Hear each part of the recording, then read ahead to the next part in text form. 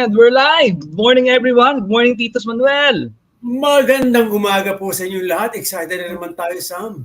It's been a while, no? Oo, tagal natin hindi nag-stream, no? Oo, shout out this is naman an sa mga exciting one.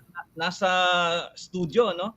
First time natin ginamit yung StreamYard on-air studio, Titos. So, bagong feature to ng StreamYard. Ato dati nung nag-Privacy Fridays tayo last year, no?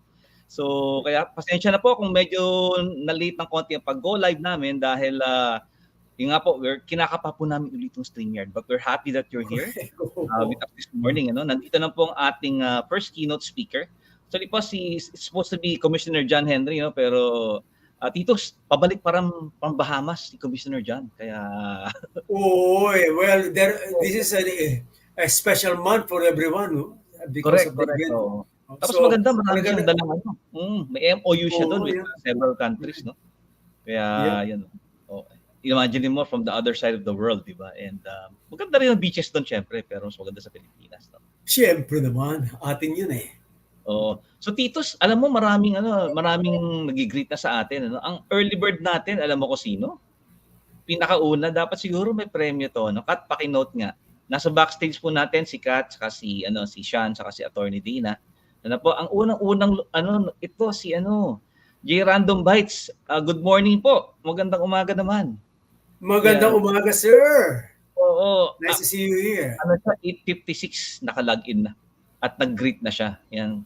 Kaya po kayo na bukas pagka nag-login na kayo, mag-greet kayo, no? Paki-note lang po 'yan at Sir J Random Bytes kung baka po 'yan ang inyong stage name or inyong influencer name. Baka po makatanggap kayo ng gift sa amin sa Pasko. Tapos Sir Titos, ito pa si Sir Ray Dolosa. Yan, 9:05. Magandang umaga, Ray. Magandang umaga. Taga saan ka, Ray? Yan, paki naman sa chat, no. Nanonood sila through YouTube. And ito si Sir Raymond Diaz ang kauna-unahan na nag-greet sa atin from our StreamYard on air, no, sa studio. Magandang umaga, Raymond. Alam mo Sir Titos kung taga saan Sir Raymond? Taga saan si Raymond? Sige. Isa tayo taga Jensan yan si napakasipag yan na supporter ng NADPOP na sa Mindanao, no? Si Sir Art Calderon din, magandang umaga, sir. Yan. Good morning, AJ. Para siyang basketball player ngayon, ano? Oo, din siya doon siya naka-login sa sa StreamYard on air, no? And ito siyempre si Sir Carlo, magandang umaga po, no?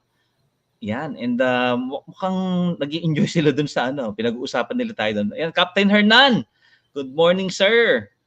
Wow, magandang umaga po, sir. Reporting for duty. Ito si Captain Hernan, seminarista to, Titos. Wow. Seminar sa kay Dondi from Dondi's time pa. Regular parokyano. Correct. Ito si Atty. Jeff. Atty. Jeff, magandang umaga po. Yan, kumusta na naman? Magandang umaga, Atty. Jeff. So, meron na tayong IT guy, meron pa tayong legal guy. Si Atty. Jeff Titos kasama natin sa Tokyo, dun sa international conference ng ASEAN-Japan Cybersecurity Community. So, yan, marami ring kwento si Atty. Jeff, no? Siguro baka pwede natin siya maging guest, no? Sa upcoming these days. Yes.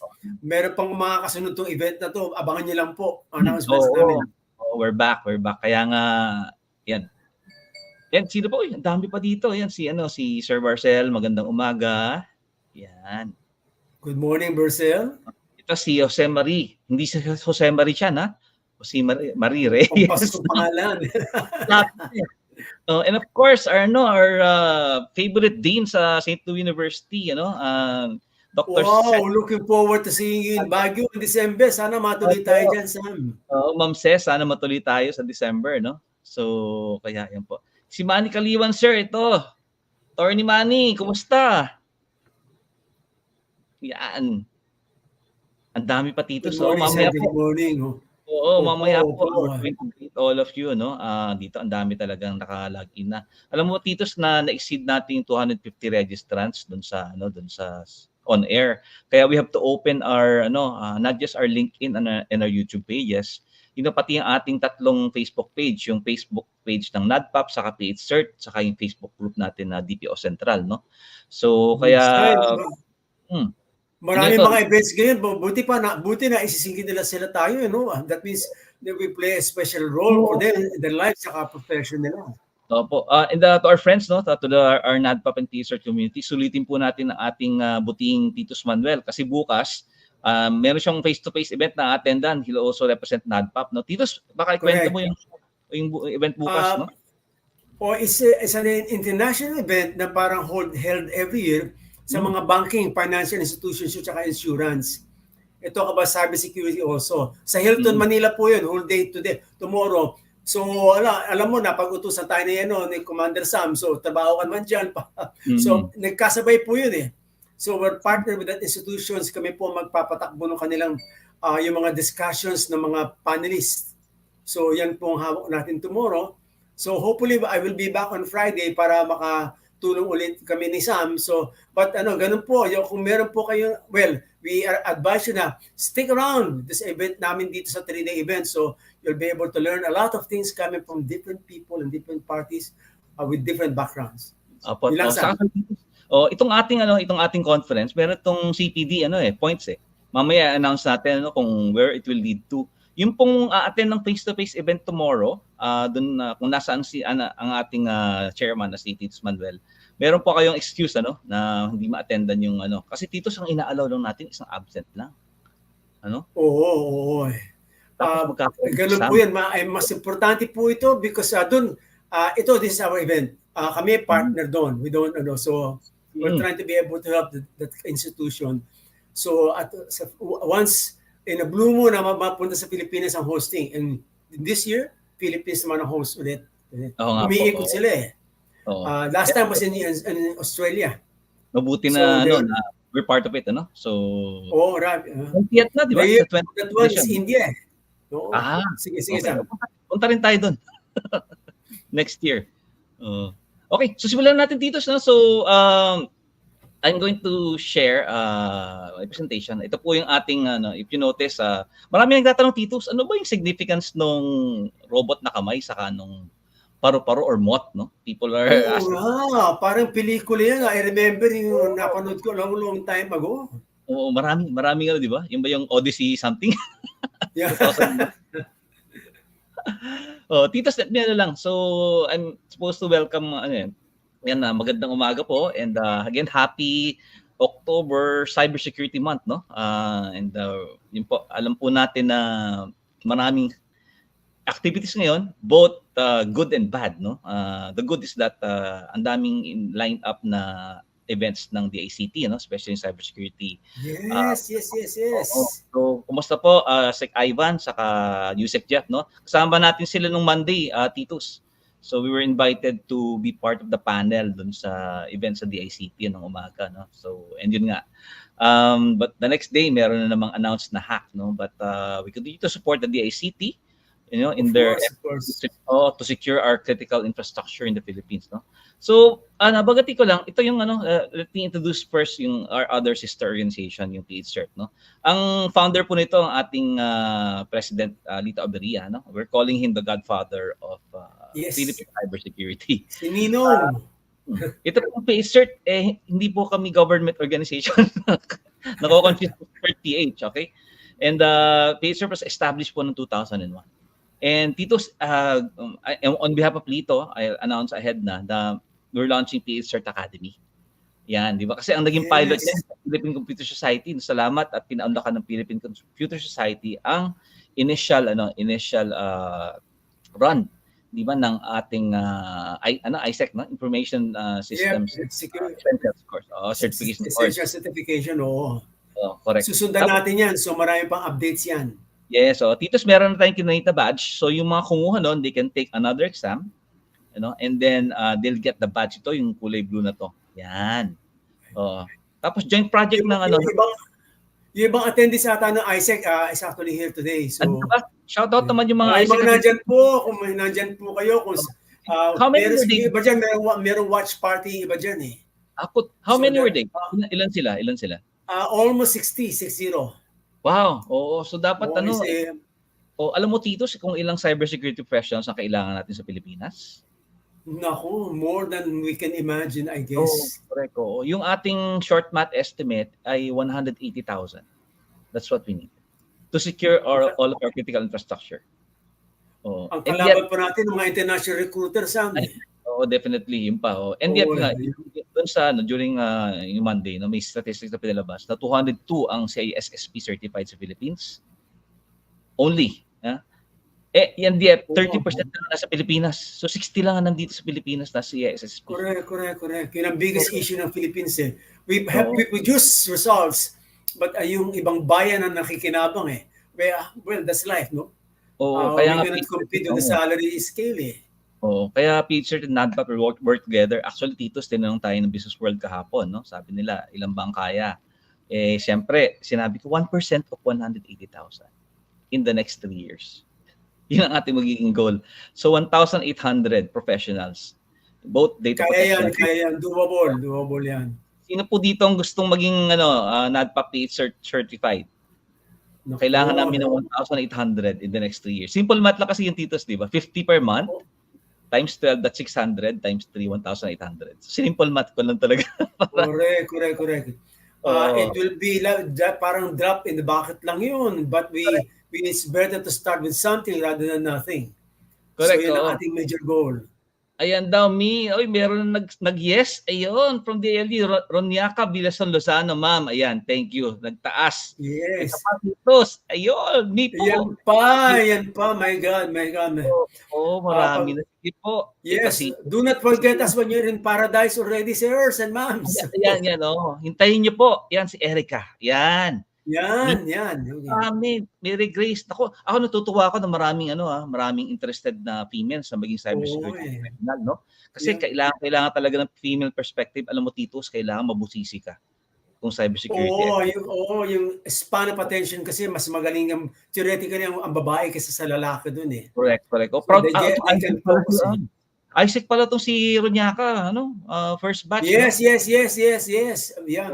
Pure online. Pinagtyagaan namin nila Abet yan, tsaka Netolits. Yan, Ma'am Ronyaka, we'll expect you to be part of the class, ha. Yan. And then ito si Sir Joris from Iligan City, Opo, yung pong ating mga live audience, so i-type nyo naman kung nasaan kayo para mag-greet namin kayo ni Titos dito, So, Iligan, Jensan, Baguio, wala ba tayong tawi-tawi sa Batanes dyan? Kung meron, di ba, parang baka maganda na puntahan natin sila face-to-face, Di ba? Hopefully, we can bring to forth yung mga practitioners sa rural bankers tsaka sa kooperatiba. We're working on that issue, Sam, no? We hope to get a good results by the end of the year. So, meron kami planning negotiation ngayon eh. Yun po, para upgrade and update naman sila. Ayan, that's good. Ito si Sir Levi Cruz din na, Sir Levi yan. Sir po, ma'am, hindi ko alam. Levi, both female and female, no? Ito, si Sir Jonathan from Baliwag. Masarap ang pastillas dyan, Titos. Ginutom mo bigla? Oo, ginutom ka ba? Pari ko, hindi pa. Maaga ako nag-breakfast today dahil marami akong pinakakain na pusa. So, sumabay ako sa kanila ngayon this morning. Yan, si Joyo. Ito, maganda. Si Sir William, ayan, renew. Yes, Sir William, may announcement ako soon. Hintayin mo ang announcement ko in a while, no? Announcement po kami Ito pong 3-day event na to, for everyone's information, it's part of the recertification for the 2024 edition of our certification programs. Makikita niyo po yan mamaya. And si Sir Gifredo, yan, siya din daw. Ayan na, so humingi kami na consent na kontakin kayo through email or through your mobile number, and then we will inform you on the next steps para po mamaya po malalaman niyo kung paano yan. So Titos, ito si PH-CERT. And last September, we were fortunate to hold CyberSecConPH, no? You were there, di ba? Yeah. Di lang ako pinagsalitahan kasi busy ka eh. Wala, pare ko. Napahinga naman ako. Correct. It's nice to be an audience for a while. So, talaga naman. So, alam mo, Titos, JICA funded itong CyberSecConPH. And this is our parang pre-conference to the Tokyo conference. In fact, nagulat yung ating mga counterparts sa ASEAN, doon sa sa ASEAN Japan International Cybersecurity Community Conference na meron tayong ganito. So, and sabi nga nila, matitikas sa mga Pilipino. Kaya pinapirate tayo ng ibang countries eh. I'm sure sa Singapore, maraming Pinoy na cybersecurity professionals. So, parang breeding ground tayo na experts coming for the rest of the world. Yun ang tingin sa atin eh. Oo. So Titos, mamaya ipi-play natin yung CyberSecCon short video, no, Yes, para please. makita Yes, naman yung please. mga hindi nakapunta. Oo. Face-to-face event po ito. Ano po, pinalimit sa amin yung participant to 100 lang. Kaya, but next year po, hopefully, it will be bigger, no? And yun nga, sana Right. madala namin outside of Metro Manila itong CyberSecConPH. Kasi po, may mga foreign speakers na nagsalita dyan from Japan, from Indonesia, and of course, sa Wilson Chua, our Filipino-Singaporean, ano? Nagsalita din siya dyan sa CyberSecConPH. Yeah. Okay, ang susunod po na organization na nag-organize itong GRCConPH is, of course, video, mamaya na yung video na after no, is NADPOP, no? Ito po, alam niyo po ba na yung NADPOP ay nanggaling kay Sir Titus Manuel? Siya po ang nagpangalan yan. Oo, Yan. nagtanong twister pa nga kami na pinag-uusapan namin yan eh. It sounds odd to us, pero later on, it became a byword for everyone. Eh. Correct. Alam mo, Titos, kaya lang ang naging problema natin, hindi natin nilagyan ng parang close open parenthesis NADPOP Inc. Alam mo ba yung mga check writers nabibitin sa haba ng pangalan ng organization natin? So, that's correct. Oh, that could have been well, we were looking at the technical side of it rather than the banking side. Eh. Oh, definitely. So, siguro kailangan i-amend natin lang. We're actually renewing our di ba, para and changing our model. Ikukwento namin siguro in the next few days why. Ito yung mga projects ng NADPOP our Titos, alala mo syempre yung NADPOP Academy, no? Right. Nandiyan na bang ating butihing executive director, Maji Antonio? Siya pong head niyan. And we'll be launching soon our Global Center of Excellence. Meron na po tayong first partner and nandito po siya. Hindi po muna namin i-announce. And during the pandemic, nag-launch din tayo ng libro ni Dr. Boying Laliana, no? Yung Data Privacy. Yes. Yan. And yung Privacy Fridays din, again, jointly. This is part of Privacy Fridays. And itong gusto nating i-relaunch soon, yung first Datos Privados dito. Naalala mo, di ba tayo ang unang organization na nag-recognize sa mga kagaling at magigiting na DPOs, no? Kasama sa awardees dyan si former DEPCOM Don Dimapa. And last year, nirevide natin face-to-face yung the 5th annual NADPOP and PH-CERT year-ender, no? And OG na first Data Privacy and Cybersecurity Professionals Summit, no? So, kung meron kayong na-attendan ngayon, hindi po sa amin 'yon, no? So, pero yung OG po ng Summit and year-ender is with NADPOP. Okay, so Titos, baka gusto nating i-share sa kanila yung nangyari sa sa CyberSecConPH, and then we can now introduce siguro. Yes, please. No, fire away. I'm sure they're excited to see what happened the last time. I-share lang namin what happened at the NADPOP PH-CERT CyberSecConPH. Ito po.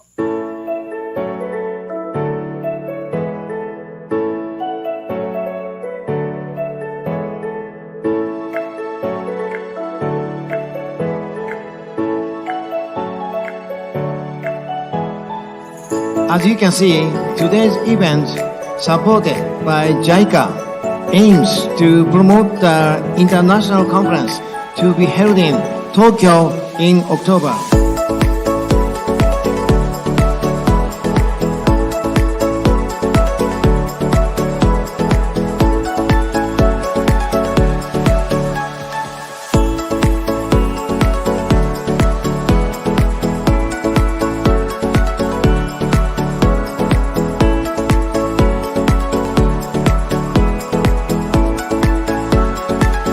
When we talk about cybersecurity awareness, it is not just sharing or spreading or educating, but it should have impact. So the awareness, if they have impact, it will become habit.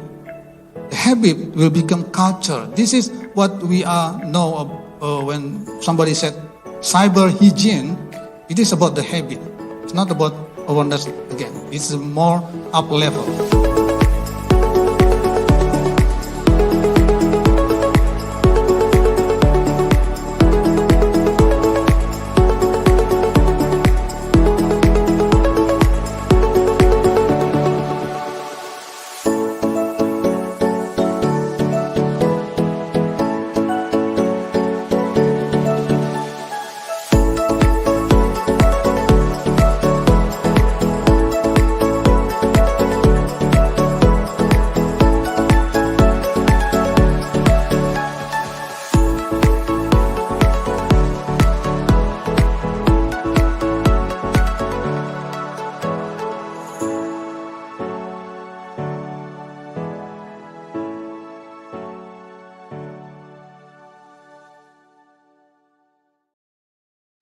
Ayan, nako.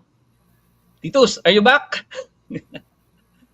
Nagano yata, nag-break yata si ang No, ating I'm side. here, I'm here. Yan, yan. Tumaan Oo. yung pusa sa harapan ko, kaya Yun pala, oo. Nandito binaba ko na siya ang muna. nandito ang ating first keynote speaker, no? Si Yes, we're looking forward to it. this lady was talagang selected by Chairman John to represent him, So, but hopefully magkaroon pa rin tayo ng video message from Commissioner John. So, Attorney Vida, ano po? Teka. We'll add her to the stage already. Yan. Ay, teka. Mukhang she's away from keyboard. Titos, let's greet muna. Ito from Metro Manila, si Bensar Ali Karim. Bensar, yes. Magandang umaga, Bensar. Baka, mukhang acronym yung pangalan mo, ah. Baka father and mother combination yun. Tama. Ito naman si Joseph Tipako. Good morning to you and your colleagues. Sana si streamcast, no? And teka, sino ba nandito? Ito, si RJ nag-greet ulit. RJ Ortiz, no? Magandang umaga. Yan. And si Barbara. Meron nagpadala sa atin sa Viber, si Christine de Guzman. Hindi na rin siya makapasok sa YouTube na siya ngayon. So, hi Christine! Kasi napuno na yung ating online stream. That's correct. Correct. Maaga raw siya pumasok pero sa dami ng pumasok kaagad. Exciting talaga today. So, magandang umaga sa iyo, Christine. Looking forward to you again. Titos, nandito din ang ating mga si Titos po, former chairman ng Advisory Council ng ITMS ng Philippine National Police. Nandito ang ating mga friends from the ITMS. Wow. Na-miss na namin sila. Kukwento namin mamaya kung paano din nagsimula ang NADPOP. Actually, clue po, nagsimula po yun sa pagsisilbi namin sa ITMS ng Philippine National Police. Si Ms. Barbara Dizon, where do we sign up for cyber course po? We'll be announcing it po, ma'am. And si Ms. Erica, ayan, Tarlac. From Tarlac. Diba? So, ito, from Davao, ayan si Atty. Romeo Hino, no? From University of Mindanao. Magandang umaga po. Sir. And ito pala si Levi nga pala, Sir Levi, sorry.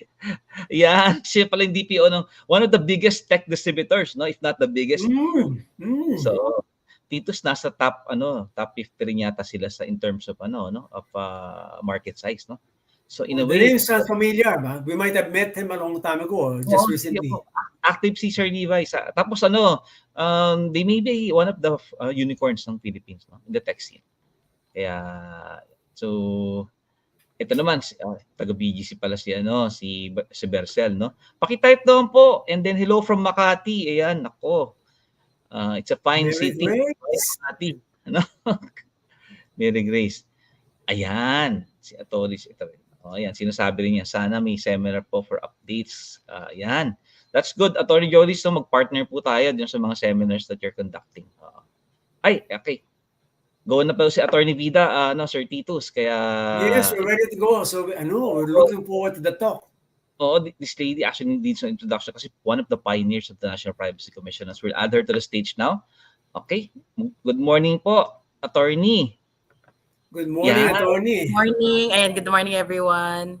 Attorney, we have 250 sa ating on-air studio, and then we're being broadcasted live din sa LinkedIn, YouTube, and Facebook. So, yes. naman po natin mag-greet naman tayo kay Attorney Vida Bocar, no? So, and yung nga po, kanina nagkukwento kami ni Attorney Vida before we went live na talagang struggle talaga pumasok, ma'am? She's in the office now. Oo. Kaya back to face na tayo, no? So but it seems na maganda rin talaga actually yun nga po, we're having multiple gaya po ngayon may mga technical difficulties din po kami sa office. I apologize in advance if choppy po ako or biglang mawala-wala. Medyo choppy yung internet po namin. So okay lang po, ma'am. Opo. Ma'am, good morning daw po, sabi ni Dean Cesar Mercado ng good morning po. And si Captain Hernan din po. Ayan. Kilala niyo sa mga ating mga DPOs na to, di ba? So, magandang umaga po. Attorney Vida, we're going to add your presentation on stage. And mag-aano po muna kami ni Tito sa background, and ito na po. Sige po. Ayan. Okay. So, good morning. Let's welcome Attorney Vida Bocar. Okay, sige po. So, ayan po, we'll be presenting lately po. I'm not sure if many are familiar um, with this new approach po namin ngayon sa NPC kasi yung iba nga po as na-mention ni Sir Sam and ni Sir Titus, initially we promoted yung 5 pillars of compliance for compliance to the Data Privacy Act, pero napansin nga po namin dito sa National Privacy Commission that there are some organizations or some PICs usually if they see or if they feel na naka-comply na po sila with the 5 pillars, usually yung iba tumitigil na po or kumbaga hindi na sila, para nagpe-paper compliance na lang po sila. So here at the National Privacy Commission as a regulator nga po ng implementer ng Data Privacy Act, we have come up with ay pasensya na po may typo lang, yung bagong approach po, which is what we call the GRC or Governance, Risk and Compliance. So yung first step po muna or continuing approach to compliance sa Data Privacy Act and to ensure po na talagang napoprotektahan po natin yung personal information or personal data that we are collecting and at the same time complying with the provisions of the DPA and other applicable laws. Ayan. Start po muna tayo with establishing governance or data governance or organizational compliance. And halos similar naman po yung approach din natin sa 5 pillars. However, we have decided dito po sa NPC na mas mas continuous yung approach po ng GRC. Kasi yung 5 pillars, yun nga po, as na-mention kanina, yung iba, pag nakita nila or na-achieve na nila yung 5th pillar or yung 5 pillars, akala nila titigil na po doon yung compliance. Hindi po. Tuloy-tuloy siya na proseso and one of the aspects of governance ayan po is syempre appoint or register your data protection officer with the National Privacy Commission. So meron na po kaming NPCRS ngayon or yung National Privacy Commission registration system where you will register your DPOs and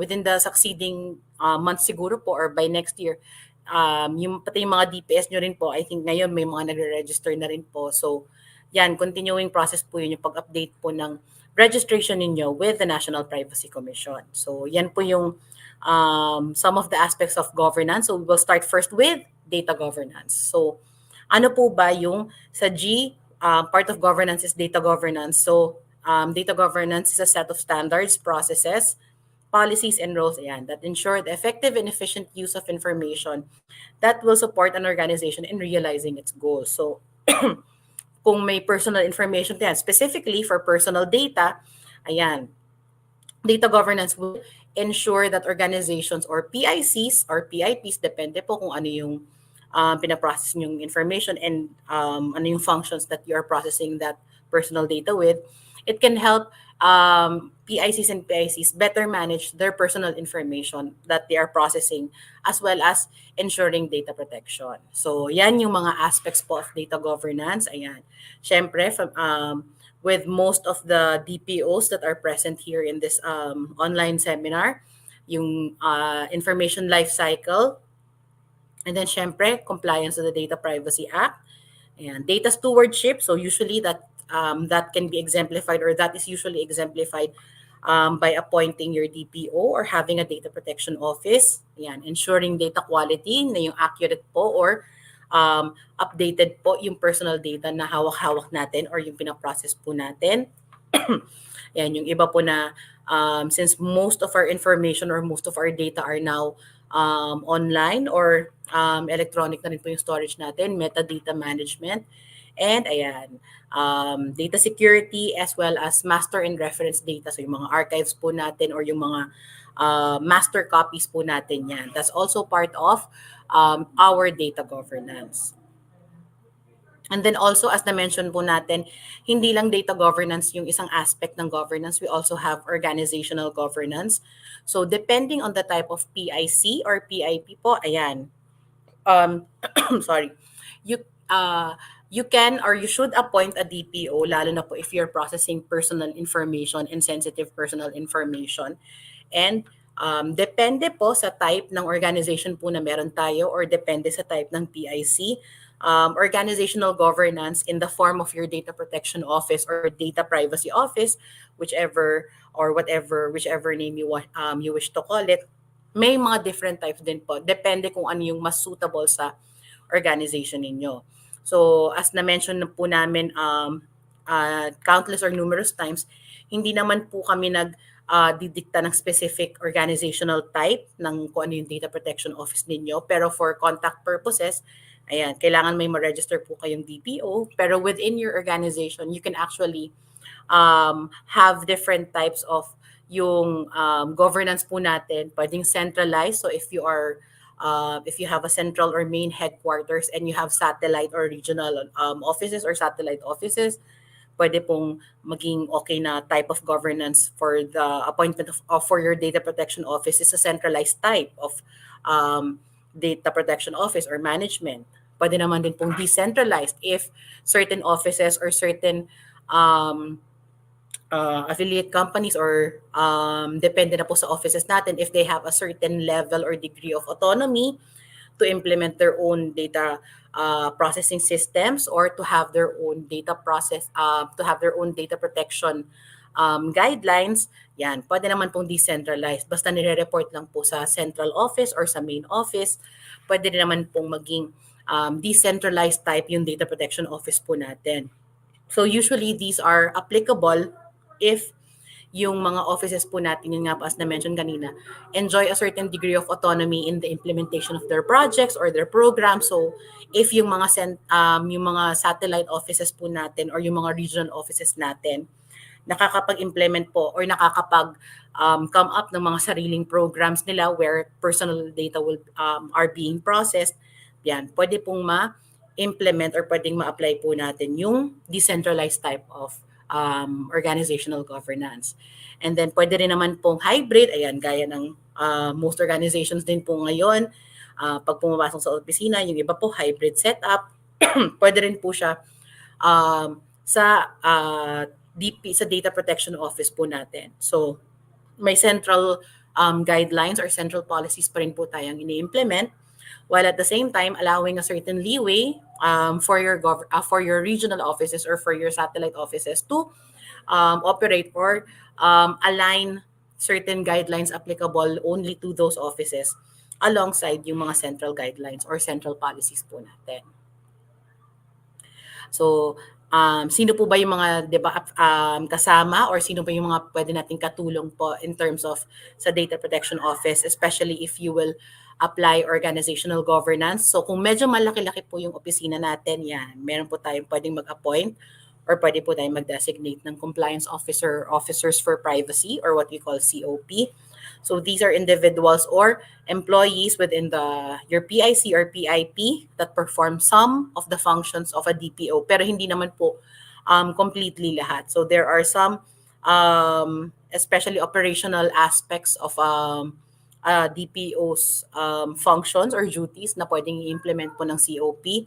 And yan, usually po, yan, applicable siya if you have regional offices, branches, or areas of authority na kailangan yung i-delegate or i-designate sa ibang tao or sa ibang mga opisina. So, friendly reminder lang po, ayan, kasi minsan, depende, lalo na pag mga hybrid or decentralized setups, usually a COP is allowed a certain leeway nga po to implement their own policies, pero kailangan pag COPs po, under the direct supervision pa rin po ng DPO. And ang COPs po, you can appoint them within your respective offices. No need to register po yan sa NPC. So sa NPCRS po, yung DPO lang po ang pangalan na kumbaga i-acknowledge or i-require po namin, pero hindi na po kailangan or hindi na po required to inform the NPC of your respective COPs or compliance officers for privacy. And part din po ng governance would be the implementation of your security measures. Kasi 'di ba part po siya ng later on part siya usually ng inyong privacy management program or yung mga compliance measures po natin for data protection and data security. So under the DPA, ayan, we have 3 types of security measures. We have technical, organizational, and physical. And itong measures po na to, depende nga po sa type ng organization ninyo, the type of data that you are processing, and the level of risk that you have assessed or are encountering. Yung combination po nun is nakadepende po sa PICs or PIPs po natin and sa factors that the PICs or PIPs encounter on a daily basis. Basta ang goal po ng security measures is to make sure na ma-maintain po yung availability, integrity, and confidentiality of personal data. Sorry. As well as protect the personal data yan against natural or man-made dangers or risks as well. So pwedeng accidental loss or destruction as well as human or man-made dangers such as unlawful access, fraudulent misuse, ayan, unlawful destruction, alteration, and contamination. So some examples po na yan, organizational measures or organizational security measures.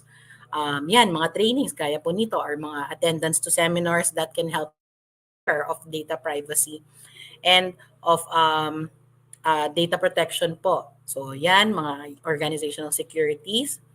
And then, meron po tayong strong password policy. So, yung strong password policies, ayan, is an example of organizational security measures po natin na pwede po nating i-implement to make sure po na, lalo na ngayon, di ba, nakikita po natin, medyo uso po ngayon yung mga personal data breaches or yung mga hacking or security incidents. So one way or one method of making sure that we are more protected than other organizations or we are more protected against hackers, di ba? Hindi nila may infiltrate po kagad yung processing systems po natin, especially those that are have an online presence or yung mga kailangan po ng mga accounts. Kasi di ba alam naman po natin mabilis na po or kumbaga marami na pong mga systems or programs that can easily guess or can easily guess your password po, diba? Or mga brute force. So having a strong password policy, kumbaga, makes it harder for hackers and fraudsters to infiltrate your systems and makes sure din po na well protected po tayo and na kikita po natin, kumbaga, it's also a form of an active way or active participation sa mga employees po natin, lalong-lalo na yung mga nagre-require po na example po sa organization po namin, usually every 3 months, they require us to change our passwords sorry, para para hindi po, kumbaga, yung iba kasi pag di ba, isang password lang ginagamit natin, mas madali pong nahahack yun. So usually yan, yung iba po 3 months or 90 days yung validity or duration ng passwords nila. And then they ask you to change it para kumbaga mix up po namimekos po natin at hindi po nahihirapan, hindi po nadadalian kumbaga yung mga hackers. Kasi 'di ba, akala nila password na to a few months ago hindi na pala applicable kasi napalitan na nung employee or nung nung person in charge nung account na yon. So yan. Dahil yung mga passwords nga po, ayan, 'di ba na-mention sa brute force, the stronger your password is or the longer and the more characters involved, 'di ba? Mas mabilis, mas mahirap pong i-crack ng mga fraudsters or hackers. Kaya kumbaga one of the effective ways din po to involve or include your employee ang mga ma-manage po ng passwords, lalong-lalo na kung may duration lang siya, would be your employee. So napipilitan or kumbaga na i-implement or na i-imbibe din po sa kanila na ay importante yung data na to kasi kailangan hindi nila ma-hack kung basta-basta or hindi makukuha basta-basta. And yan, nakakaano din tayo ng mga creative passwords in the course of implementing this policy as well. And then yan, apart from yung sa strong password, di ba? Make sure then our employees are also well aware against phishing, mga phishing or other types, smishing, phishing, yun po. Dapat po alam ng mga employees po natin na kahit fraudsters are getting creative with their means or with their ways to um, infiltrate our system. So, di ba, one of the ways is yung kung ano, nag-phishing or nagmamask sila sa mga emails or sa mga smishing, sa mga SMS or phishing. So, dapat alam po nila or maging mas alerto sila, di ba, when looking or checking out sa websites. And then sa physical measures naman po, ayan. So, yung ano natin, di ba, some are organizational or technical measures. So, syempre, those that still maintain physical offices, lalo na ngayon na most of us are getting back to our physical offices or to our mga on-site premises po. Syempre, importante rin po na mag-maintain or mag-implement din po tayo ng physical security measures, especially those areas where sensitive personal information are being processed or archived or stored. So yan, mga physical barriers, ayan, if there are areas na kailangan po talagang limited, kumbaga yung access, so dapat physically protected din po sila or kumbaga may indication na iilang tao lang po or only authorized personnel are allowed to physically access those areas. And then yan, by yung mga access controls including yan, conventional key and lock set or even yung mga electronic or mga biometrics po natin. Yan, those can also be considered as part of your physical security measures kasi na-implement po natin yan, yung mga access controls to certain areas of our offices or buildings. And then for natural disaster protection, ayan, kung medyo tingin natin, yan yung mga fire hazard or yung mga protection against earthquakes or flooding, ayan, kailangan i-account din po natin siya. So some of those examples, ayan, nakikita po natin. So dapat kung talagang limited access lang po, ayan, pwede nating lagyan ng electronic or mechanical locks or access controls gaya ng biometrics or ng passcodes. And yan po, part of the data life cycle as well or part of our security measures is to ensure din po proper disposal of documents containing personal information. So yan, sa US po or so dito rin sa may iba-iba na po kaming mga kaso na some documents are being disposed of that contain sensitive personal information. So, under the DPA, pag hindi po tayo, pag may improper disposal po tayo, it can be considered as an punishable act as well as may at circular na rin po kami on administrative fines. It can also be considered as an infraction under the circular on administrative fines at pwede rin po tayong mapatawan ng karampatang fine because of improper disposal. So, yan. Ano po natin na hindi lang po yung, syempre, di ba, sa life cycle din po ng personal information or ng personal data, disposal is still part of that process or still part of that cycle. So, kailangan i-account din po natin na pag nagdi-dispose tayo, hindi po, kumbaga, basta-basta nagtatapon lang tayo. Kailangan i-observe din po natin yung proper disposal of documents containing personal data. And for government offices or government agencies, ayan, may National Archives of the Philippines Act po tayo. For private corporations or entities, meron naman po mga best practices that you can adapt, either pwedeng foreign or from your sectoral representatives or from your sectoral industries na, and as well as yung mismong iba na may regulations din po or may ibang regulators, ayan, they also provide for guidelines or retention or disposal periods na pwede nyo rin pong i-implement when it comes to documents or when it comes to data containing yan sensitive or personal or sensitive personal information. So, yan, na-mention natin kanina, yan, mga smoke detectors or yung mga heat sensors. And then for technical security, yan, so yung mga technical measures po natin. So for our systems, ayan, pwedeng may firewalls, ayan, mga vulnerability assessment and penetration testing, and then regular monitoring for security breaches, as well as yan, yung mga encryption po natin, di ba?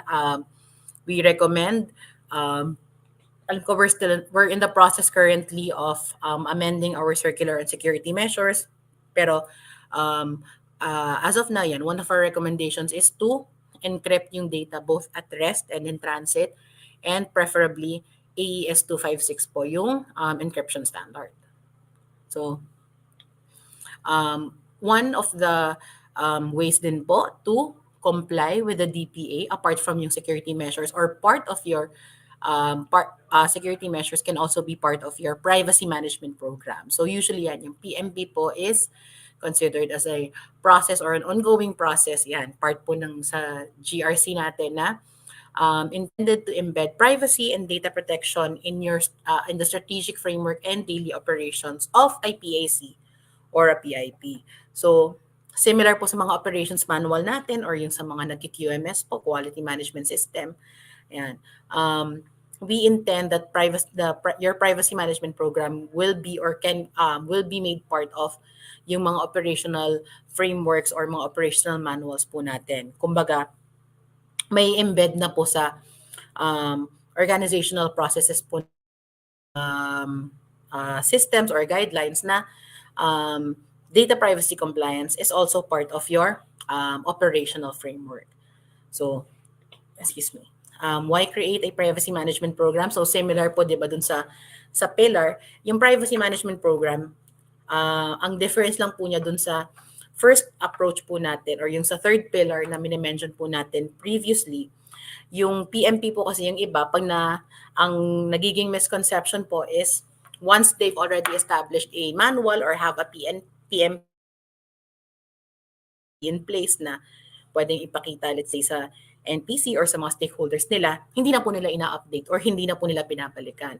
So, in actuality, a privacy management program is a continuous process. So, yan, it puts everyone on the same page. Compliance with the DPA becomes more manageable. Siyempre, may competitive advantage. Pag may mapakita po tayong manual or PMP sa mga stakeholders natin, kumbaga, it gives us an edge na ay seryoso ang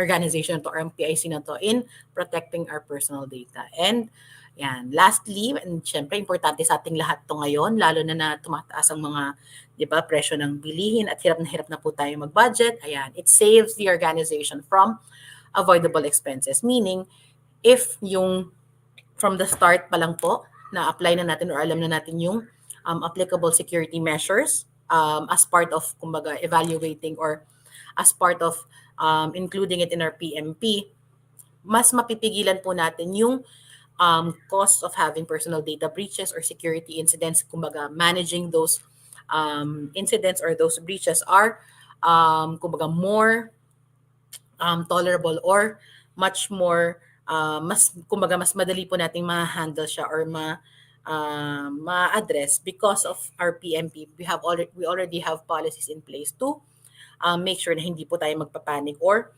na alam na po natin yung susunod na steps na gagawin. And kumbaga, damage control is much more manageable. And yan, it also reduces damage arising from security incidents.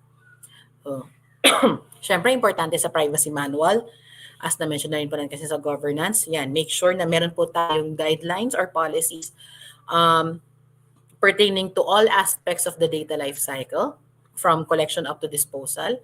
Yan, syempre, privacy manual. So, na-mention natin, it can serve as a guide or handbook for ensuring compliance of an organization or entity with the DPA, yan, IRR, and other relevant issuances. So, lalo na ngayon na we've released several circulars po on fines, fees, as well as yung sa competency program po. So, may mga updates po kami na dapat ma-include or ma-involve, ma-note po natin sa privacy manual or ma-update po natin.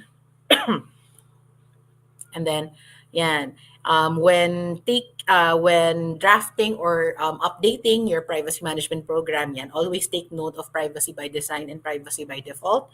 So I think there are other speakers naman po that will discuss this in more detail and in more in more depth. So hayaan ko na po silang mag-discuss nito in the succeeding programs. Pero yan, basically, privacy by design means making sure lang po na ini-embed ninyo from the start yung data privacy principles or yung data privacy compliance sa simula pa lang po ng pag-implement, pag-craft natin or draft natin ng mga projects, programs, or guidelines para hindi na po natin siya, kumbaga, isisingit pag na-implement na po, at the onset pa lang po, naisip na natin na, ayan, we have to make sure that the data privacy is, kumbaga, topmost kumbaga, top of mind when it comes to projects or programs na nagpa-process tayo ng personal data. So, yan, 7 foundational principles of privacy by design. So, yan, dapat po proactive, not reactive. Default setting nga po. Ayan, embedded sa design. And then yan, dapat end-to-end security. And then, sorry, dapat may transparency as a data privacy principle din po. And, syempre, as much as possible yan, user-centric. Ang titignan po natin is, i-account din po natin, hindi lang po kung ano yung beneficial or yung convenient sa atin, but useful as well as convenient din po for the end user or our stakeholders. And then yan, syempre, yung implementation, part of governance din po is making sure data subjects' rights are upheld. So yan, make sure po that there are mechanisms that will address or that can allow data subjects to exercise their rights. And yung sa criteria for lawful processing po, ayan.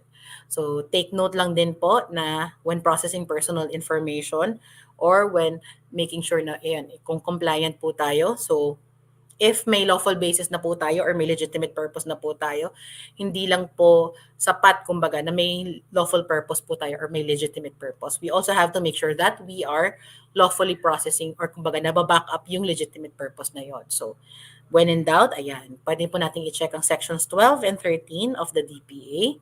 And ayan, I'm sure most of you are already familiar with these. And syempre, when it comes to managing third parties or third-party risk, ayan, dyan po titingnan natin, syempre, one of the ways or means to manage third-party risks are outsourcing yan. Making sure na may agreements po tayo. So that involves, outsourcing agreements, yan, data sharing agreements when applicable, cross-border transfer, especially if we are, kumbaga, moving personal information or personal data across several jurisdictions. And to our employees, ayan, lalo na yung mga nag-handle ng sensitive personal information or SPI, as much as possible, ayan, have security clearances or or NDAs or non-disclosure agreements po para ma-handle or ma-manage natin yung third-party risk. So, yan po. Titignan din po natin or kumbaga importanteng malaman natin maging part ng outsourcing agreement, ano yung subject matter and duration, yan, nature and purpose of the processing, types of personal data as well as yung categories, ano yung obligations ng PIC na tinatransfer natin or ina-outsource po natin, yan, and geographic location of the processing. Sa data sharing, ayan, nasa Circular 2020-03 naman din po to, pero yan, as much as possible, make sure there's a lawful basis of processing or lawful basis and lawful criteria, adequate establishment of adequate safeguards, and then yan, syempre notify or provide data subjects with the required information as well as adherence to the data privacy principles. So sa data sharing agreement po, yan. Although hindi na po siya required ngayon, we still recommend it as a best practice. So make sure po, when executing data sharing agreements, ayan, nandyan po yung purpose, yung overview ng operational details, sino-sino po yung PICs, as well as how long will the data sharing agreement be implemented or ano yung duration po niya. Ganyan. If mag-request po may data subject na magre-request, how will they be able to access it? Tapos kung tapos na po or hindi na po na-extend yung DSA, if there are methods for return, destruction, or disposal of the information subject of the DSA, a general description of security measures to be implemented or currently being implemented, and ayan, if may online access po, ano po yung mga details na yon, and ano po yung applicable sa data sharing agreements. So, ayan po,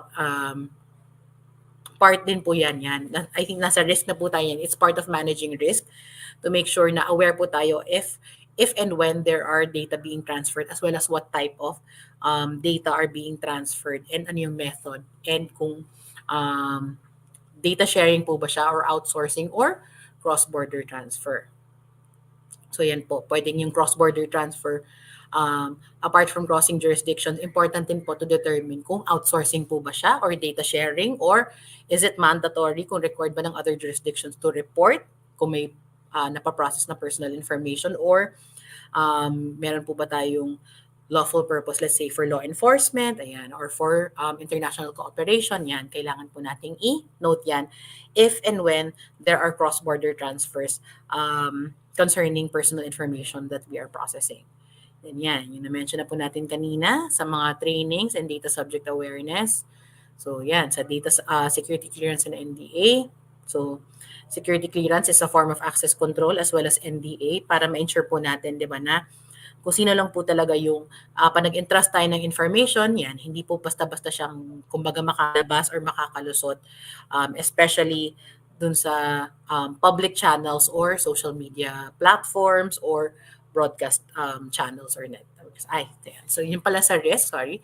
So sa risk naman po, so risk then as well is a continuing process or method na hindi lang po tayo mag-identify ng risk at the onset, or kung kailangan po tayong kung na-breach po tayo or gagawa po tayo ng PIA, kailangan po once we've identified our risks through our privacy impact assessment, continuous minomonitor po natin yan or tinitignan natin if the risk po ba has increased or has it been lowered, has it been mitigated, and or has it been eliminated in the course of implementing security measures. So hindi lang po yan kumbaga na-identify natin. Kailangan once na-identify po natin and na-implementa na natin ang security measures, we can check kung gaano ka-effective yung security measure. So that's one way of monitoring or checking our risks. So yan, some examples of monitoring or identifying risks.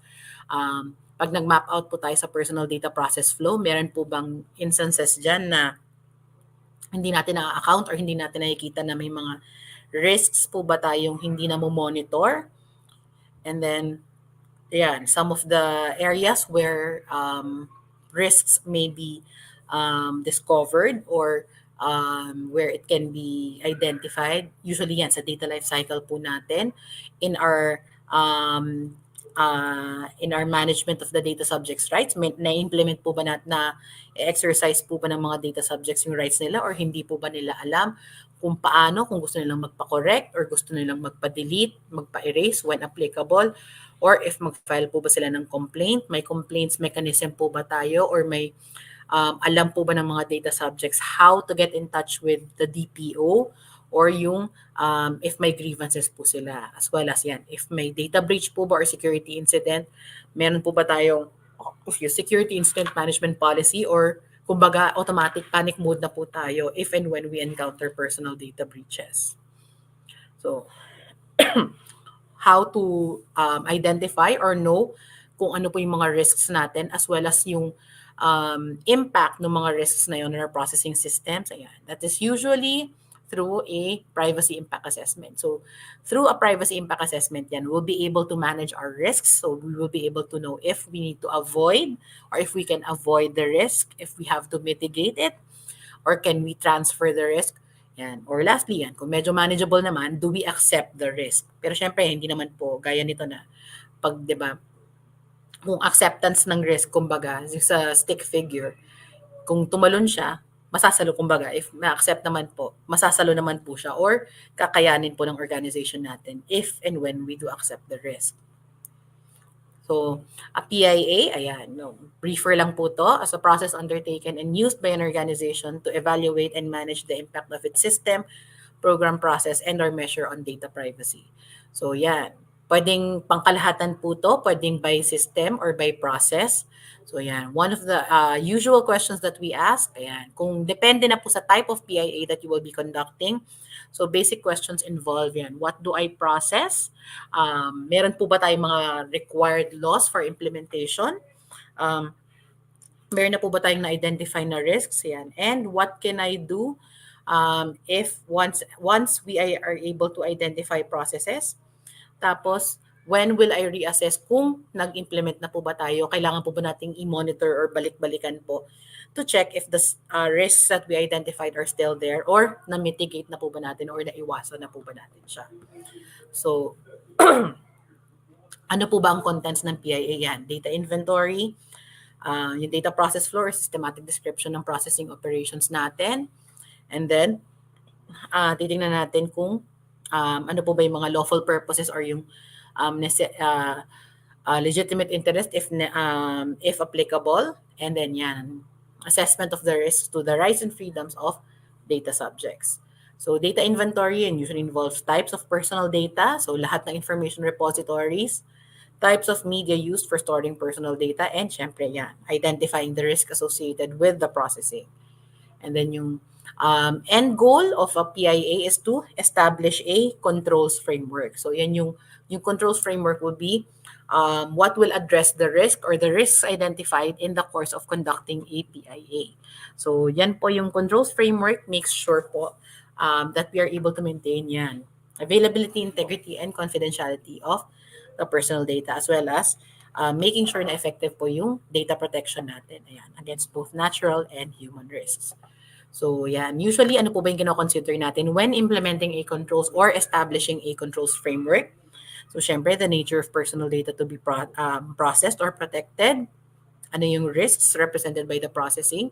Gaano kalaki yung organization, as well as the complexity of its operations or processing. Current data privacy best practices. And yan, lastly, syempre, yung cost ng security implementation. So, sorry. May mga ISO standards din po tayo that kumbaga we can recommend or we usually adopt po yan in making sure and assessing gaps or in establishing control framework. So for organizations that process the personal data of more than 1,000 individuals, so we recommend yan, yung ISO 27002. Kumbaga may mga controls frame, may mga naka-identify or naka-list down na po dun sa ISO IEC 27002 na standards or controls. The list of standards where you can kumbaga choose or implement some of the listed security measures dyan sa ISO standard na po yan. And then sa threat monitoring process, ayan. So one, kumbaga yung steps that we have to take or that we have to ensure, hindi lang po sapat na may framework, may controls framework tayo. So dapat in continuing to monitor threats, ayan, dapat meron tayo yung sa system natin allows for detection. So if may anomalies or may suspicious activities, and then analysis, once may suspicious activity detected, ano yung nangyayari, bakit meron po niyan, saan nanggaling, and then response, how do we address it or how do we take care of that suspicious activity para hindi po kumbaga lumala or dumami yung affected. And then once we implement a response or address it, reviewin po natin, effective po ba or do we need to implement additional measures or do we need to involve law enforcement na po if let's say dumating na sa punto na may mga possible offenses na po or may possible kailangan na po ng government intervention to effectively reduce or eliminate the threat. And then yan. Lastly, we also have yung compliance naman po. So yung sa the C in GRC, so, syempre sa compliance, titinan po natin is yung registration. Syempre yung registration po natin, so data processing registration. And then yan, pag mga minomonitor po ng NPC, specifically our Compliance and Monitoring Division, yung mga privacy notices po natin. Do we have security incident management policies if and when a data breach occurs? And syempre, yung mga data security and technological standards implemented by the organization. So, yan. Sa circular po on data processing systems, ayan, we have NPC Circular 2022-04. So, yan na po yung nagre-regulate or nag-implement concerning or governing the registration of your data processing systems. So, if nagpa-process po tayo ng personal information or we employ at least 250 employees or process at least 1,000 sensitive personal 1,000 individual sensitive personal information or yung processing even if hindi umabot po dun sa tinatawag nating threshold numbers, the processing is likely to pose a risk to the rights and freedoms of the data subjects.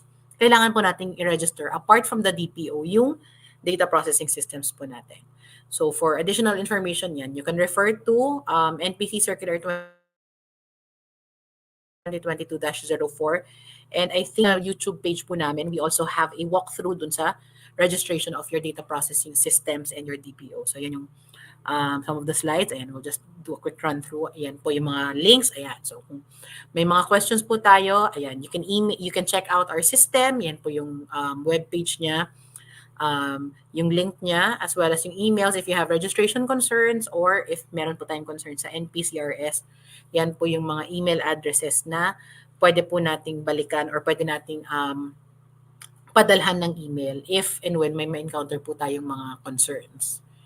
And then yan, yung privacy notice. So syempre, kumbaga crucial yan or yan yung basic na una nating nakikita or nalalaman sa mga PICs, especially those na public or front-facing, kumbaga sa mga PICs and PIPs. And usually, this is one of the, kumbaga, primary documents or primary modes of compliance na minomonitor ng NPC. So usually yan, a privacy notice should contain a description of the personal information na pinaprocess po natin, ano yung legitimate purpose or purposes niya, ano yung scope and method of the personal information processing, and yan, lastly, if there are data transfers or data sharing, and recipients or classes of recipients to whom they are or may be disclosed.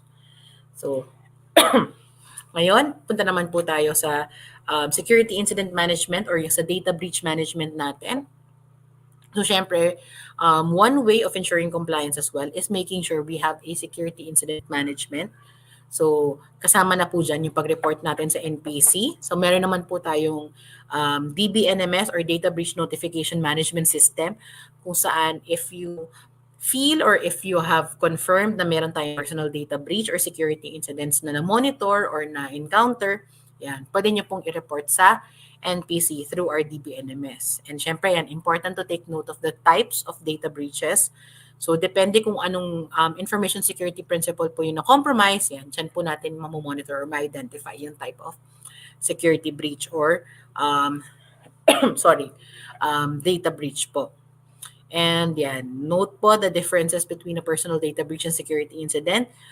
The primary difference is, syempre, the type of data involved. So, yung security incident involves usually any type of electronic data na po. Ang personal data breach is specific in that it only involves personal information or sensitive personal information as defined under the DPA. So, kung nagkaroon po tayo ng hacking or ng breach, titignan po natin kung ano yung type ng data involved kasi yun po yung magiging difference if we are to classify it as a personal data breach or as a security incident. So, yan. Para lang po makita natin, di ba, yung under the universe, ang security incident po, kumbaga yung overall or yung pinaka motherhood type of security of incidents for security incident management. Ang data breach, yan, can also be if may unlawful or may unlawful disclosure or access, yan po. And then mas specific, depende na po yan, yung personal data breach and depende sa elements, yan. Meron pa po tayo mas specific na kailangan ng mandatory notification. So, what to do in the event of a breach or personal data breach? Depende sa type, syempre. Kailangan po muna may initial assessment and then once na-assess na natin, ano po ba yung steps to mitigate or to lessen the impact. And then lastly, if needed po yung notification, depende sa type kung mandatory po ba or i-notify lang sa DPNMS. Yan, identify din po natin. So, syempre, the obligations to notify if in case personal data breach po yun rests on the PIC po natin, usually through the data breach response team. And then yan, yung sa data breach response team under Circular 16-03, there should be at least one member with the authority to make immediate decisions or critical actions. And yan, usually sila po yung in charge of implementing the security incident management policy, management of security incidents and personal data breaches. And yan, if may ibang laws po na applicable pa or may ibang regulators, yan, compliance with the DPA as well as other issuances. Okay. Sorry. Ay. For some, medyo naglolo ko po yata yung internet ko ulit. Nag-move po ba yung slide?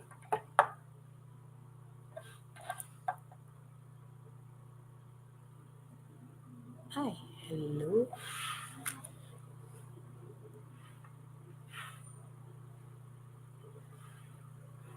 Wait lang po. Ayan. Kasi medyo nagloko po yata. Ayan.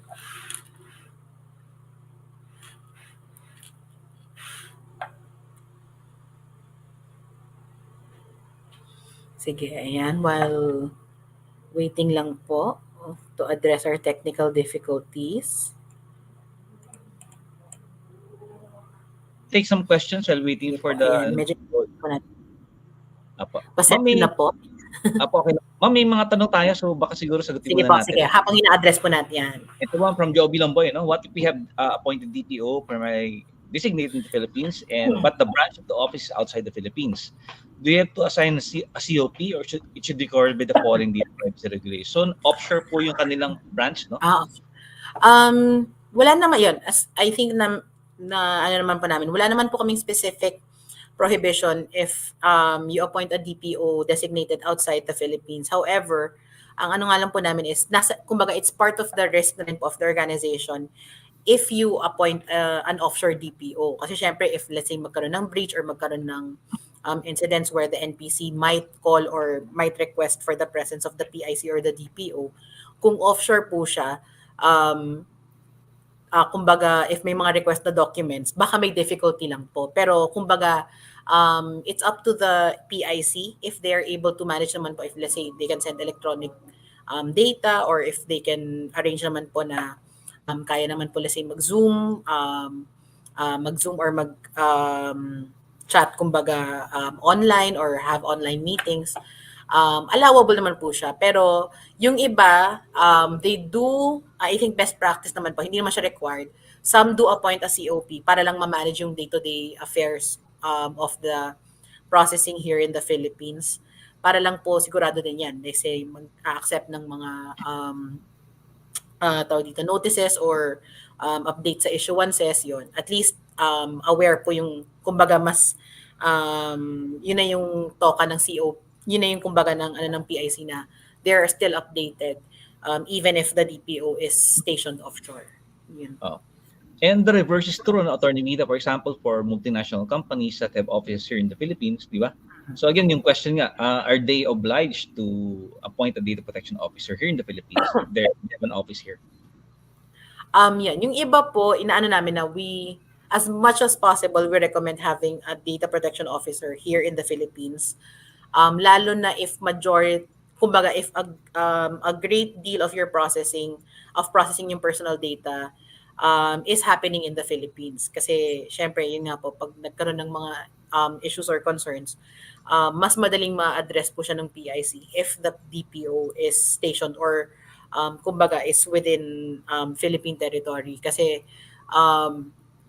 syempre mahirap din po, di ba, if there are issues, international issues, especially with jurisdiction, pag nagkaroon na po ng mga concerns, yan, as to say, saan papadala yung summons, syempre, as a government agency, medyo limitado rin naman po yung, kumbaga, yung capabilities namin. So, as much as possible, usually yan, for legal concerns or for compliance concerns, we do recommend having a DPO or a COP kung may empleyado naman po na kaya. Kasi may iba naman po, I think with MNCs, kumbaga within the organization, as na-mention namin kanina nga sa governance, pwede naman po kayong mag-establish ng sarili ninyong setup within the organization.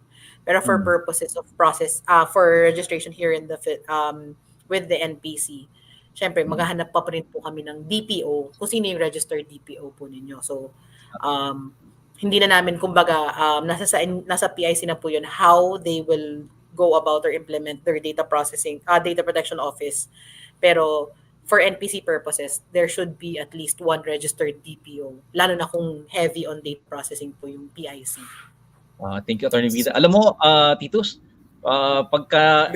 May nagpadala ng question sa Viber. Siguro tanong natin ito. Ang question, ma'am, where does the privacy audit comes in? Actually, yung audit po is hindi siya audit. Hindi po audit yung tawag namin. We call it compliance checks.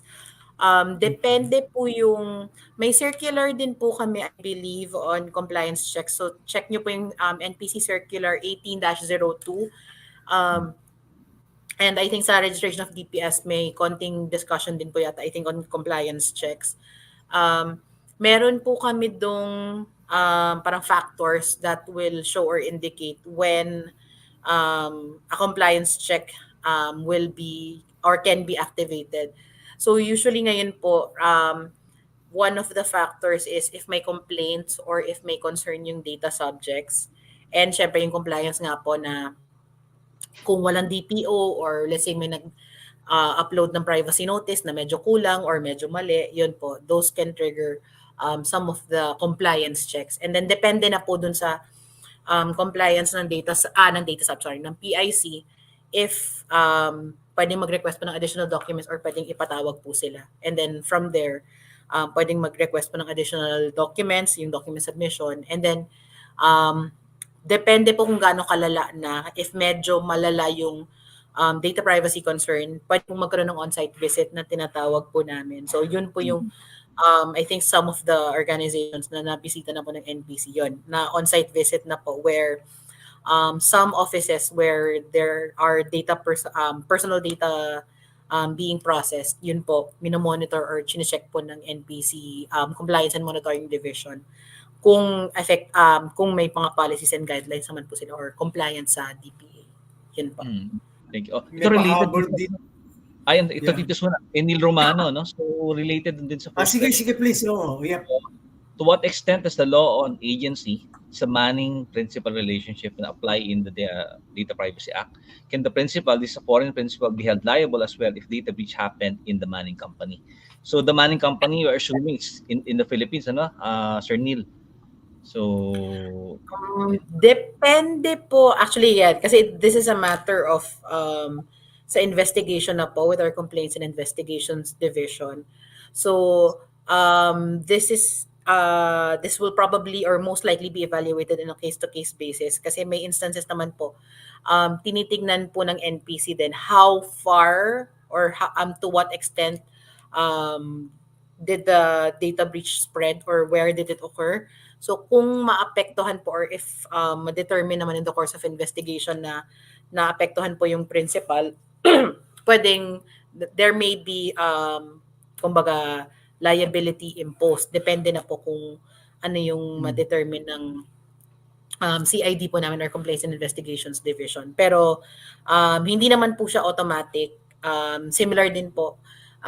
Kaya may importance din po to have a security incident management policy in place, especially those involving yan, yung mga international, multinational companies or those with a foreign principal. Kasi yun po, dun madidetermine nyo palang early on, especially those sa foreign jurisdictions na may data protection authorities then that they have to report to.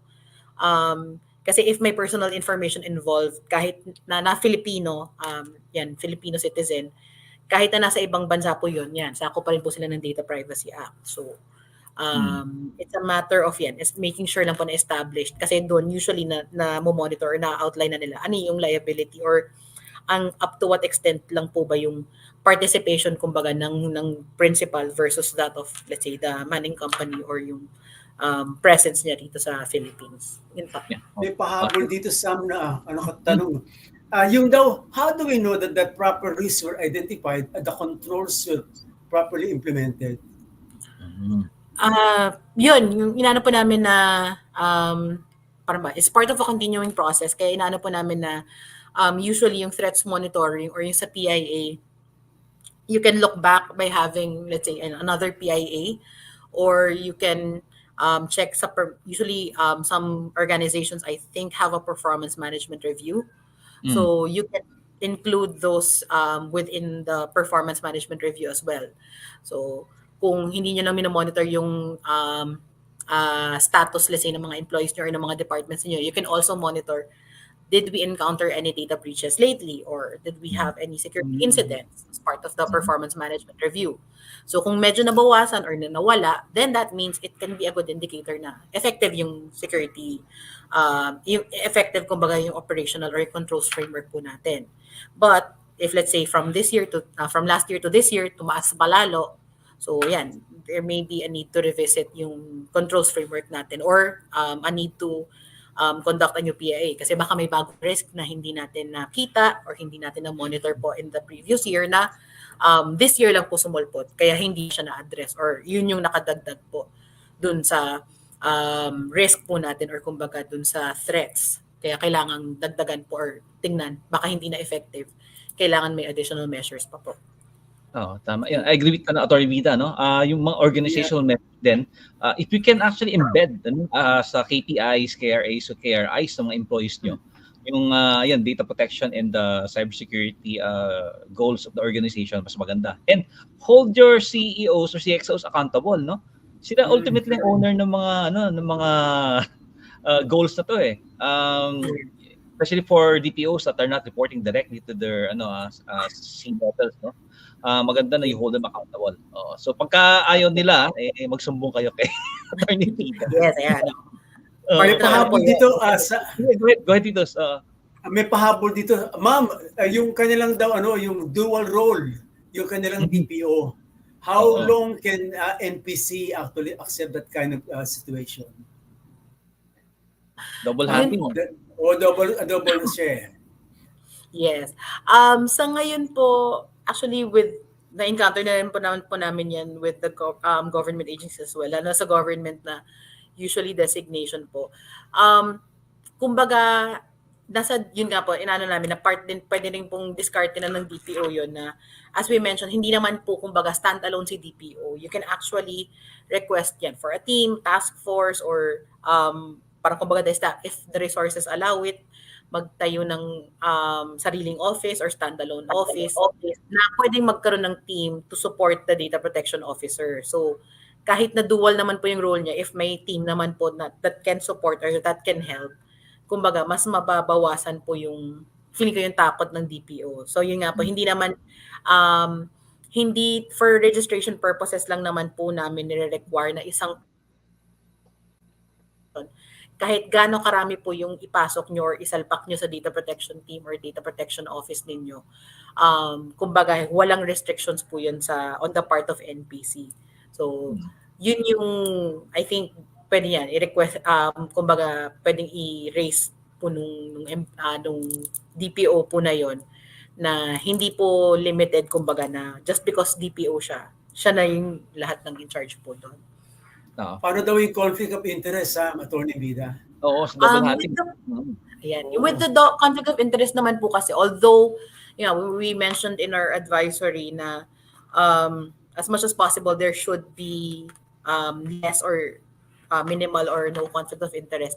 Siyempre, yun nga po, hindi natin mapipigilan na there will be there might be conflicts. Depende na po yun actually sa gauge how much of a conflict is there. Kasi yung iba, parang hindi naman po talaga ganun kalaki yung conflict or manageable naman po yung conflict of interest. Sinasabi lang nila na conflict para lang maiwasan po kumbaga yung para maging DPO, para hindi na sila maging DPO. So, depende naman po yun. Kasi part din po siguro yun of evaluating the risk. Check how much conflict is there. And then, yun po, pwedeng tumulong naman po yung ibang department siguro to minimize the conflicts. Kasi kung hindi naman po matanggal, then at least, bare minimum, try to minimize the conflict na lang po. Or try to, kumbaga, assign the taskings para yung malilipatan or kumbaga tutulong, hindi ganun kalaki po yung conflict of interest niya. And dito sa Atty. Vida, best practice then if you can institutionalize yung breach management response program or incident management. So that when a conflict arises, for example, and it happens with the double hatting of the DPO, he or she should inhibit his or himself, if an incident happens. And isa pang best practice, and then the appointment of a data privacy committee, which actually, that's where the DPO reports to. So in the event, for example, the DPO is double hatting as the operations manager, for example, and the breach happens sa operation company, he has to inhibit himself during the investigation. Again, it's an organizational measure and institutionalized so that when it happens, wala nang second guessing. Di ba? Ando na nasa Yes. manual na yun eh. Oo. So, Parang yun ang- internal oversight yun sa amin, no? Parang Correct. internal oversight siya eh. Correct. Yung compliance team ang actually in charge doon. Sila yung papasok when that Yes, happens. correct. And that's the importance of having a privacy management program as well to be put in place. Kasi yun yung when there is conflict, ayan, you can look to or you can view the privacy management program where you can account for where you can account for conflicts of interest or how to deal with conflicts of interest. Para Oo. ngayon po kasi kaya kayo parang kumbaga one of the reasons kaya medyo nagpapanik yung iba kasi yun nga po wala silang privacy manual or sa operations manual nila hindi po naka-account yun. So yun, it can be it can be an identified risk na dapat ma-account po natin yan lalo na if madalas or if mataas yung conflict. Yan, let's say when you're in organizations na double hatting po yung DPO. Sometimes May people have pahabol dito, mukhang interesting to. Ma'am, pwede daw bang mag-appoint ng Vice DPO?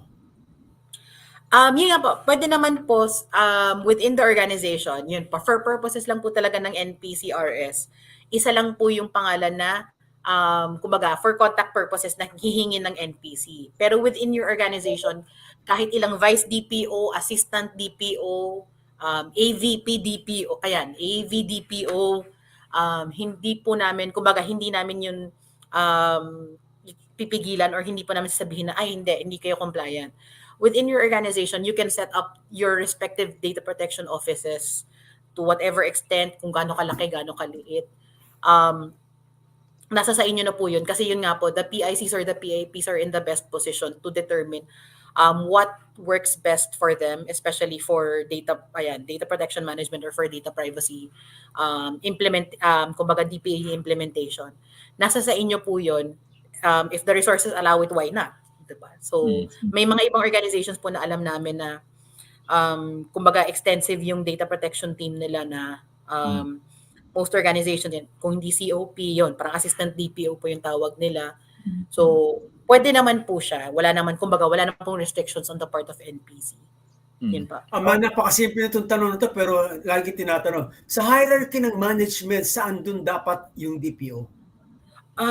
I think sa circular po namin ngayon, our latest circular yung 22-04, I'm not sure lang po if private organizations were included, pero sa government agencies, we recommended a certain hierarchy. You can check that out po kasi yung sa government agencies po yung medyo familiar po ako, medyo naalala ko. So I think we recommended for government agencies na department level at least ASEC or assistant secretary. And then depende na sa level po nila, pwedeng director, pwedeng I think division chief level, depende na po yung sa level ng organizational structure nila. So I think with most private companies, normally we recommend kung kaya ng board level para at least ma-supervise niya po lahat. And then yan, depende na po yung mga COPs or DPOs kung kaya po nilang mag-appoint, let's say, within departments or units na may processing ng personal data. Yun, pwede naman po silang mag-appoint ng COPs or assistant DPOs. So, check nyo po yung circular on 22-04 kasi I think may naka-outline po doon ano yung recommended leveling of the DPOs. Depende sa type of organization po na meron o yung PIC or PIP. Si Levi, may comment no? So suggestions that the DPO will report directly to the board or sabi nga na Atty. Vida baka being part of the board, no? In fact, maganda na yung GIS nyo, ilagay nyo na yung DPO nyo doon sa aking season nyo. It's actually a commitment of the organization pagka nakasama yung roles na yun sa GIS, no? Yung pag in-update nyo na for 2024, yun ang best practice po. So, ito may comment din si Titus naman si Robert Miguel Reso. Sige bro. It seems there are still DPO appointments made just for the purpose of complying with the requirements of point 1. They don't necessarily have the resources or authority to effectively carry out their mandate. Ayan, Atty. Vida, meron ba kayo na-encounter ng mga ganitong appointments? Ganyan. Sige, although we try not as much to comment on yung sinasabi po nilang paper compliance. However, yun nga, nasa PIC na po yun kasi the risk of paper compliance or let's say appointing a DPO for the sake of appointing a DPO is pag nagkaroon po ng breach, dun po kumbaga dun masusubukan or dun makikita nung PIC or PIP yung importance of making sure that the DPO is well suited or that the organization is well suited in the event of a breach or punishable act under the DPA. Hopefully ma-realize ng ibang PICs po yun sooner rather than later. Pero from previous experience, yun nga po, they usually take data protection more seriously when they encounter a breach or when say a data subject files a complaint for violation of the data subject's rights. So, para ba?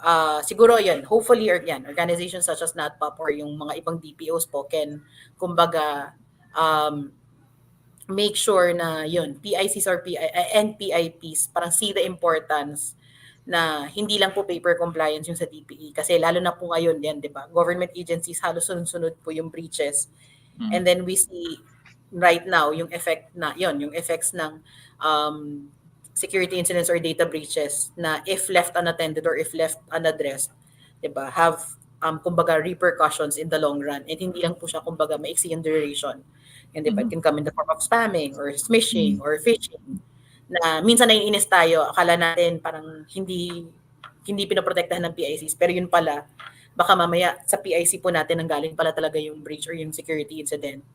Tapos, di ba, later on, maging malala pa with the advent of administrative fines, baka mas maging malala pa yung repercussions nun sa NPC if and when ma-determine na, ay, sa amin pala nagsimula yung breach or ay, may role pala po kaming na-play with, let's say, negligent pala tayo in implementing, kumbaga, security measures or controls framework.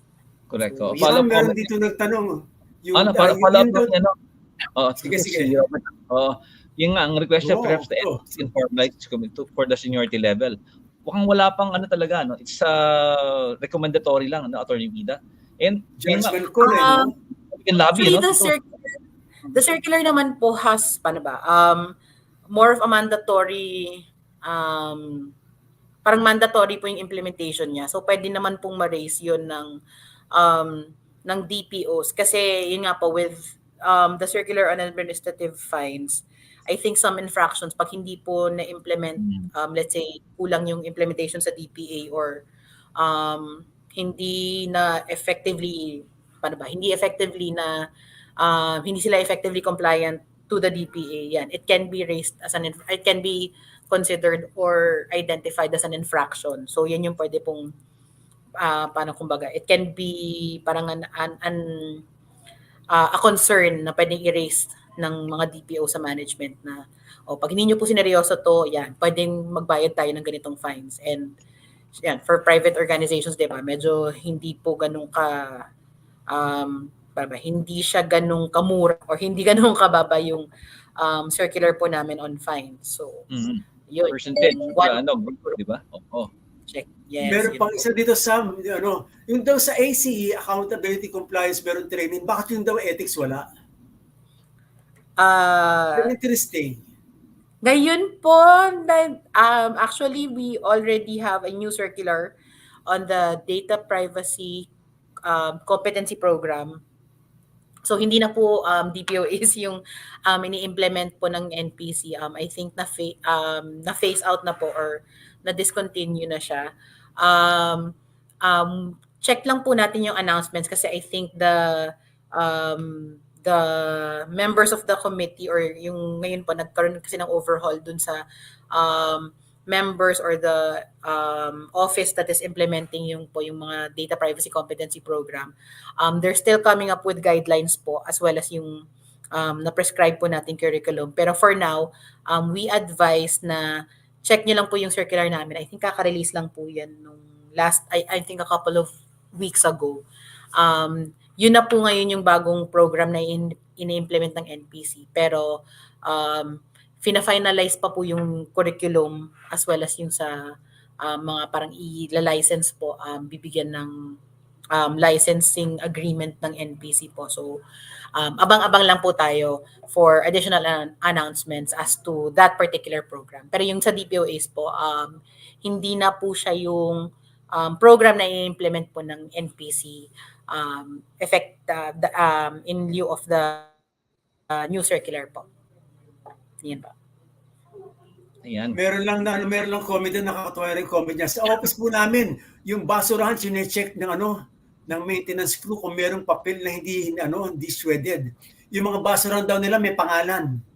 Ay, Kung yun. ang galing, Personalized Parang trash can. oo. Ang gandang parang physical nasi-check control measure niyan, no? Sa physical control Oo. measure. Oo. Maraming mga idea naman lumalabas sa ganito. Job sa amin, Atty. Vida, no? Oo, definitely. Oo. May mga tanong pa dito sa ating chat, no? So, I don't know if we've already answered this kay Benjamin Sales, no?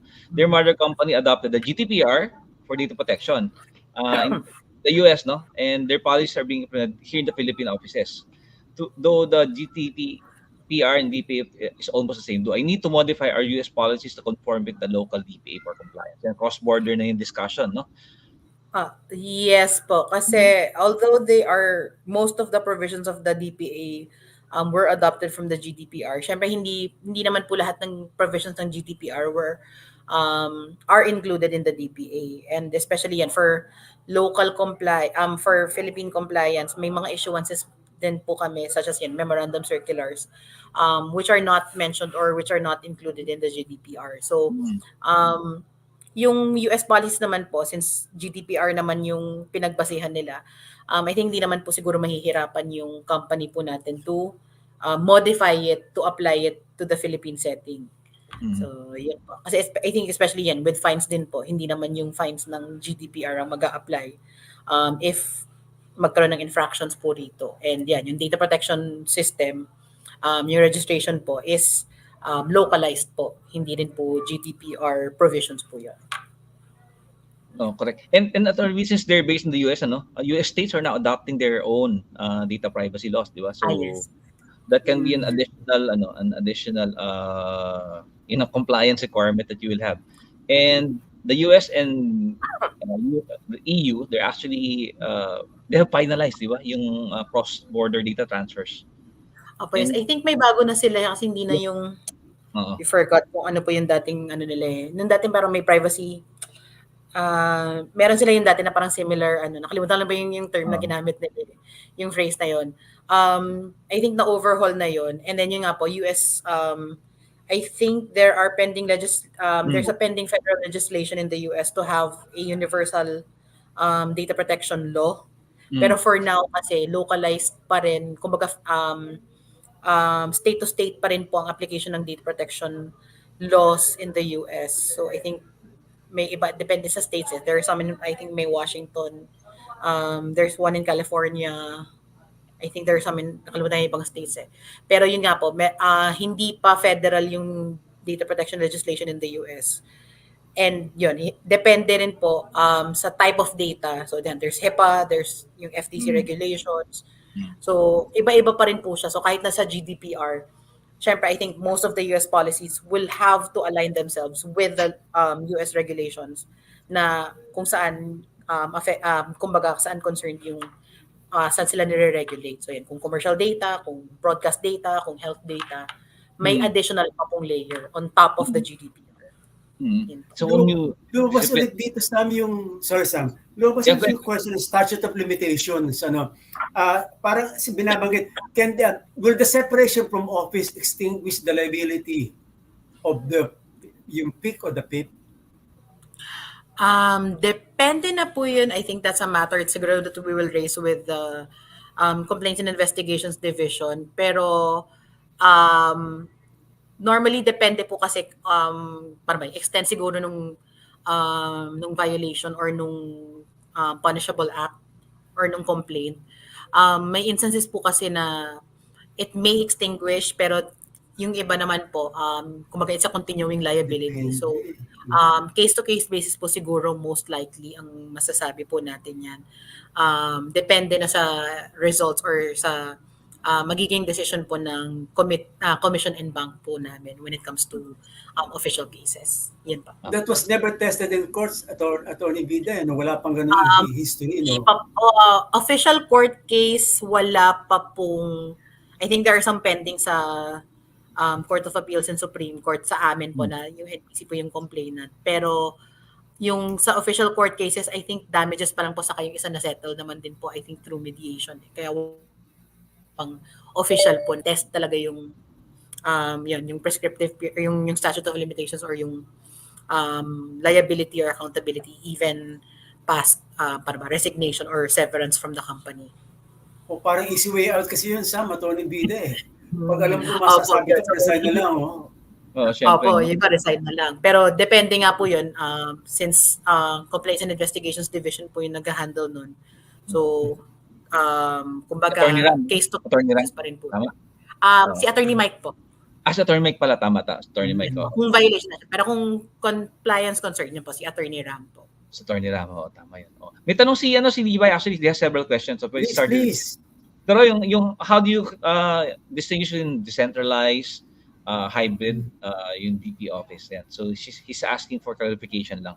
And ito po follow-up question niya, if humingi siya ng generic job description of a COP so that yan, he can building team eh. So, I think check niyo po yung yan. I think meron po sa circular yung sa 22-04. Meron pong section I think on COPs. I think section 8 po ng 22-04 may brief description po siya ng usually kung ano pa yung sa COPs. Yan.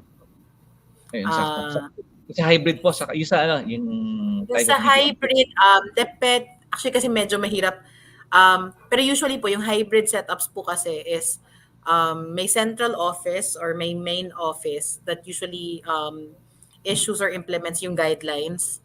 And then yun, universal po yung application nun. Pero it depends if some offices or branches, let's say, have capabilities to implement their own programs na as in sa office po na yun or sa branch po na yun nagsimula, yun yung pwedeng example ng hybrid na since dito sa branch lang naman na to applicable siya, pwede siyang mag-issue ng sarili niyang guidelines or policies applicable to that particular office lang po. Pero nag-i-implement pa rin po siya in instances where universal kumbaga yung application sa mga mother companies or sa mga head offices. Yun po. Ini-implement pa rin po siya nung DPO and then kinakascade yan, let's say, sa mga branch offices or agencies. Pero yung iba na may capability to start or their own programs or policies, may sarili din po silang guidelines na limited kumbaga yung application po niya. Kaya po siya hybrid. Ayan. Correct. Sa IT governance, meron IT governance, yung hybrid, yun yung may on-prem ka, saka cloud eh. Diba? Sa IT governance. Yes, Titos, go ahead. By the way, sabi ni Dondi, sabi ni Dondi, so resigning is not a way to avoid prosecution. In fact, in Bautista's case, it opened the doors for prosecution. Tama naman, may historical fact na eh, no? Nasa backstage po si former DepCom. Warning na yun. Yan kaya si Andy Bautista, former Comelec chair, no? One of the biggest hacks that happened in 2016, no? Right. Tinatawag natin. Ito po, may Attorney Vida, ayaw na mag-render ng slides. So may mga nagre-request ng copy ng ng slides. Sige po. I'll send the PDF copy. You can send the PDF copy naman po for reference ng mga participants. We will send the link po. Ito naman si Sir Jonathan, siya nag-request din ng copy. Meron na ba items sa government and NDP oppositions? Yan, tanong Sir Jonathan. Inaayos pa rin po, I think, with DBM. Na-raise na po yan namin, pero nga po, medyo mahirap din po formulate ng panibagong position sa government. Hopefully, pa rin maraming. Pero it's kumbaga, it's a continuing discussion with the DBM po or yung Department of Budget and Management na magkaroon po ng plantilla position for the DPO, for government agencies. I think with some LGUs po yata, yung iba, NGOCs, may iba po na nakakapag-create sila. Pero yung for the entire kumbaga government agencies and sa LGUs, pinag-uusapan pa rin po sa ngayon. Yan po. May comment si Attorney Jeff ng DPO ng Mandaluyong City, If LU, you can create a new office or position basta justified. Kasi may local autonomy. Thank you, Attorney Jeff, for that. Thank you. Kasi alam po namin, sa LGUs na nga po, nakapag-create na sila ng position ng DPO po. Yan ang galing. So, Meron, Yeah, oo. Meron- Ito, just follow-up question lang. How much po ang Sige, Boracay. related din? Maganda tong question na to. Si Romeo. Ay. Ano po ba I yung sa think- activity? Alam ko po. Ayan, I think sina Sir Sam at sina Sir Titos na po ang makakasagot niyan. Sa global po, alam natin, mataas yung sa global average. No? Pero sa Philippines po, sad to say, ang majority pa rin nasa middle level. Kasi nga po, it's the perception of the management on the role of the DPO. No? We've been fighting po that the DPO should be a C-level role. Pagka po kasi naging C-level role, then it follows that yung HR has to comply. They have their own, they have their own waterfall of salaries and benefits. And if justify din po nila that the DPO role is a confidential and critical role, multiplier effect po yun para magkaroon ng additional benefits and higher salary yung data protection officer. Kaya po ito pong breaches na to, it's actually, although it's bad, no, it's creating a ripple effect, that companies are noticing that they have to invest both in data protection and cybersecurity. And kaya nga po, underneath those two positions is GRC. And yun nga, sinishare ni Atty. Kiko will join us in the afternoon na yung the GRC started daw, and may nagsabi daw kay Atty. Ram na, compliant na kami kasi tapos na kami sa 5 pillars. But it doesn't end there, di ba? Atty. Vida, comment lang po dun sa na yan, na compliant na ba kayo kung natapos yung 5 pillars? Ay, Merong yun. comments sige, Atty. Vida, please. Yun nga po, kaya naglabas po kami ngayon ng GRC. Kasi may iba nga po na nagsasabi, na namin yung 5 pillars, tapos na, kumbaga, or compliant na po kami. Pero, yun, contrary to popular belief, yun nga po, compliance is a continuing process. So, hindi po porket may breach management na po tayo, or yan, may privacy management program na tayo, compliant, kumbaga, fully compliant na po tayo. Kasi yun nga, let's say, you encounter a data breach, a personal data breach, tapos biglang yung security incident management policy po pala natin, paper compliance lang. Biglang when we look to, or pag nag-investigate po, let's say, ang complaints and investigation or compliance and monitoring division po natin, tapos hindi naman pala na take into consideration yung let's say nangyari na breach, pwedeng, kumbaga, pwedeng masabi, hindi naman kayo compliant kasi hindi naman na-account yung provisions ng DPA or ng NPC Circular on Data Breach Management. So, paano kung yung data breach response team nyo, wala palang isang member that can make immediate or critical decisions? So, dun pa lang, pwedeng may question, kumbaga questionable na. And then, paano kung may, kumbaga sa on-site visits or sa compliance checks, meron nga kayong privacy notice, pero kulang-kulang naman po pala yung details. So, di ba, parang, or may additional processes kayo kasi diba, kumbaga within the lifespan of a corporation or an entity, hindi naman po natin masasabi na things will stay the same for, kumbaga, from the start until the end of yung lifespan ng corporation. So things are, kumbaga, there are times or there are instances where it is bound to change or there will be changes. So dapat yun po, na-account din po natin yung changes, especially if personal data are involved. And yun, processing of personal data would be, kumbaga, one of the changes or one of the major changes na mangyayari. So, kaya yun po inaano namin na continuing process po siya na dapat minomonitor natin. Especially yung compliance sa DPA. And pag may mga bagong issuances po, not only here sa NPC, but also if there are cross-border transfers. Kasi diba, ang GDPR and ang ibang bansa rin po, naglalabas na rin po ng mga kanya-kanyang mga data protection laws. So, yan po dapat minomonitor natin continuously or kumbaga within a certain period. Yun. Ito follow-up ni Neil, no? So, on more companies sa PIA templates based on the GDPR, do we need to modify this to comply with the NPC IRR? Yan po yung tanong ni Neil. With regard to PIA po, wala rin, hindi naman po kami nagre-require ng submission. So yung sa template po ninyo or how you conduct the PIA, nasa sa inyo na po yun din.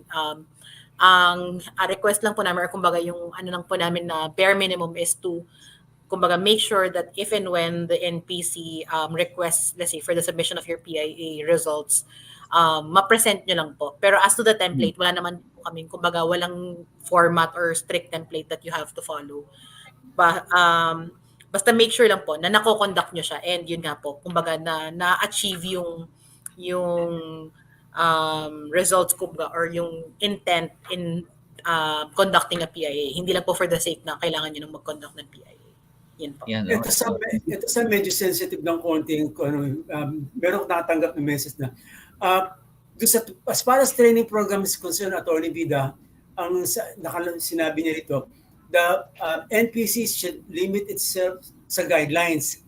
The training program must be conducted by the private sector para so that the private government will not be literally yung competing with the private sector. Anong comment niyo po doon, Atty. Vida? I think with the new circular, the training programs are now entrusted, yun nga po, kung sino man yung mabibigyan po ng license ng NPC. We can't say if pati sa government po, kasi I think yung nga po, syempre we have to render assistance to the government agencies.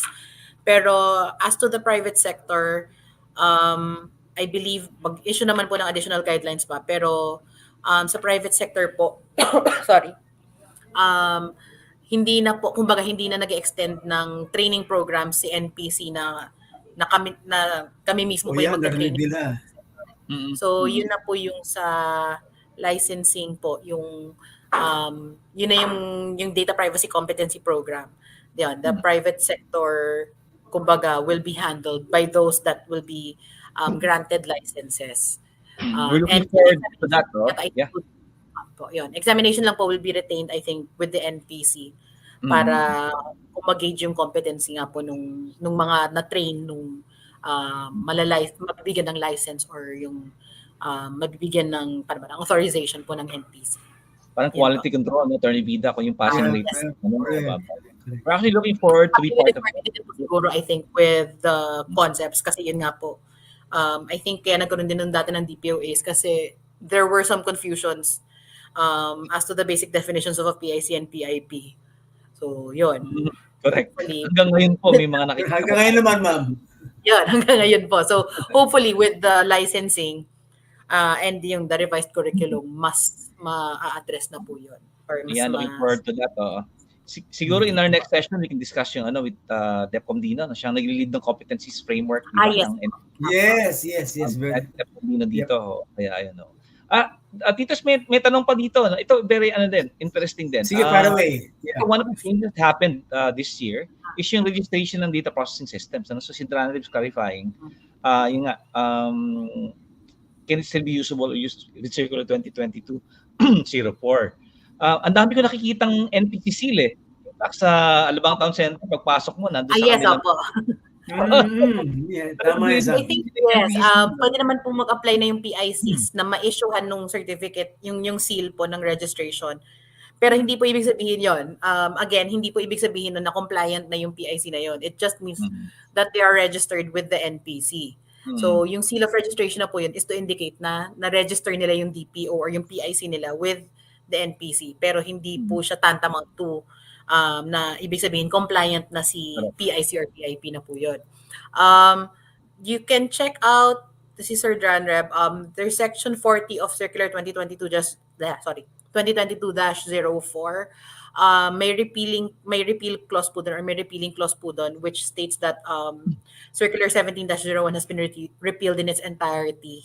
So I think hindi na po siya applicable yung annex ng 17-01. So if inconsistent po yung provisions, I think yung annex po na modified na yan. The provisions of 22-04 have amended or have superseded yung provisions ng 17-01. With regard to registration of data processing systems. Meron na po bang schedule compliance activities ng NPT for 2024, Atty. Vida? Para hindi ko lang po sure, sir, kung I think baka mag-launch. I think may program po yata yung hindi ko sure kung sama sa CMD po may upcoming program po yata this November. Hindi ko lang po nakuha yung details. Baka mag-announce po doon or hindi ko sure kung magkaroon pa po ng final event yung Data Privacy Council kasi minsan may doon po na kakascade din yung ibang mga parang compliance activities po for 2020 or for the succeeding year. Planning pa rin di ba? Marami pa rin nagka-plan for 2024 so maganda po sana if we can get a copy. At least po kahit na general dates lang Ano namin yung PAWs every May, for example, yung Yes. annual reporting is March, etc. Para lang po we can cascade to our members also kung ano po what to expect in 2024. Apo. May Sige po. year-ender December, we can announce it there. Sige, request po, we can request siguro a copy from PIAD po. Usually, they have a calendar of activities. Tinanong ko po kung pwede pong ma-release po for tawag dito, yan. Para at least yung mga organizations can be made aware din po. Apo, May isang sensitive na question dito sa Attorney Vida. Oo, parang tingin nila sa akin siguro pwede isang sensitive sa iyo eh. Kaya tinitanong Attorney Vida, am I right to understand that the DPO can report to NPC without informing yung board of directors niya o board of management niya? Tama. Yeah, it's a case-to-case basis. Depende na po yun actually. Kaya inaano pa rin pa namin yung importance of having your privacy management program or policies in place. Yan, especially if, let's say, data breach management yun or any other concern. Kasi, let's say, kung nag-report si DPO kay NPC, tapos may policies in place po pala na may certain line of reporting, baka naman makawawa naman po si DPO. Pero yun, if let's say nag-report na kumbaga the DPO observe the necessary steps or the necessary policies, hindi pa rin po pinakinggan, yun, then that's the time siguro na the DPO can report to NPC para lang ma-raise talaga niya if it's really a major concern. So bottom line na, Attorney Vida, pero normally, we recommend to have make sure lang po na there are policies in place kasi mahirap din po, kawawa rin naman po yung DPO kung mag-report siya tapos yun pala may kumbaga may mga bypass siya and nakalagay naman po yun na parang these are the steps you should observe first before, let's say, you take any other action outside of the organization. So ang best practice na Attorney Vida, dapat magsabi muna siya doon sa board to air the issues at kung hindi lang siya napakinggan, tsaka pa lang siya magre-report sa NPC. Is that correct, Attorney Vida?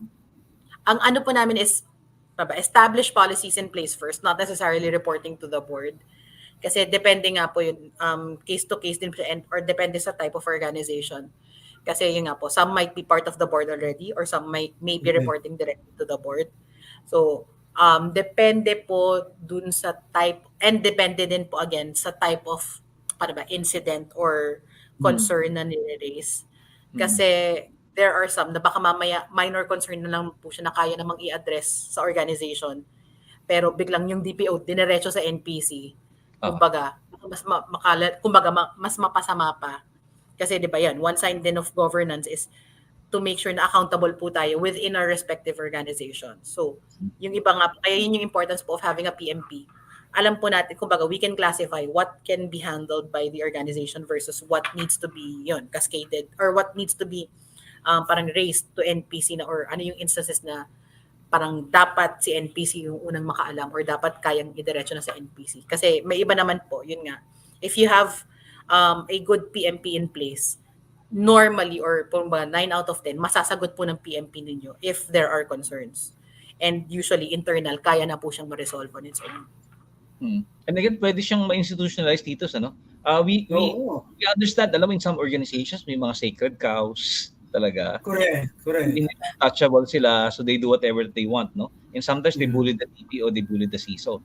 These things happen. So, institutionalize it, sabi nga Attorney Vida, if it's there in your organizational measures, na step 1, if this happens, nothing happened, then I'll raise it.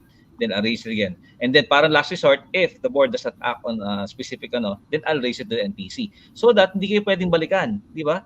Kasi pwedeng you bypass your authority kasi hindi ka dumaan eh. But it's institutionalized in your privacy manual. Normally yung privacy manual dapat pinipirmahan ng board yan. May board approval yan. Yes. So para skin in the game. So that's why it's a best practice. Now, if you need help, you can approach Tito Sinay or any member of our sa NADPOP. Pagtanong ko na kayo bago kayo, kasi I'm sure, pagka super frustrated na kayo talaga, pagka nag-report kayo kay NPC. Baka Titos, baka may witness protection program tayo. Oo. We have heard that so many times before. No? Correct. Oo. Particularly sa local government units kasi meron po yung mga issues na ganyan. Oo. Mas madali sa private sector. Government is something else, a different set of animals yun eh. So, Correct. Pero We're sabi nga dealing with dito, DPO should still be a team player. Tama. Dapat Tama naman, tama yun. That's correct. Up to May a tanong certain din, point. Iyan ko lang, shift ko lang. Ito, third-party governance. Kasi may third-party risk tayo that we're facing and third-party compliance. Maganda itong tanong ni Atty. Jeff, no? There are a lot of service providers or solutions providers offering their products to the market. There are solutions that involve processing of personal data. So PIP sila, no? Can we require them to present the PIA of their product solution before offering to us or showing that BIP talent yan? So isa asking yung parang pre-qualification, ano? So normally sa procurement office to di ba? So, and comment na Atty. Vida, Titos on this. Please.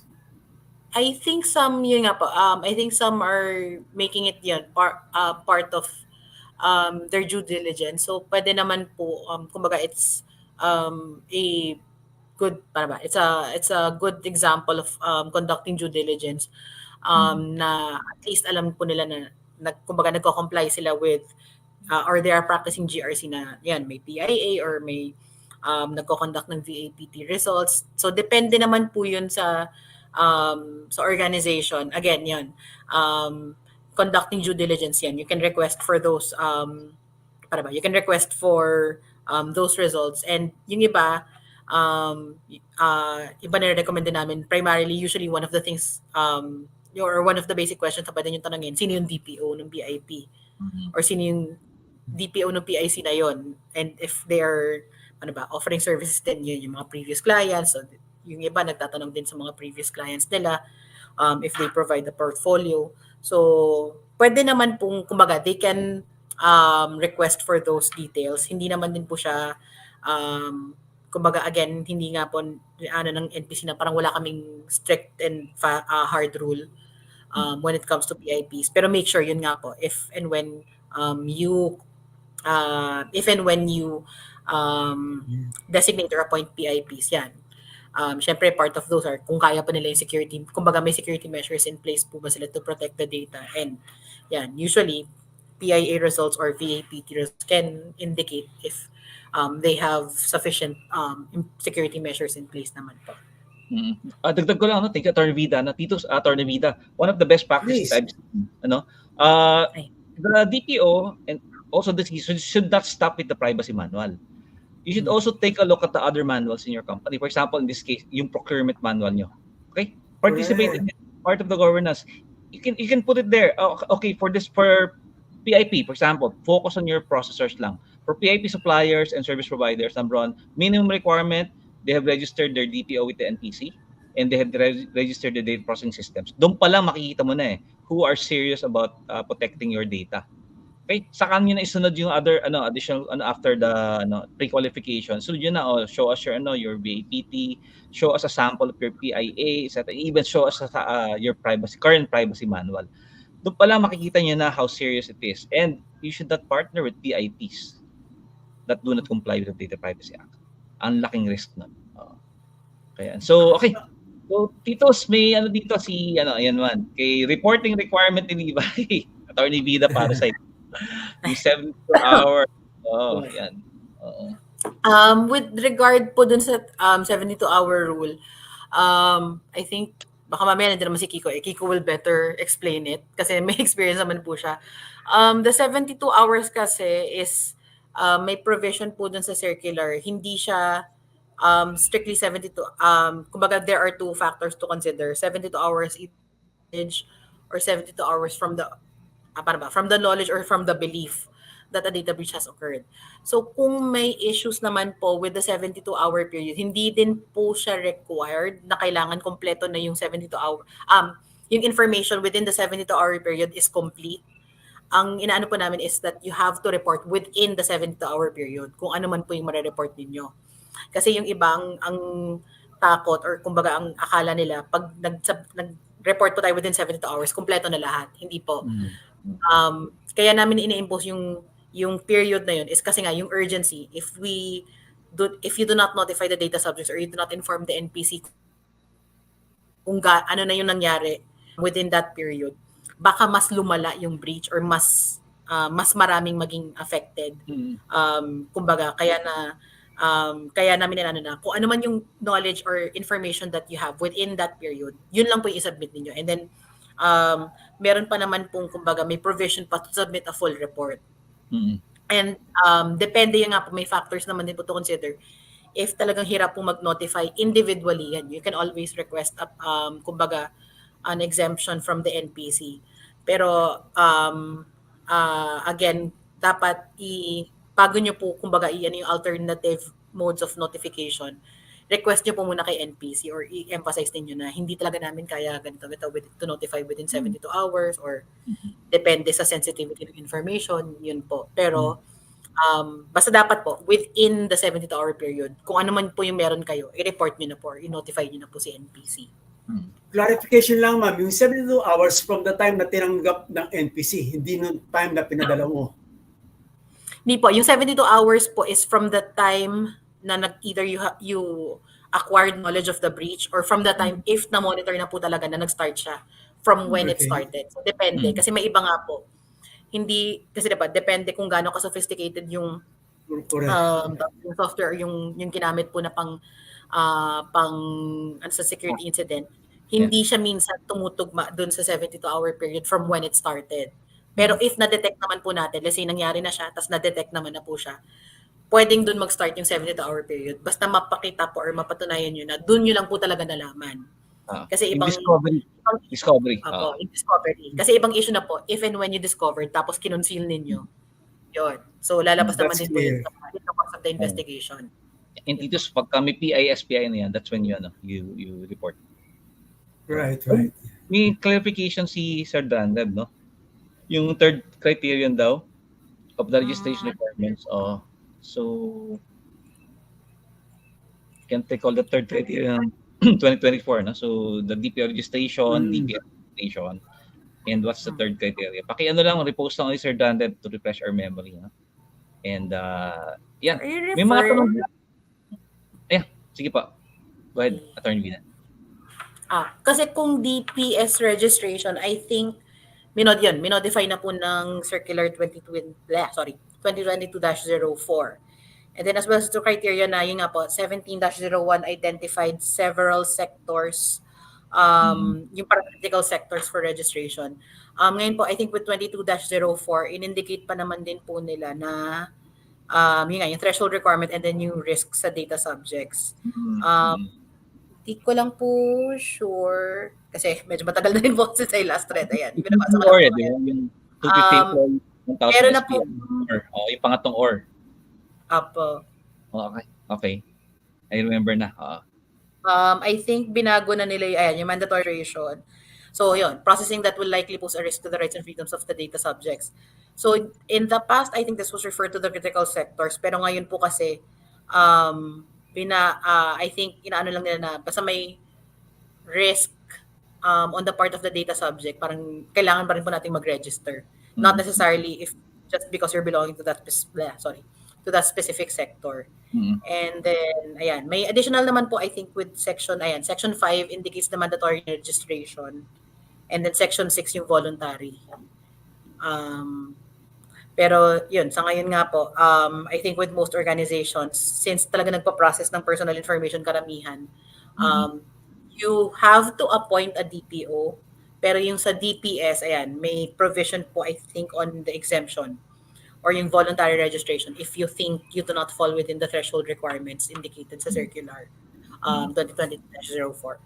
So, yun. Saka meron pang isang sige. Clarify na nila if they need to register, di ba, Attorney Vida? That's the best way. They contact the NPC, ask them if they need to register. Yes. I think yan, yung emails kanina, I think registration at privacy.gov.ph or yung sa admin sa NPCRS. Sumasagot naman po sila or they provide yung guidelines if you have questions on registration po. So may sumasagot and I think sa website po namin yon. May numbers naman po if phone inquiries po tayo sa CMD po. Yeah. Titus, meron sensitive questions sa side mo. Hindi ko siya nababasa pero banggitin ko ito kay Atty. Vida. Atty. Vida, yung AI ba has an impact on policies and decisions even the changes in some of the laws or procedures ng National Privacy Commission? I think our Data Security and Technological Standards Division are looking into some of the paano ba, yung mga AI applications or generative AI as a whole. Hindi ko lang po sure ngayon if maglalabas po kami ng guidelines. There Okay. are some areas siguro po that may be affected, pero hindi pa po kami makapagbigay ng statement or advisory as of now. Except yun, to be more vigilant siguro, especially when uploading or sharing personal information with generative AI. Kasi, yun nga po, siguro, a general word of caution na rin po, na hindi lang sa personal data, but yun nga po, anything you put online or anything you upload online stays online forever. So, Yeah. parang kumbaga, Correct. kung ready na po kayong, kumbaga, parang ready to let go of whatever information kung saan man siya, then yon. Kumbaga it's at your own risk. And I think, hindi ko lang sure if na-mention na po namin in several instances before. Your social media account, in your social media accounts, you are considered as the PIC. So nasa sa inyo na po yan what you upload or what you choose to upload and what settings you wish to upload it with. And who you choose to share it with. Yun na po. Just make sure na kayo, kumbaga, dahil kayo po yung mag-upload nun, kayo na dapat, nasa token nyo na po yun, how you choose to protect the data. Kasi kayo yung PIC po nun ng information nyo. So, dapat, kumbaga, if and when when it's shared elsewhere or kung saan man po mapadpad, dapat alam nyo po yung consequence na once you upload anything online, it can go anywhere online. Unless talagang minomonitor po ninyo na nilimit ninyo yung kumbaga yung where it's shared or who it's shared with. Yan po. Yeah, thank you. Kaya ako nabanggit yung some basic, Doc, inabutan ko kasi yung time. Doc Wing, tomorrow afternoon we'll talk about AI. So meron tayong session. Yeah, great. Thank you, Sam. Yeah. Okay, go ahead, Titos. Kaya ako nabanggit kasi Atty. Vida, nabutan ko yung time ng transition from manual to automated. Yung maraming tinamaan na inabutan in between eh. We didn't know exactly how to interpret the law. And now, parang we're going to the same pace again. Although sabi nga ni Sam, dadaanan niya tomorrow. But it becomes like, how do you know if someone violates a law if it's not mentioned in a policy or procedure?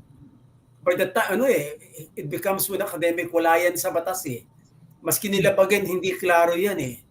So there are gray area that we're actually going to, maraming uncertainties that we're facing along the way. Sa privacy compliance pa lang, understanding is already complicated. Dinagdagan pa ng AI. That expand the issues a lot, even more complicated. No, precisely, tama yan, Titos.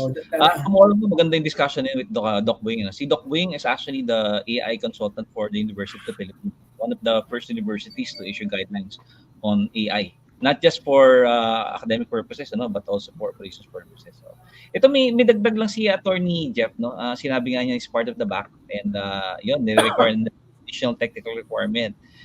And they're going to add na register dapat sa NPC and DPO, lalo na pag PIT attorney. Hindi naman sa lahat. Wag na yung mga ibang non-PIPs nyo, yung processors nyo, yan, you should mandate them to register their DPOs with the NPC. May follow-up question siya. Ito, interesting, yung BPLO ng LG, yan, Attorney Vida, yan. Privacy notices in conspicuous places in the workplace or establishment, yan. Yung tanong niya medyo yung talaga, nag-encroach ba yung power ng LG? Should be. Hindi naman po. Pero privacy. Yun, depende naman na po sa LGU if kung mag-exist po sila ng privacy notice for lahat ng registered entities or i-require po ba ng BPLO yun? Hindi ko lang medyo hindi lang po question. Siguro Attorney Jeff in addition to that one.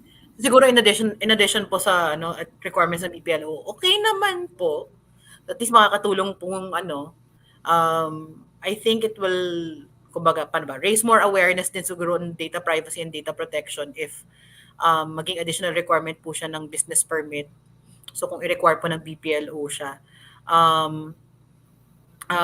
okay naman po siya. I think wala namang conflict din with NPC issuances kung mag-require sila ng privacy notice.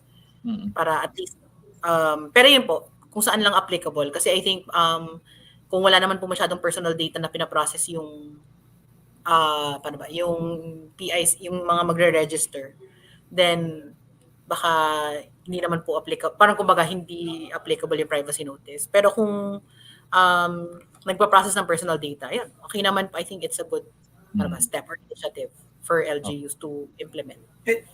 Ito, intriguing question sa Atty. Vida.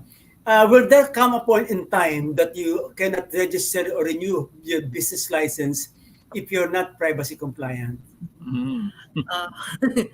Depende po. We would like to think that that scenario may happen in the near future. Para at least, ibig sabihin po nun, kumbaga aware na talaga sila ng yung importance ng data privacy and the extent or the coverage of data privacy, na hindi lang siya kumbaga parang more people are aware na yun na data privacy or processing encompasses so much more or so many fields. So there may come a time, pero hindi ko lang sure when exactly, pero hopefully. Ito, balik ko. Baka pwedeng i-test case yan, Attorney Jeff, pag-usapan natin, di ba? Oo. Kasi Parang mas cyber ano eh. Oo, ganyan. So, pag-usapan natin yan. Maganda kasi test case to eh. And at the same time, it's good faith, ano? Na sure, you pay your taxes, etc. You comply with environmental and safety standards, ganon. ESG naman, another acronym, no? But you should also comply with GRC, especially data protection and cybersecurity. Then, magandang question yan actually, Titos, no? So that's why relevant. May, malapit na mag-health. Sarap kausap ni Attorney Vida talaga eh. Oo. Parang usapang barkada lang to, Asami. Ito naman sa Privacy Fridays, di ba? Si Levi kanina, di ba, hinahanap ko yung question niya. Napakaganda eh. Tinatanong niya kung saan yung business, yung breach response program. Who owns it? Is it the CERT? Is it the SOC? Or is it defined breach response? Tama ba, Levi? Lang bro, hindi ko mahanap na yung tanong mo kanina, no? So, sa governance, governance and compliance, doon yung tanong niya eh. Yung breach response team or program, who owns it in an organization? Yung CERT ba, yung SOC ba, CISO ba, DPO ba, etc.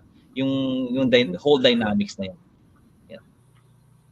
Actually, hindi ko lang po sure with private corporations, pero yun nga, depend kasi with the breach response team, siguro what we want PICs to consider is yun nga po, depende sa type of data kung kailan papasok po yung breach response team for NPC purposes. Kasi yun nga po, you can include siguro yung iba, pag marami pong data na hinahawakan, hindi lang personal data. Yun, it can be a collective effort kasi may iba naman po na, syempre, especially when you have other regulators in place or you have other regulators to report to, kailangan po nung breach response team ninyo yung lahat ng compliance to all laws and regulations. Lalo na if both local and international po yung compliance natin. So, siguro yun, important. Yung breach response, for NPC purposes naman po, basta ma-inform nyo sa DBNMS, yung type of breach or security incident, yun naman po yung kumbaga, yun yung main or yung first thing na hahanapin po namin. And yung sa composition, yun, as we mentioned, bare minimum lang po namin, at least one person or at least one member of the team has the capacity to make immediate and critical decisions. Other than that, hindi na po namin nililimit din or nire-restrict na kailangan ganito yung members ninyo or kailangan dito nagre-report siya. So, yun. May iba, they lodge it with the DPO. Depende siguro sa type of data that they are, ano yung pinakamaraming data na kinokollect nila or kung saan yung mas maraming incidents. So, siguro yun, it can be gauged. Or, sa GRC, Attorney Vida, sa it can be the governance lead taking the lead on or the compliance lead. Yung either of the two in your organization. Yan po, pwede. Kasi pag compliance, at least overall, mamomonitor naman po nila kung when to classify it as personal data breach, when to classify it as a security incident. Yun. Correct. Saka kung saan po mare-report or kung saan kailangang i-report. May comment na si Ma'am Fe, ano? So CERT has wider coverage. It can be under that umbrella also. So it's not action. Tama naman. That's good. Again, it depends on your organization, no, Ma'am Fe. Salamat po sa comment. May dagdag pa si Levi. Ito nga, yung by default, most organizations daw reporting to CEO or CEO, yung ERT or CERT, no? So maybe BRT reporting to such may affect. Yan. Kumbaga, again, the dynamics. We emphasize that, DPOs and CISO and GRC professionals should understand how the business runs. It starts there. That's the best way that you can come up with measures, organizational, physical, technical, to ensure that yung CIA is protected in your organization. Kaya nga kailangan dapat aralin natin, and that's why it actually reinforces that the DPO and CISO should be C-level. Dahil doon. I mean, the landscape is changing. So that's why fight for it. If not, we'll fight for you. Ayan, dalhin nyo kami sa board nyo, pag-usapan natin. We'll fight for you para tumaas ang salaries ninyo, okay? So, thanks Levi, no? So, salamat. Meron pa tayong, before we go into our last, patapos na, malapit na mag-lunch, no?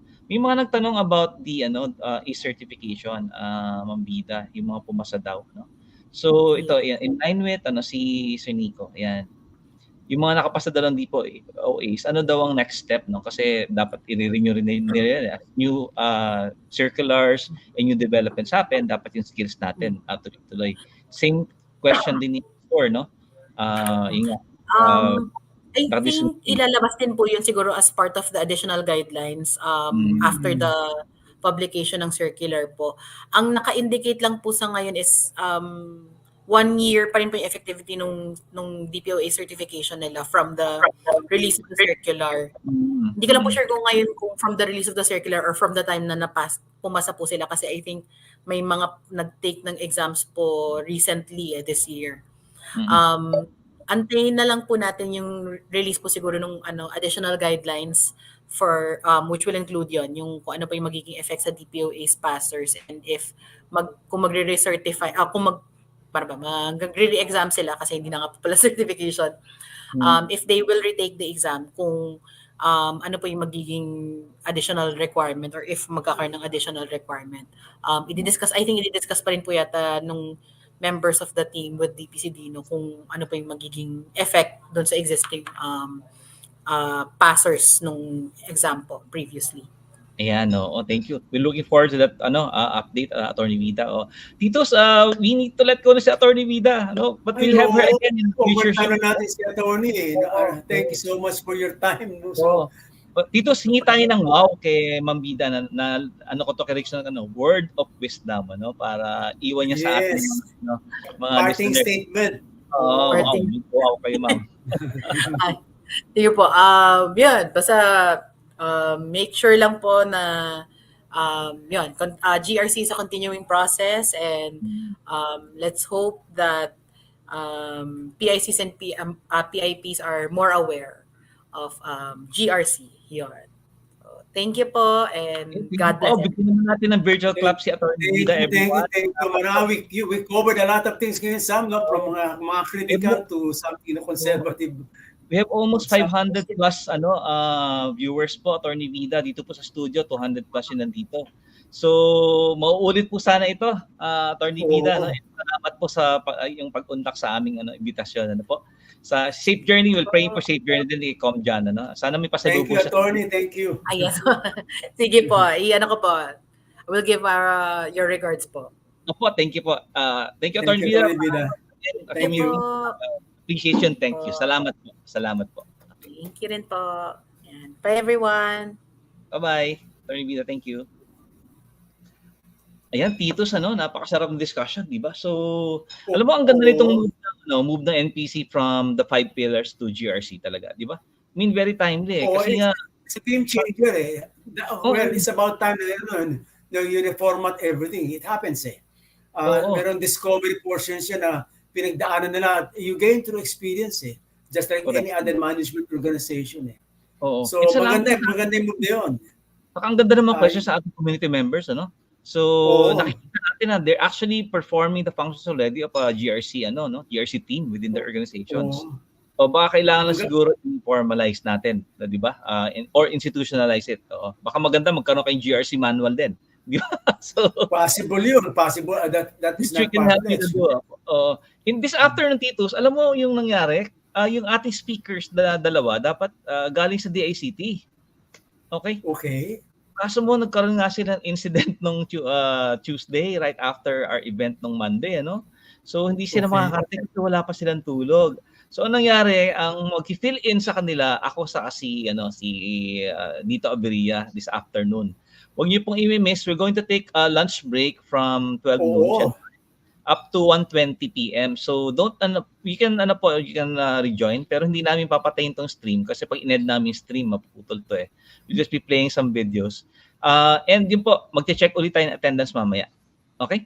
And then we'll restart also yung ating naputol yung presentation ko eh.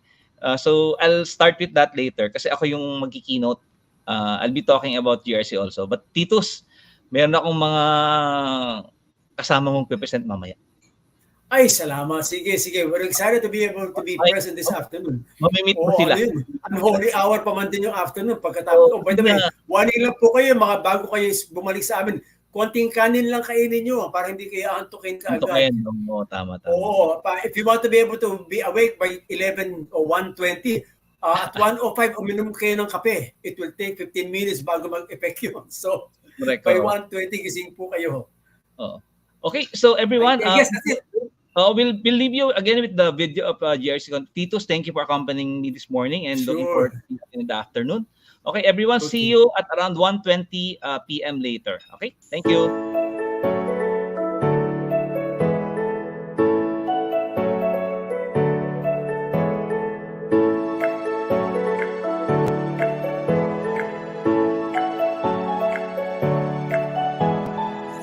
As you can see, today's event, supported by JICA, aims to promote the international conference to be held in Tokyo in October.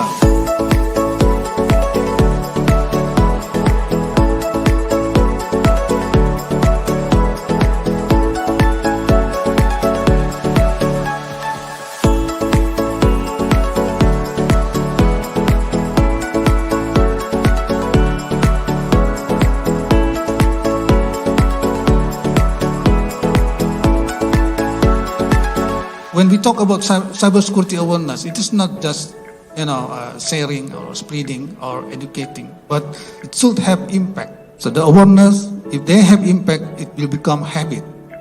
The habit will become culture. This is what we know when somebody said cyber hygiene. It is about the habit. It's not about awareness again. It's more up level.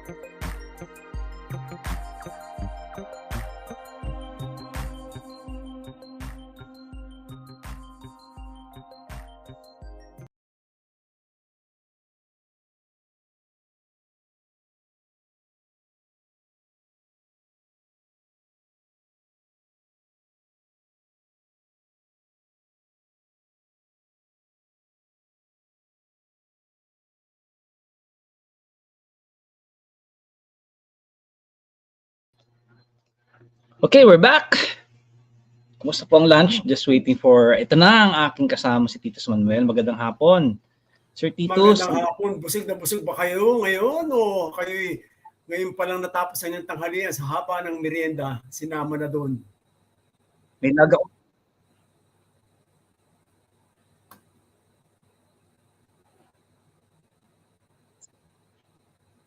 Am I coming loud and clear, Sam? O you're unmute? Ano, just, mukhang naglalag ako. Andali lang, ha? Sige lang, Sam. Okay lang. No problem. You're good. You're coming loud and clear.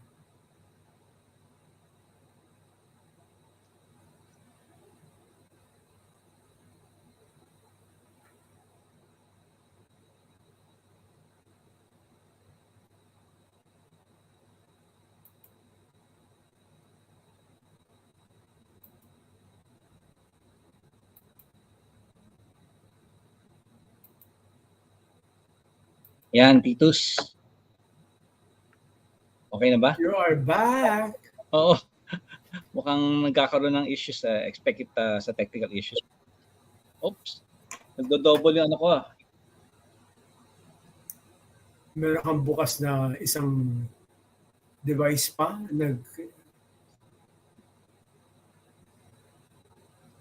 Oh. I'm checking nga eh. Mukhang nagdo-double yung aking audio. So, teka. I'm going to pero okay ang dating mo sa akin, Sam. From my end. Okay. You're coming good. Okay. Mukhang sa akin yung problem. Ano muna, siya naman has control nasa back end. So, Titus, baka you may want to talk about the conference tomorrow at length. Okay, magandang hapon po sa inyo lahat because let me hold on for a while. Ha? Okay. Ayun, tama si Sean. Nakabukas pala ako sa Facebook saka sa LinkedIn. I don't have to I was monitoring kasi the LinkedIn and YouTube and Facebook So nakabukas silang tatlo kaya nagdo-double. Kaya ayun, good. Thank you for the catch no, Sean. Pasensya na po dahil again Viva, no, this is the first time that we use StreamYard in months, no? So it's like we're cramming one season, di ba, Titos, no? Oo. At least nakabawi tayo. Imagine mo ilang almost 2.5 years at tayo naka-lockdown and working from home on Zoom. So parang ganun ang nangyayari sa atin right now. So yung tomorrow pala, yung event tomorrow of also NADPOP is involved is the BFSI IT Summit, the 21st edition yun. It's moved from one country to another every year. So ang topic niya yung learning and networking platform to deep dive into imminent challenges faced by the industry. Banking, finance, services, and insurances. Mm-hmm. So tomorrow there are foreign speakers. So live yan sa Hilton, Manila. So gusto mo mag-stream doon lunchtime, Titus, para makwentahan mo kami. Di ba? Tingnan natin kung kaya ng ating kadalasan kasi pag nasa hotel, ang dami mong kalaban sa bandwidth. So lahat kayo as cramming in one location at like this last week, dalawang hotels ako in 1 week, kirap kami sa bandwidth. Kaya parang ka magiging field correspondent, Titus, doon sa on-site reporting, di ba? O kung kaya well, very exciting yung mga events because we focus on basically new energy, new people na tinuturuan natin. And very exciting siya, no? Excited yung mga tao. Yep. May mga nag-greet sa atin. Ito, si Mark, So, from PCS, magandang hapon, Sir Mark. Magandang hapon, Mark. Okay, magandang hapon sa iyo, Mark. Attention na sa... Okay. Si Ronald din, loud and clear naman daw. Again, nagdo-double po pala yung aking LinkedIn saka YouTube and Facebook feed kanina kaya may echo sa akin. Tatlo yung ano eh. Okay? And ito rin Okay. si William from Cebu. Ayan, okay naman daw yung yung reception and pati si Vinces, no? Yan. And of course, ang ating one of our co-TUV trained, no, si Spas, no? Magandang hapon sa iyo at yung team mo, di ba? So, Magandang hapon, Pas. best risk and of course data privacy teams, no, that you can engage with. Yan, si Romeo may konting lag daw. Yan, tama yung sa YouTube. Salamat, oo. And ito dapat, mag-coffee na ba kayo? Wow! Yes. Meron kayong katabing isang pitchel na kape. Pag inaanto kayo, pwede po inyo yun.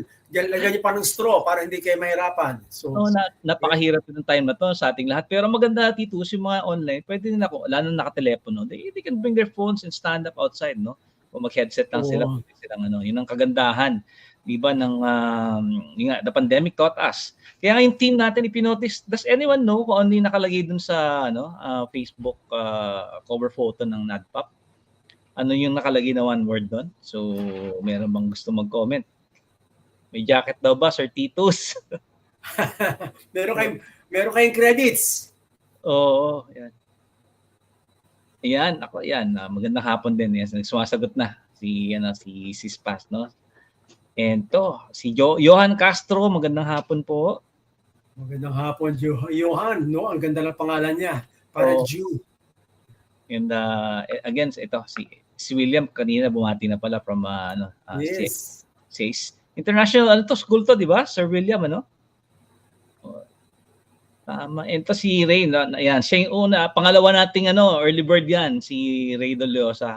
May nagtatanong po kung paano namin check yung attendance, Nung nag-register po yung mga nasa on-air studio, yung nga po we asked for the email and mobile number.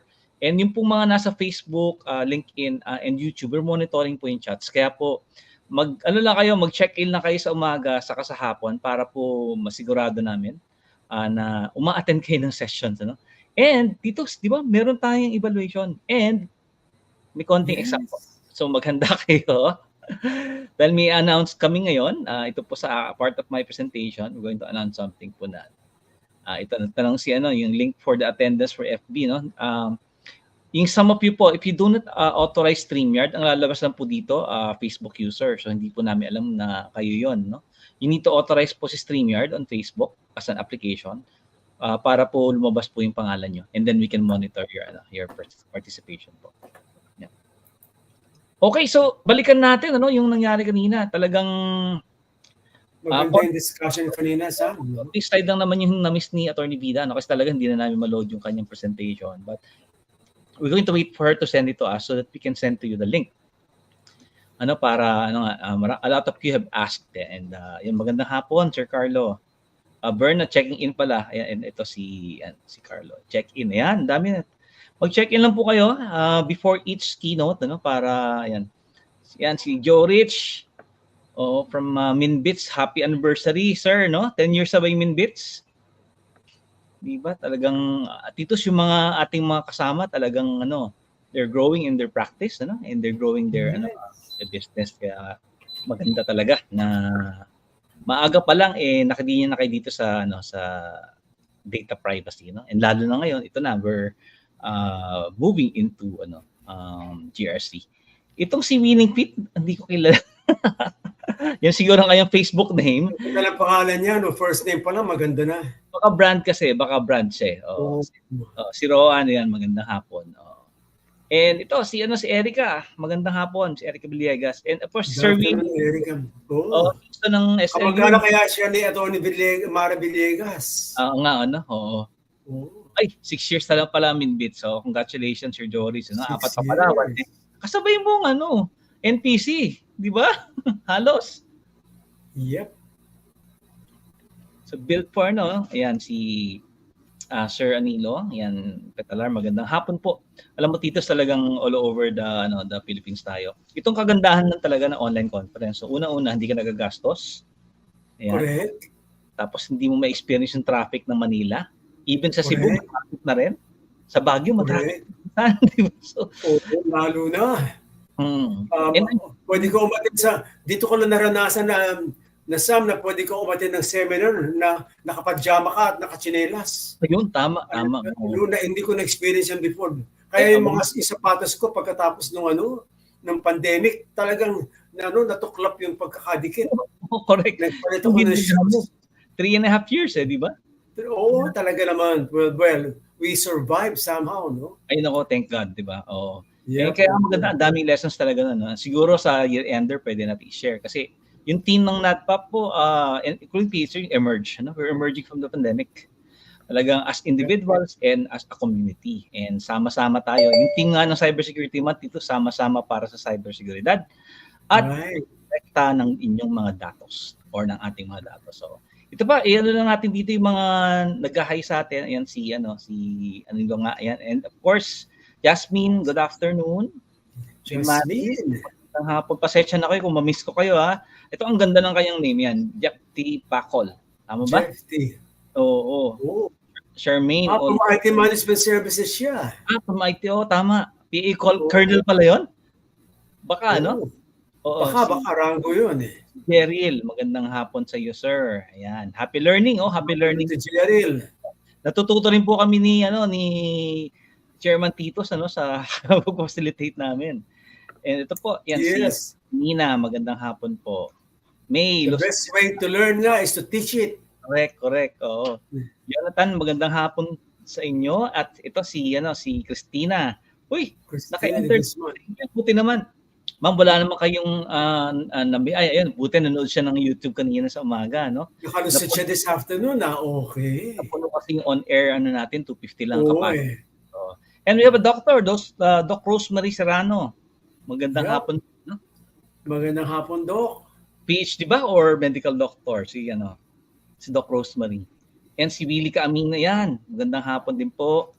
And may isa na naman taga Baguio, may Mamakon Clemente. Ito naman si Mamakon Tito sa one of the pillars of the sana matuloy kami dyan sa December. Sana nga, oo. And si Captain Hernan, ito matagal na nating kasama si Captain Hernan. Sana madala natin sa community niya yung mga tinuturo natin, So, ayan. Randeb, magandang hapon. Very participative si Randeb. And of course, si Roberto, yan. RM, magandang hapon, sir. Oo, si RM pala, Sir Titos, dinala niya kanyang mga colleagues, no?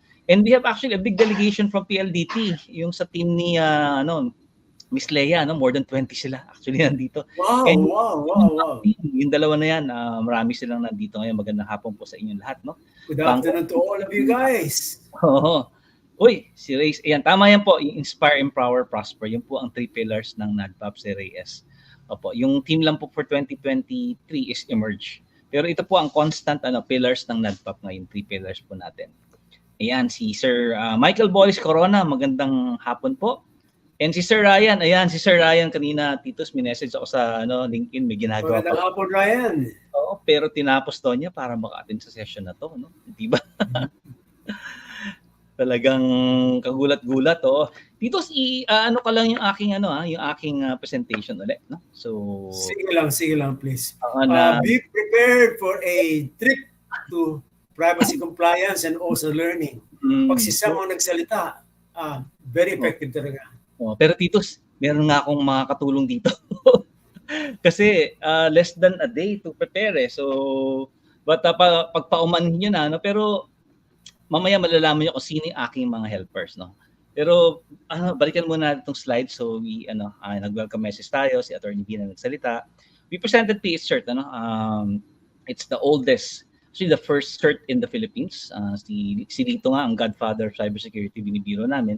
Si Abet de la Cruz, alam mo anong title niya? Titos? Kung godfather of cybersecurity si Lito Aberia, si Abet de la Cruz naman ang first godson of cybersecurity. Unang inaanak. Sa mga katrabaho yan ngayon. Si Abet po marinig sa Friday, magsasalita siya dito. Yes. Ay, na-corner na natin si Abet. And then we showed nga yung video ng CyberSecConPH, no? Sana maulit ito next year, bigger and better. Hopefully funded pa rin ng JICA. Mamaya magpapakwento tayo kay Lito kung ano nangyari dun sa Tokyo, Titus, kung how we were able to be part of the Japan Cybersecurity Exciting yan, Month. exciting. Yep. Kukwento natin sa ating mga colleagues yun. No? And then, ito, yung NADPOP naman definitely. No? Marami po tayong i-announce. Titus, good news. Mukhang go tayo sa ating year-ender off-site. Hindi muna namin i-announce kung saan. Sa Biyernes po namin i-announce. Hintayin nyo po yun. Okay, yes. Masaya po ang magiging 6th annual NADPOP and PH-CERT year-ender natin. Okay? Happening, may date sa tayo. Okay? December 6 to 7. Hindi po sa Metro. Tuloy na ba yan, Sam? Excited na kami. Ating host, tuloy na daw. Pinagdadasal natin yan, Titus, na matuloy. Kaya, yun. Okay. At Titus, maganda, yung mga uma-attend ng mga events natin, meron silang special prize. Yan, na hindi makukuha ng iba. Yun. Yun lang. So, hintayin niyo po sa Biyernes, ano? Kaya huwag kayong mawawala sa Friday afternoon. Okay? So, Titus, yan nga, pinakita. Ito, what makes this GRCConPH special? Yan. Baka may mga gustong sumagot sa comments, no? What makes this GRCConPH special? Yan. Nagtatanong sagutin ko lang to. Sir, ano pong SoftCon PH?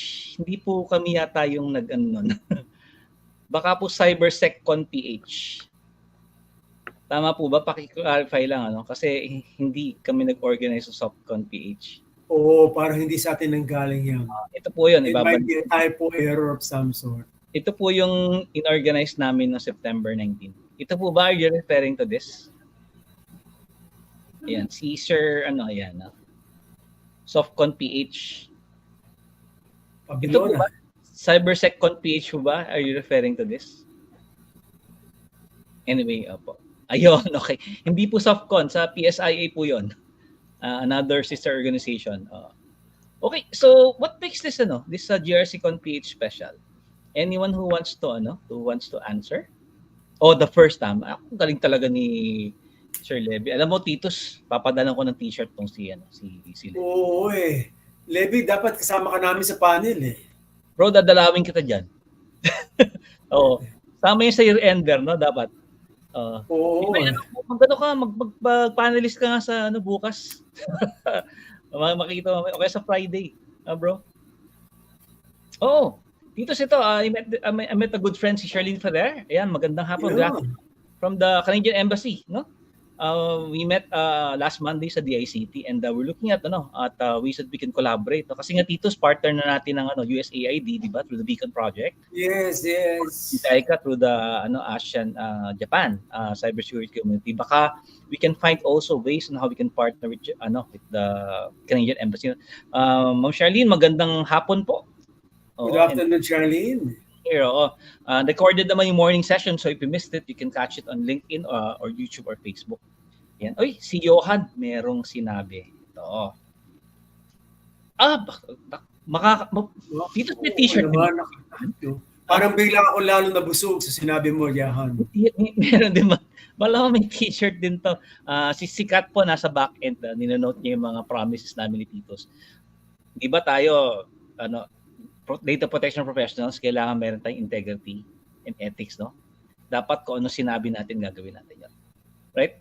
Hold us accountable, ha? Yan, si Sir Titus, kinol na ni, sige. Pag naging panelist si Sir Levy, bibigyan natin ng t-shirt, no? Pag naging panelist yan bukas o kaya Friday. Di ba?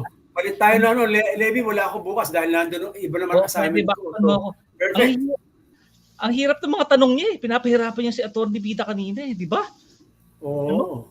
Baka padalang ka ng summons doon, Sir Levi. Di ba?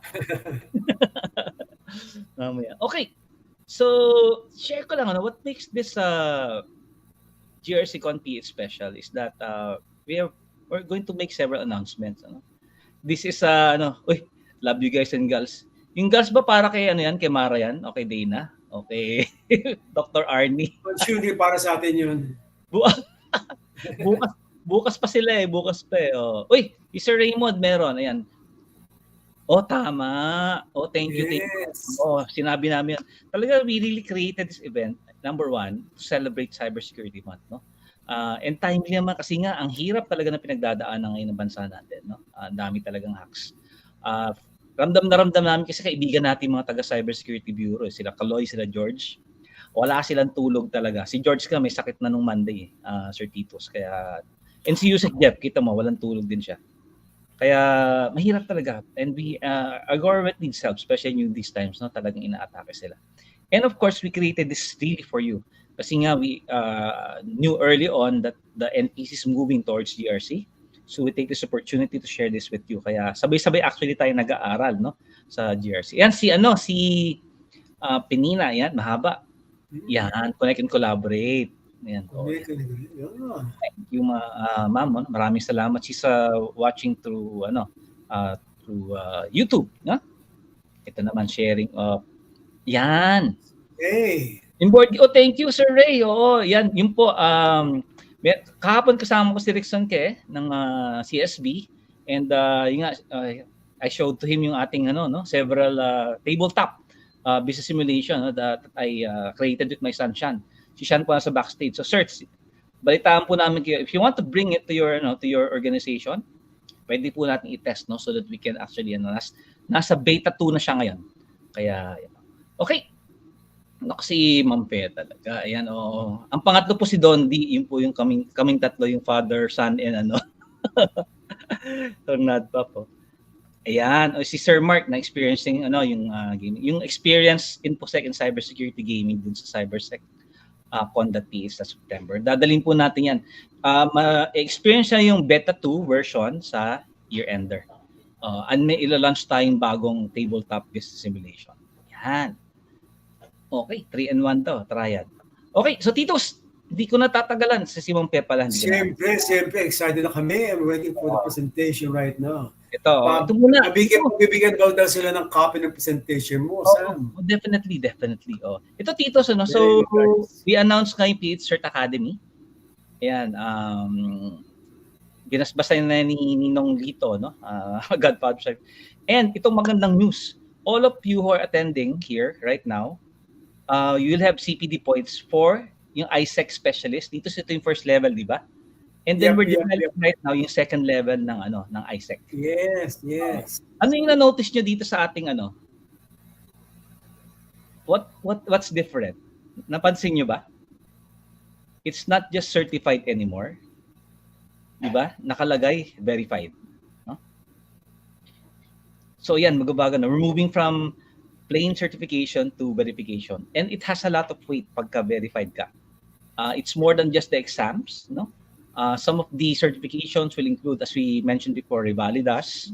It can be panel presentation, etc. So watch out for it. So congratulations, lahat po ng makakakompleto with one absence, pwede po yun, will be eligible to pursue itong first and second level ng ISEC ng PH-CERT, no? So, ito po, complimentary. Basta i-announce namin yung bagong membership model ng NADPOP and PH-CERT. Hindi na siya magiging paid, it's volunteerism. So, wait for Friday po. May reason po, kukwento namin sa Friday kung bakit nag-move kami from a paid membership model, okay, to a volunteerism model. Okay? Uy, may blue check mark daw ba? O tama, papatulong tayo. Ang ating partner dito, si Blue Point Foundation. So, the dynamic duo of the Antonios. Kaya, yun. Okay, double wow daw si Sir Levi na tama-tama yan. At hindi lang natatapos dito, Titos. This is special. Kasi gusto natin talaga yung mga nagko-commit, no? Alam na natin sila. We've been with, community members for more than 5 years, and they're with us through thick and thin, no? In addition to this, yan, Titos eligible din. Ito pinangako natin to dun sa sa OG natin na summit last November. Lahat ng umattend noon, we'll give them free scholarships. We'll extend these also to all attendees nito and those who attended yung CyberSecConPH. Again, you'll be an alpha batch. Ang tawag natin dun, Titos, if you remember, Amihan, Amihan batch, no? Amihan dahil letter A, we're adopting parang yung klase sa PMA. Right. Yung group nila. Yes. So, amihan batch po kayo, welcome. Ang nangyari po kasi sa last year, kaya hindi namin na-launch, hindi kami binigyan ng access ng database ng event organizer. At marami pang iba. Hindi ko pwedeng, kaya hindi namin na-launch yung program, hindi namin alam tuloy kung sino yung umattend ng 3-day event namin last November. So, kung amihan batch po kayo, please get in touch with Kat. We'll be having a series of online training culminating in Q3. Yun po yung gagawin natin. Okay, meron pang dagdag patitos. Ako, parang kapasuhan to yan Maagang Pasko talaga to. And salamat sa mga nandito ngayon, all of you who are here right now. Kasi kailangan talaga, you'll be part of the 1,800 that we have committed in our interview sa business world. May dagdag pa dito. So, kung DPO ka, you can pursue this, Or if you're CISO, you can pursue this. Or you can pursue both. If you have the capacity for it, So, yan, dalawang certification na yan. And there's more. Sir Titos, ito na. Yep. We're launching our first one to come. GRC specialist. Talagang we're going to move here. Dahil this is a global standard, in a global framework, and everyone's moving here, everyone speaks this knowledge in GRC specialist. First level pa lang, lahat ng umattend dito, kaya mag-review kayo Okay? You can review the recordings of this. Yung exam, will schedule it. Probably next year na, di ba, Titos? Para masaya naman ang Pasko. Yes. Oo. And meron silang chance to review and practice. Correct. Uy, si Miss Paz, tama. We are part of the first batch. Tama po, Miss Paz. Nandun kayo. And speaker pa si Paz. So lahat po ng participant dun sa OG, that's original. And the first, of course, Data Privacy and Cybersecurity Professional Summit last year, and the 5th NADPOP annual year-ender, yung umattend doon, including those who attended yung CybersecConPH, plus itong GRCConPH. Yan po, we're going to invite you to be part of the Amihan class. Ayan, so please take advantage of this. Okay?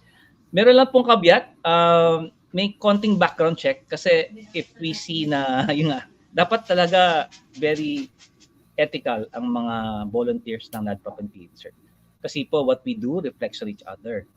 And dapat po talaga yung integrity. Kasi po talaga, our positions are positions of trust.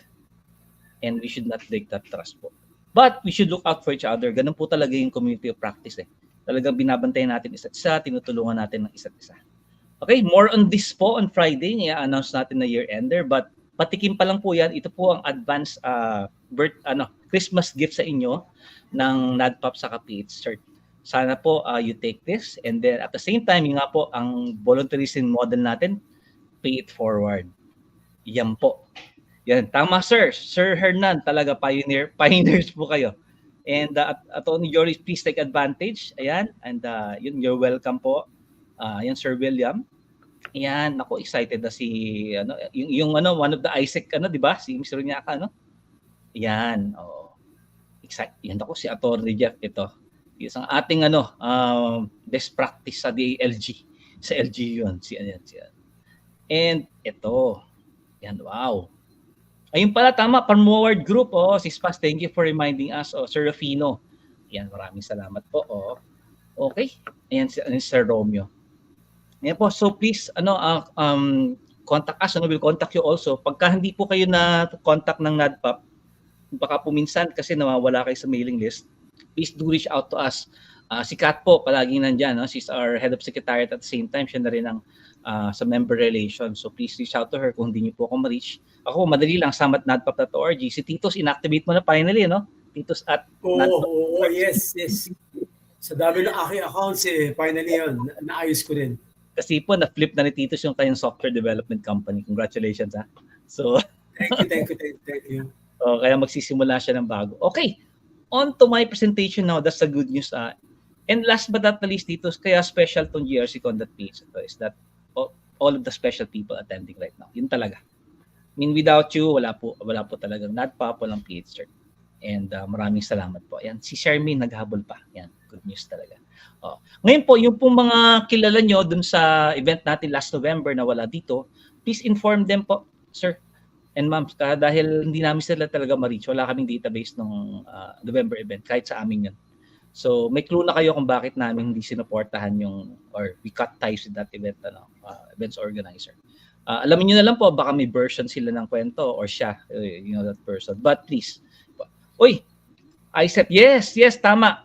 Sir Mark, where kasama yung ICEP kasi PCS PCS PH-CERT project yan. And si PCS actually, titos, di ba? Malapit na namin, nililigawan pa rin namin si PCS to be part of soon to be announced.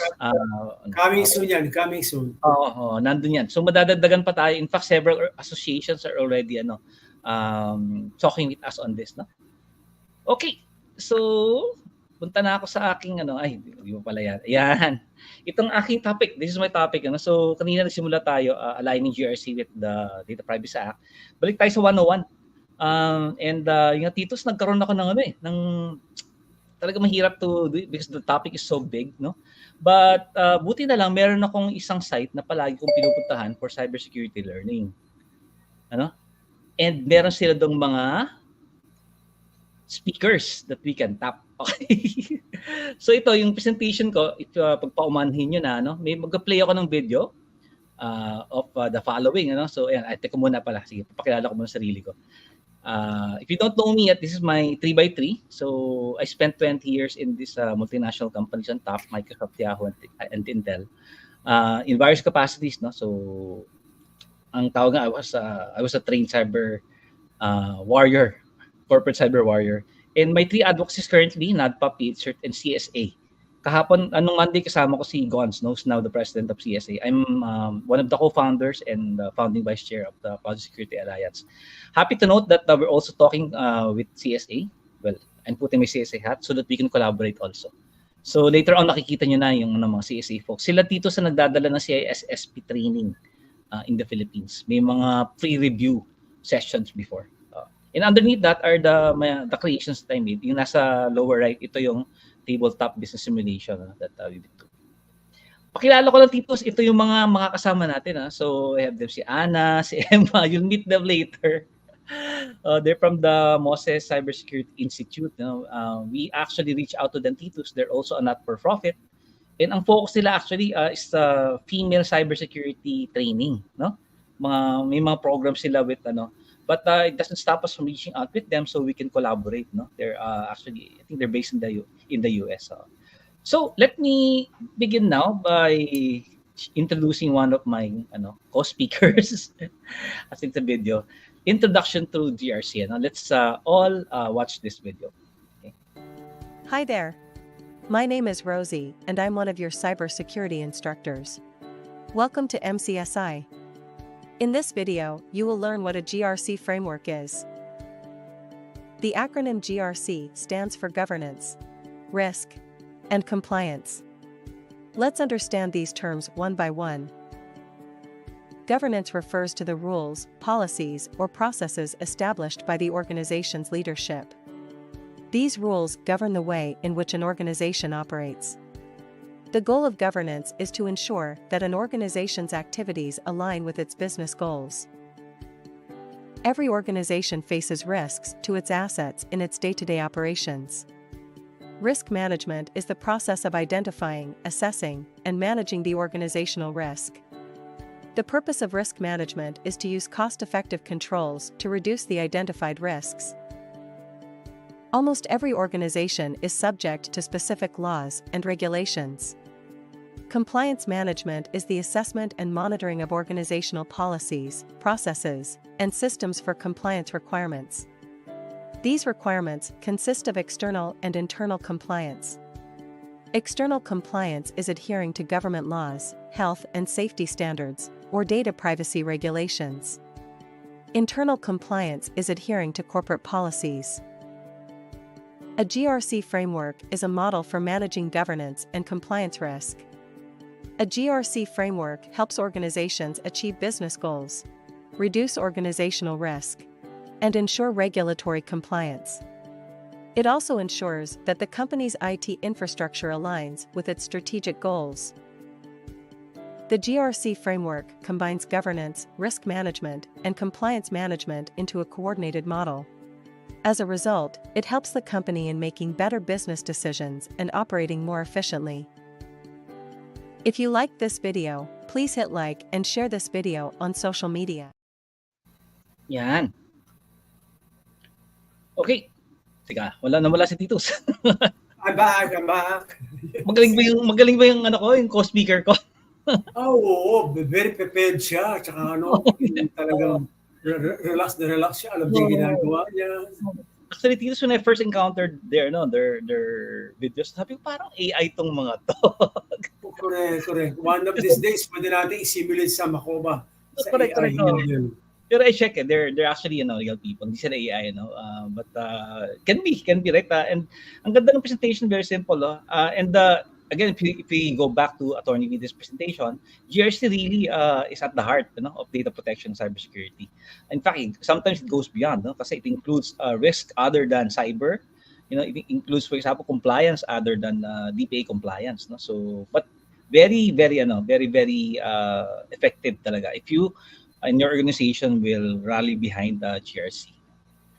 Oh, may si Sean. Ayan. Looks like AI, sabi ni Sean. Tama ako din eh. So, but ito naman, second. So, that's the initial framework. I can share to the community later where I'm getting these videos. Itong sumunod naman, Titus, yung kahalagahan naman ng GRC. So, first the framework, and then let's listen to this video. Another assistant na magsasalita. Okay? Hi there. My name is Emma, and I'm one of your cybersecurity instructors. Welcome to this MCSI video. In this video, we will talk about the importance of GRC framework in an organization. Governance, risk management, and compliance activities are commonplace in any organization. In the past, they were carried out as independent efforts with little coordination among business units. This led to the organization's inability to operate effectively. Businesses face various challenges on a daily basis. These challenges can affect the organization's operations, reputation, and revenue. This requires an organization to have an efficient GRC framework to deal with them. Some of the drivers for GRC implementation include regulatory compliance. Regulation is a big driver for GRC. Healthcare, banking, finance, and other industries have well-defined regulatory standards. Failure to comply can result in significant losses for the business. Data privacy and protection requirements. Organizations collect and store vast amounts of data. This data can include private customer information. It is extremely important to protect this data from cyber attacks and exposure. Increased cost of risk management. The rapid evolution of technology and the business landscape has created new risks. As a result, the cost of managing these risks has risen for organizations. Stakeholder demands. A stakeholder is any party that has a vested interest in the company. Examples of stakeholders include investors, employees, customers, and suppliers. Stakeholders in any organization demand for high performance and transparency in business processes. Having a proper GRC program can offer many benefits for the organization. Let's go over some of the major advantages of a GRC program. Business transparency. GRC allows the business owners to have a holistic view of the organization and its operations. This enables them to better understand different organizational issues. Reduced costs. GRC helps in reducing the cost of dealing with risks. An efficient GRC framework eliminates redundant and disparate processes, resources, and tools. This allows organizations to focus their resources on major risks and compliance issues. Improved decision-making. GRC allows stakeholders to have timely access and control over the right information. This helps them to make informed decisions. Improved security. GRC assists organizations in securing their information assets against various cyber attacks. It also assures adherence to various data protection regulations. Elimination of silos. Silos occurs when information doesn't flow between different business units. GRC eliminates silos by ensuring the collaboration among different departments.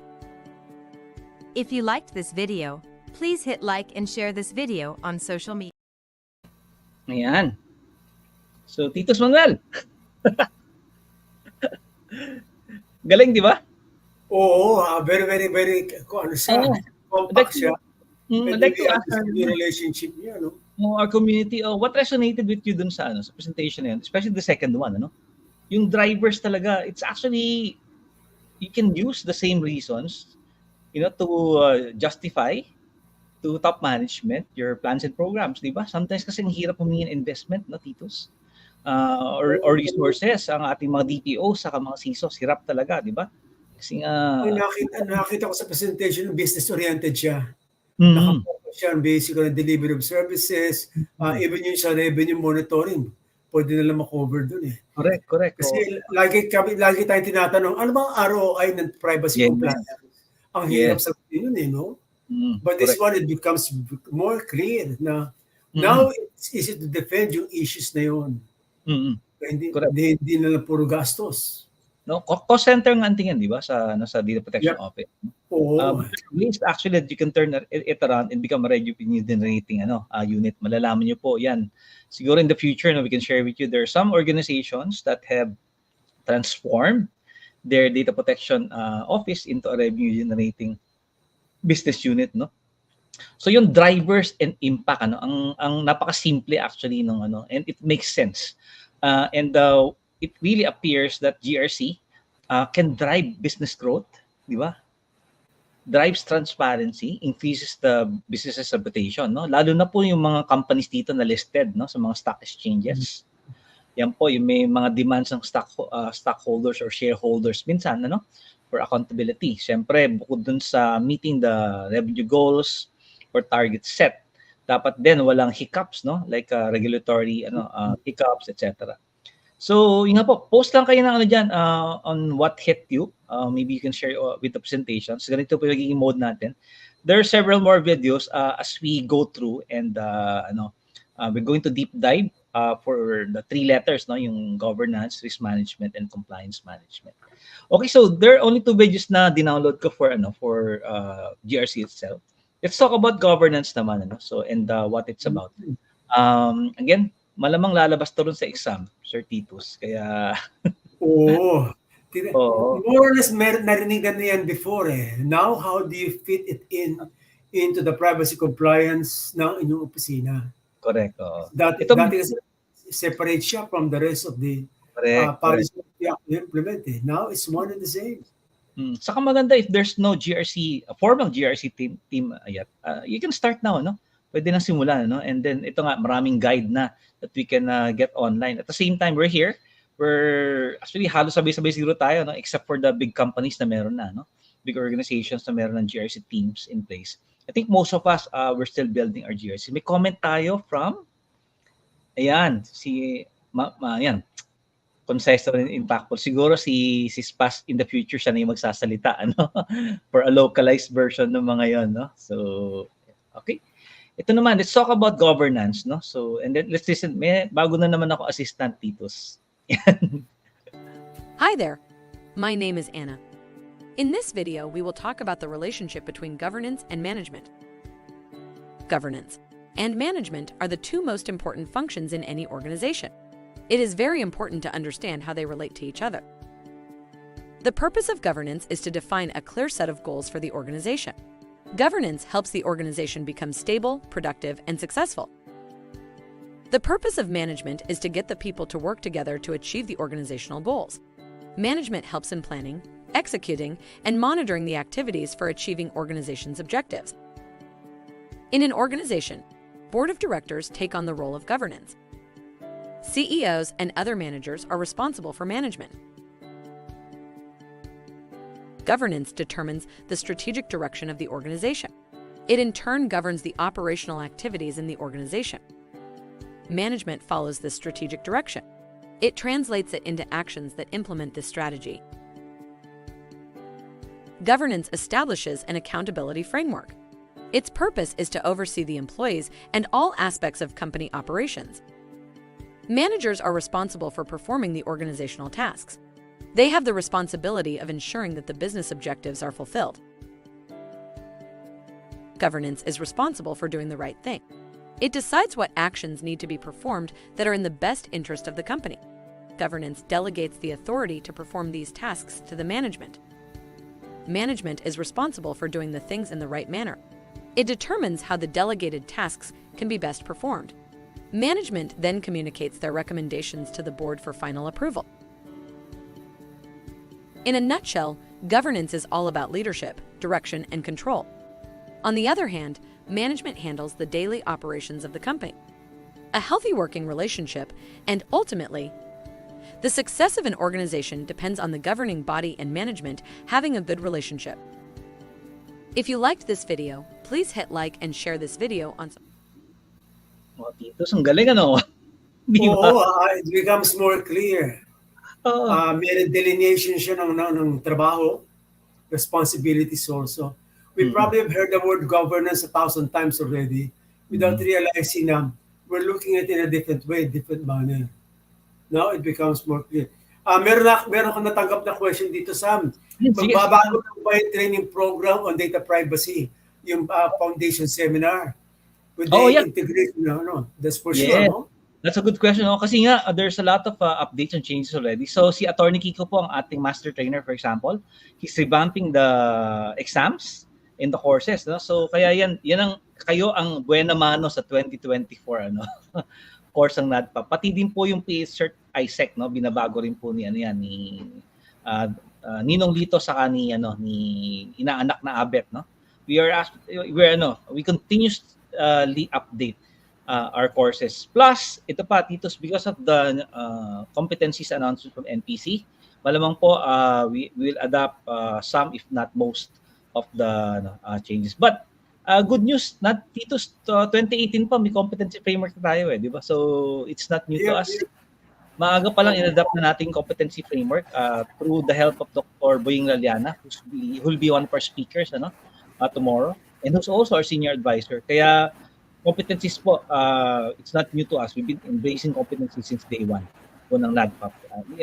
Meron tanong dito, Sam. Yung bang competency daw, separate siya sa governance, sa risk, compliance, or one as one? No, GRC also has so data protection has its own set of competencies along with cybersecurity, and of course GRC has its own set of competencies. It's what we do, Titos, kasi there are like scores of competencies. What we do, we select the most relevant to our market. Ganon. So top 8 lang yan normally. That's what we do. And we can share siguro sa Thursday or Friday yung competency frameworks natin as of today, no? Again, it may change based on what the NPC is going to roll out. Kasi we have to respond to them.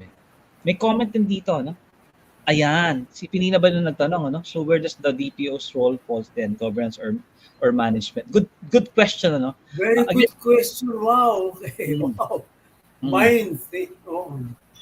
Kung muna, Titos, take this on first, then I'll It depends really kung where po one point of view you're looking at.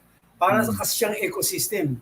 The good thing about this one is every activity has got to be a supporting cast or put in close into a basic one framework operations. Yun ang missing nung sa mga InfoSec, even sa privacy compliance. Para nagsosolo siya. Now, you have an entire one ecosystem that actually supports each other. No matter what changes occurs within the sa privacy or sa InfoSec, the governance will remain the same. Fixing structure niya, no? Yun ang understanding namin doon. That can change, by the way. Depende po kung ano i-release ng National Privacy Commission. But theoretically, that's how it works.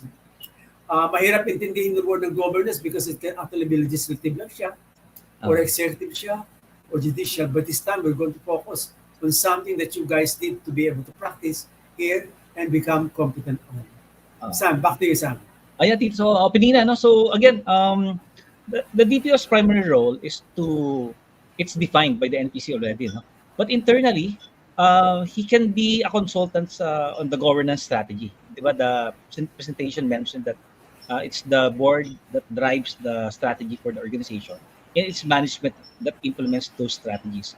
So the DPO straddles both, he should be part of the strategic formulation, for example, specifically for data protection for the organization.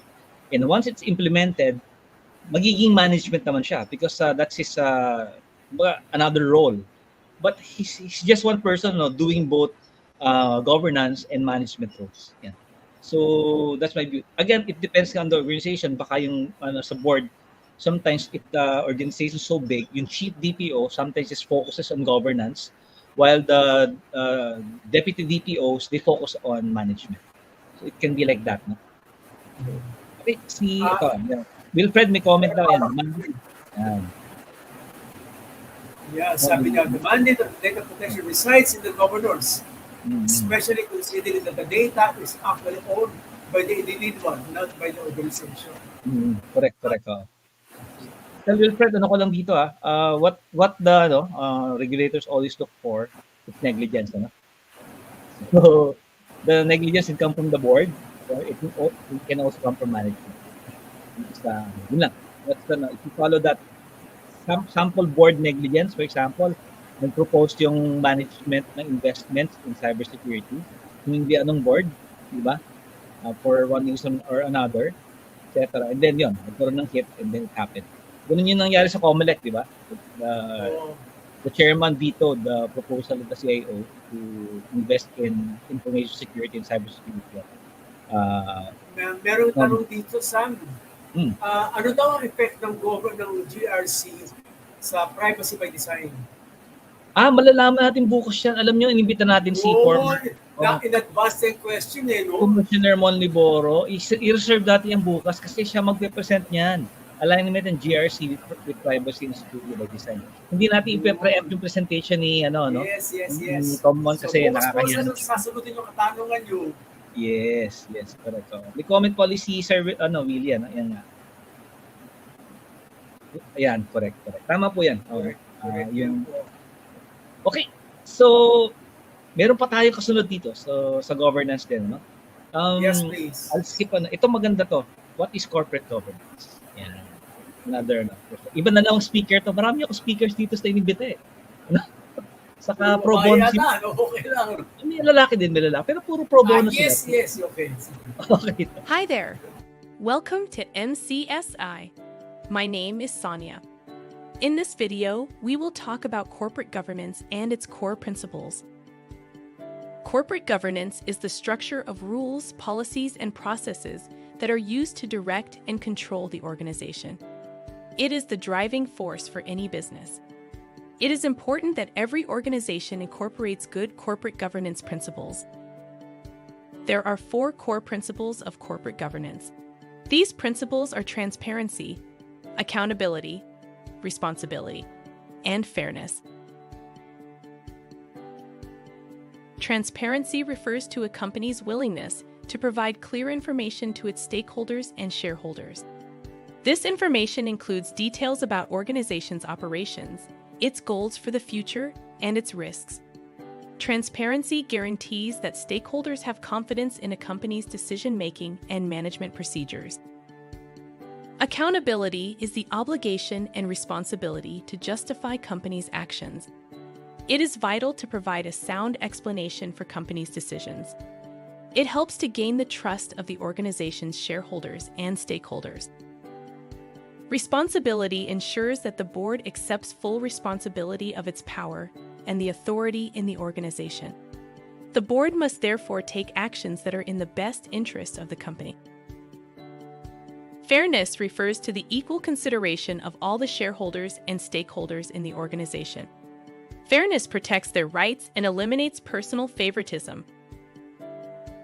The goal of corporate governance is to establish an environment of trust, accountability, and transparency. It helps to ensure the organization's stability, integrity, and business growth. If you liked this video, please hit like and share this video on social. Yan. Dapat yata nauna to, no? Oo. Pero again, yung 4 pillars. Yung foundation ng session niya. Yung 4 pillars ng corporate governance, transparency. That maps with the privacy principles, no? Yung transparency, digital and portion. Pero nang nagtarong kagad dito, Sam, Yan, Yung sige. yung bang tinuro na transparency, accountability, responsibility, and fairness, ano yun, parang linear ba yun? O you can do anyone first and the rest will follow? It's multidimensional things eh. So, it cuts across to.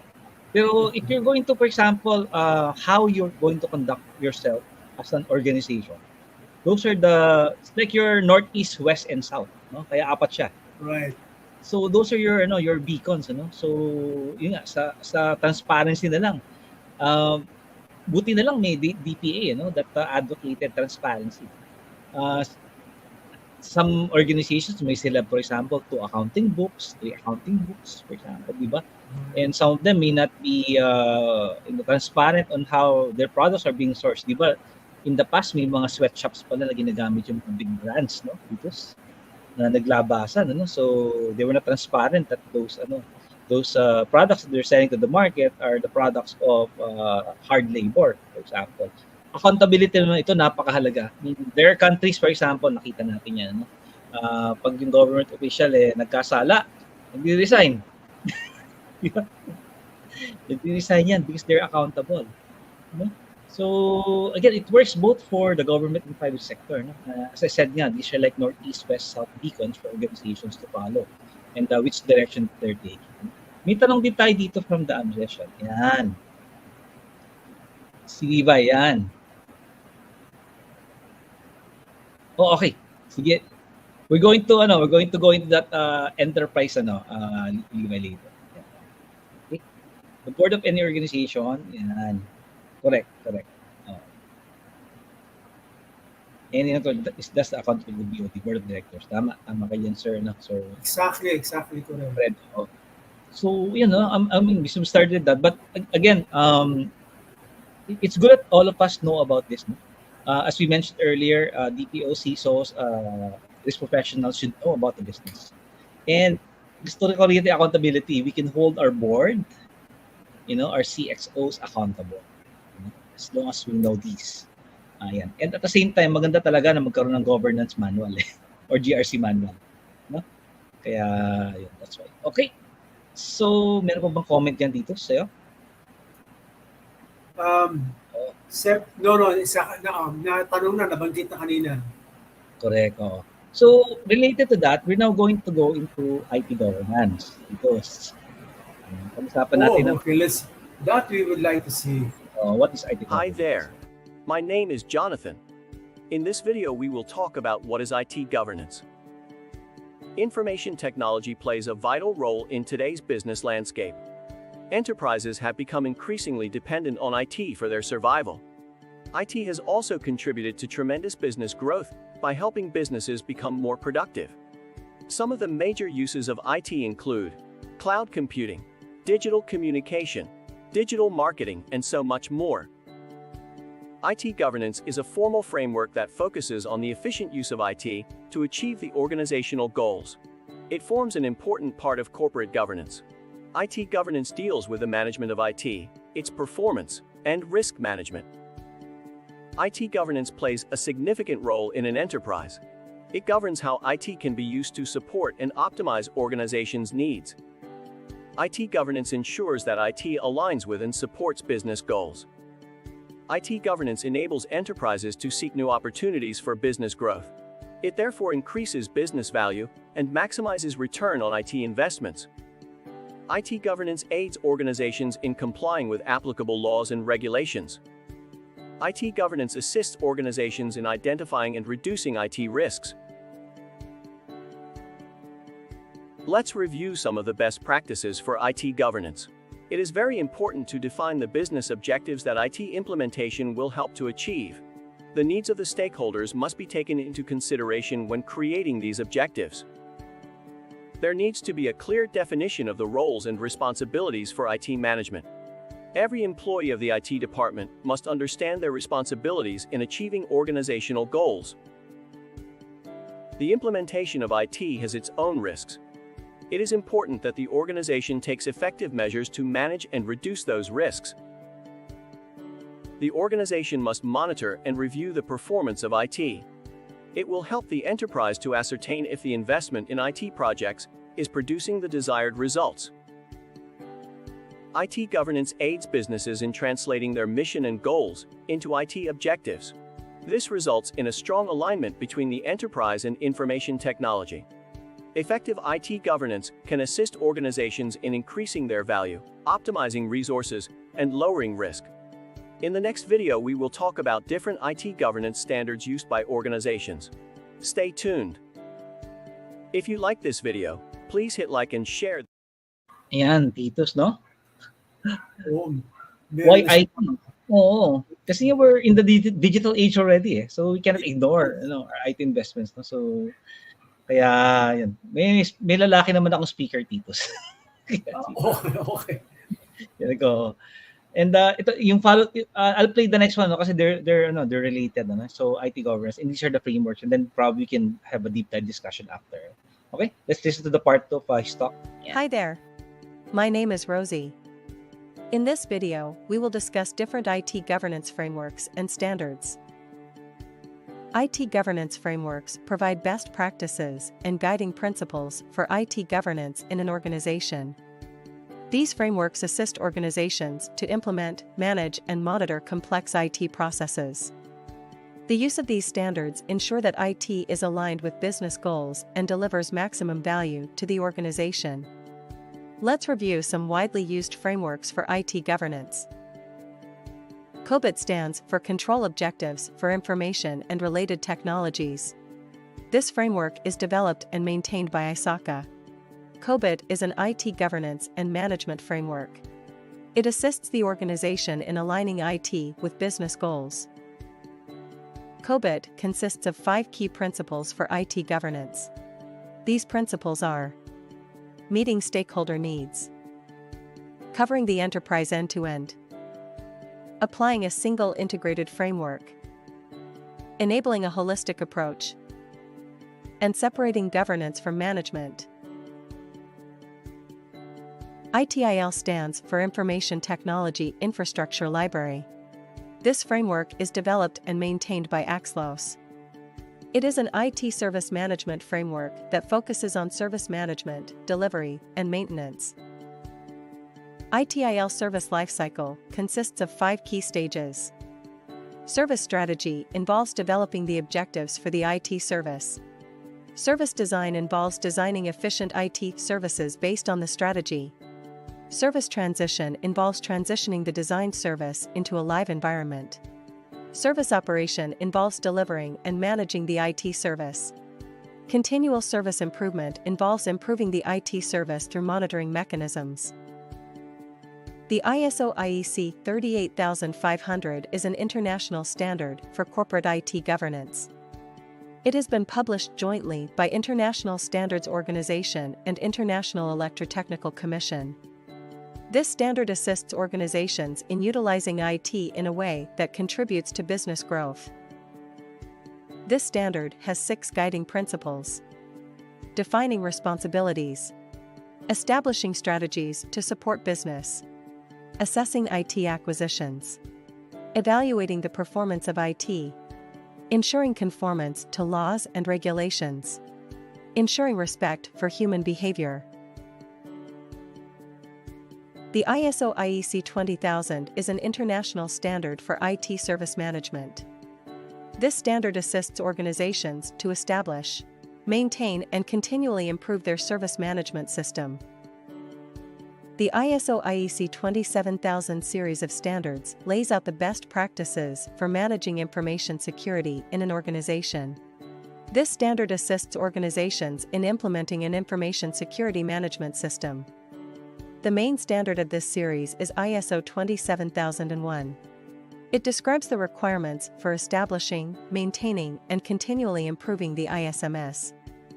The ISO 27002 standard provides guidelines for implementing and selecting security controls for managing risk.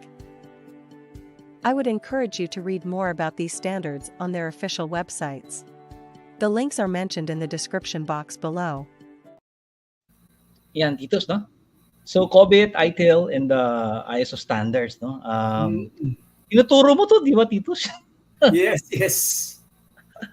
One of our conveners, si G. Ross, and also from the ITMS Advisory Council, part of ISACA, no? We can talk to them so that we can bring yung COVID courses in our community. So again, baka mayroong mga questions yan or insights that you'd like to share, no? It's very important for DPOs and CISOs to work with their CIOs because it's a CIO or CTO who drives IT governance in organization. Yan ang tinatawag natin titos na holy trinity of di ba, data protection, cybersecurity. You get the DPO, the CISO, and of course the CIO/CTO. All three roles working together to drive compliance or governance risk compliance from technology and process or organizational perspective. And ang galing, no? Ito yung mga siguro courses na pwede nating i-supplement, no? Kasi ang mahal titos ng 27001, for example, implementation. Oo, some of those course fees parang budget na annual budget na ng isang small organization. Isang tao pa lang din, ha? Meron bang lead implementer dito sa audience natin ng 27001 ISO? Shout out naman, baka gusto mo mag-project. Si Abet actually in the community. Tito si Abet is a certified 27001 implementer. So, ang mahal na binayad niya to get that. Siyempre, oo. Para we can get... Originally po, pag umattend kayo ng DPO course ni Don Di Mapa, it will cost you an arm and a leg. Before. Di ba, it runs for 5 days to almost 40 hours. So it was really an extensive one. Later on, na-compress na yan into 2 days or 3 days. Meron kami dito. Is there something similar to what we're doing right now and based on what we're going to be taught today? Parang gano'n lang question niya. Well, tama po yun. You have probably are doing this one already. Kaya lang scattered siya. Hindi well organized. So it puts the things in proper context and conditions and even in sequence niya. There are certain things actually you're doing right now that hindi kinagawa ko na before. Tama po kayo doon. Except na wala pong particular focus. Wala pong proper administration na importante doon. And wala pong proper na guidelines on how to do and implement it. Putol yung pinag-aralan natin before. Dito ako natutuwa dyan, Sam. Tama po yung tinanong nyo. You've been doing it probably already, but this one will help you improve yung implementation side.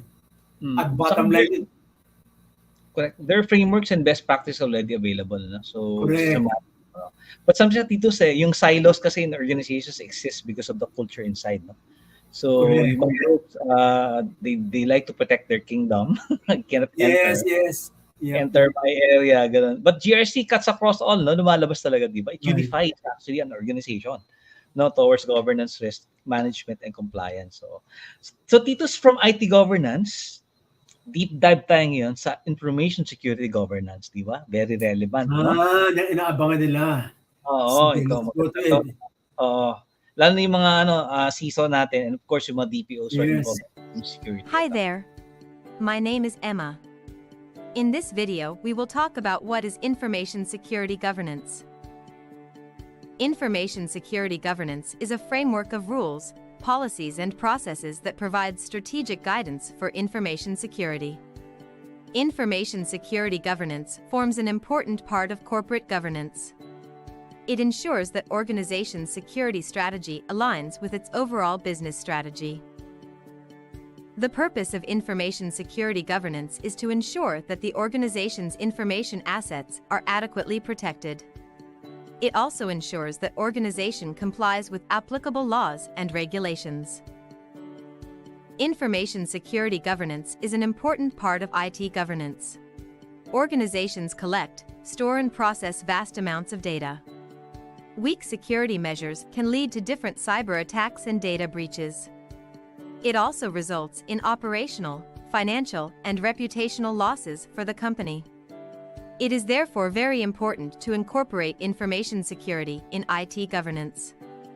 The incorporation of strong security measures in information technology systems reduces the risk of these cyber attacks. The implementation of effective information security governance can have several positive outcomes for the organization. Let's review them one by one.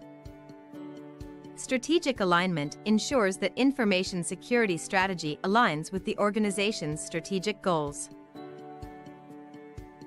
Risk management reduces the information security risks to an organization. It ensures that the organization employs effective security controls to mitigate those risks. Effective information security governance delivers value to the business. It optimizes information security investments by supporting business objectives. Resource management ensures that IT resources are utilized efficiently to support the enterprise. It ensures that the organization keeps updated records of its IT resources. Performance measurement ensures that the IT resources work as expected. Performance is measured based on how these resources achieve the business objectives. Compliance management ensures that the organization implements processes that address its compliance requirements. These requirements include laws and regulations, organizational policies, and contractual obligations. A strong information security governance strategy reduces security risks to business operations. It also helps organizations to gain stakeholder trust by having good security practices. If you liked this video, please hit like and share this video on. Yan. So very clear, no? Titos, the CISO owns the information security governance strategy. Yes, yes. Organization. One thing na nakita ko rito, Sam, is basically, it makes the InfoSec guys more competitive. Yes, Kasi, precisely. the more you know, the more you understand, the better you will become. No? And you're getting closer to the idea of someone who runs the business.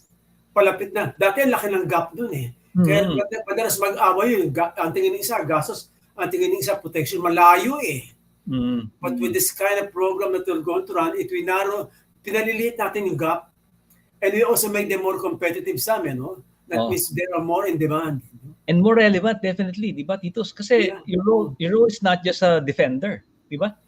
Correct, correct. You're more than a defender of you're actually growing, di ba? The organization's information technology and cybersecurity posture.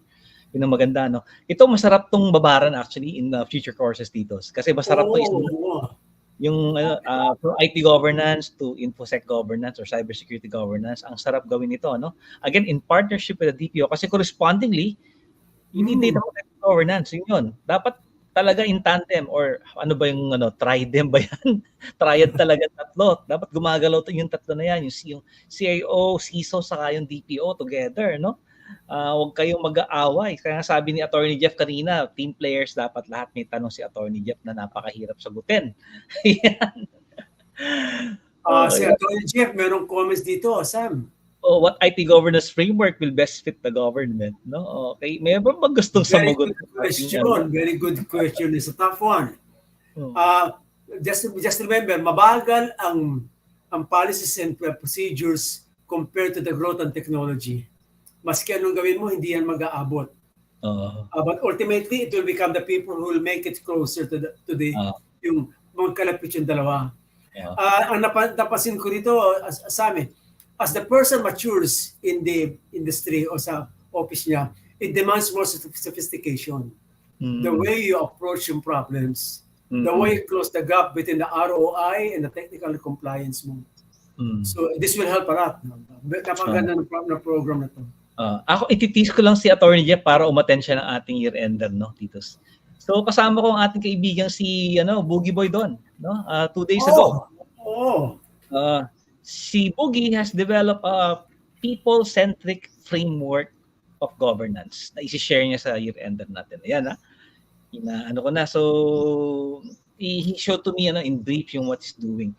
And I think in government, if we can adopt a people-centric approach in delivering government services, a lot of things will happen. Yung ginagawa ng ARTA actually maganda eh. No? Yung, although they focus on making things efficient, di ba? Later on, I'm sure mag-evolve yung role ng ARTA, Anti-Red Tape Authority, if you are not familiar, no? In more than business excellence, but people service excellence. Nakikita ko mag-evolve ang ARTA doon.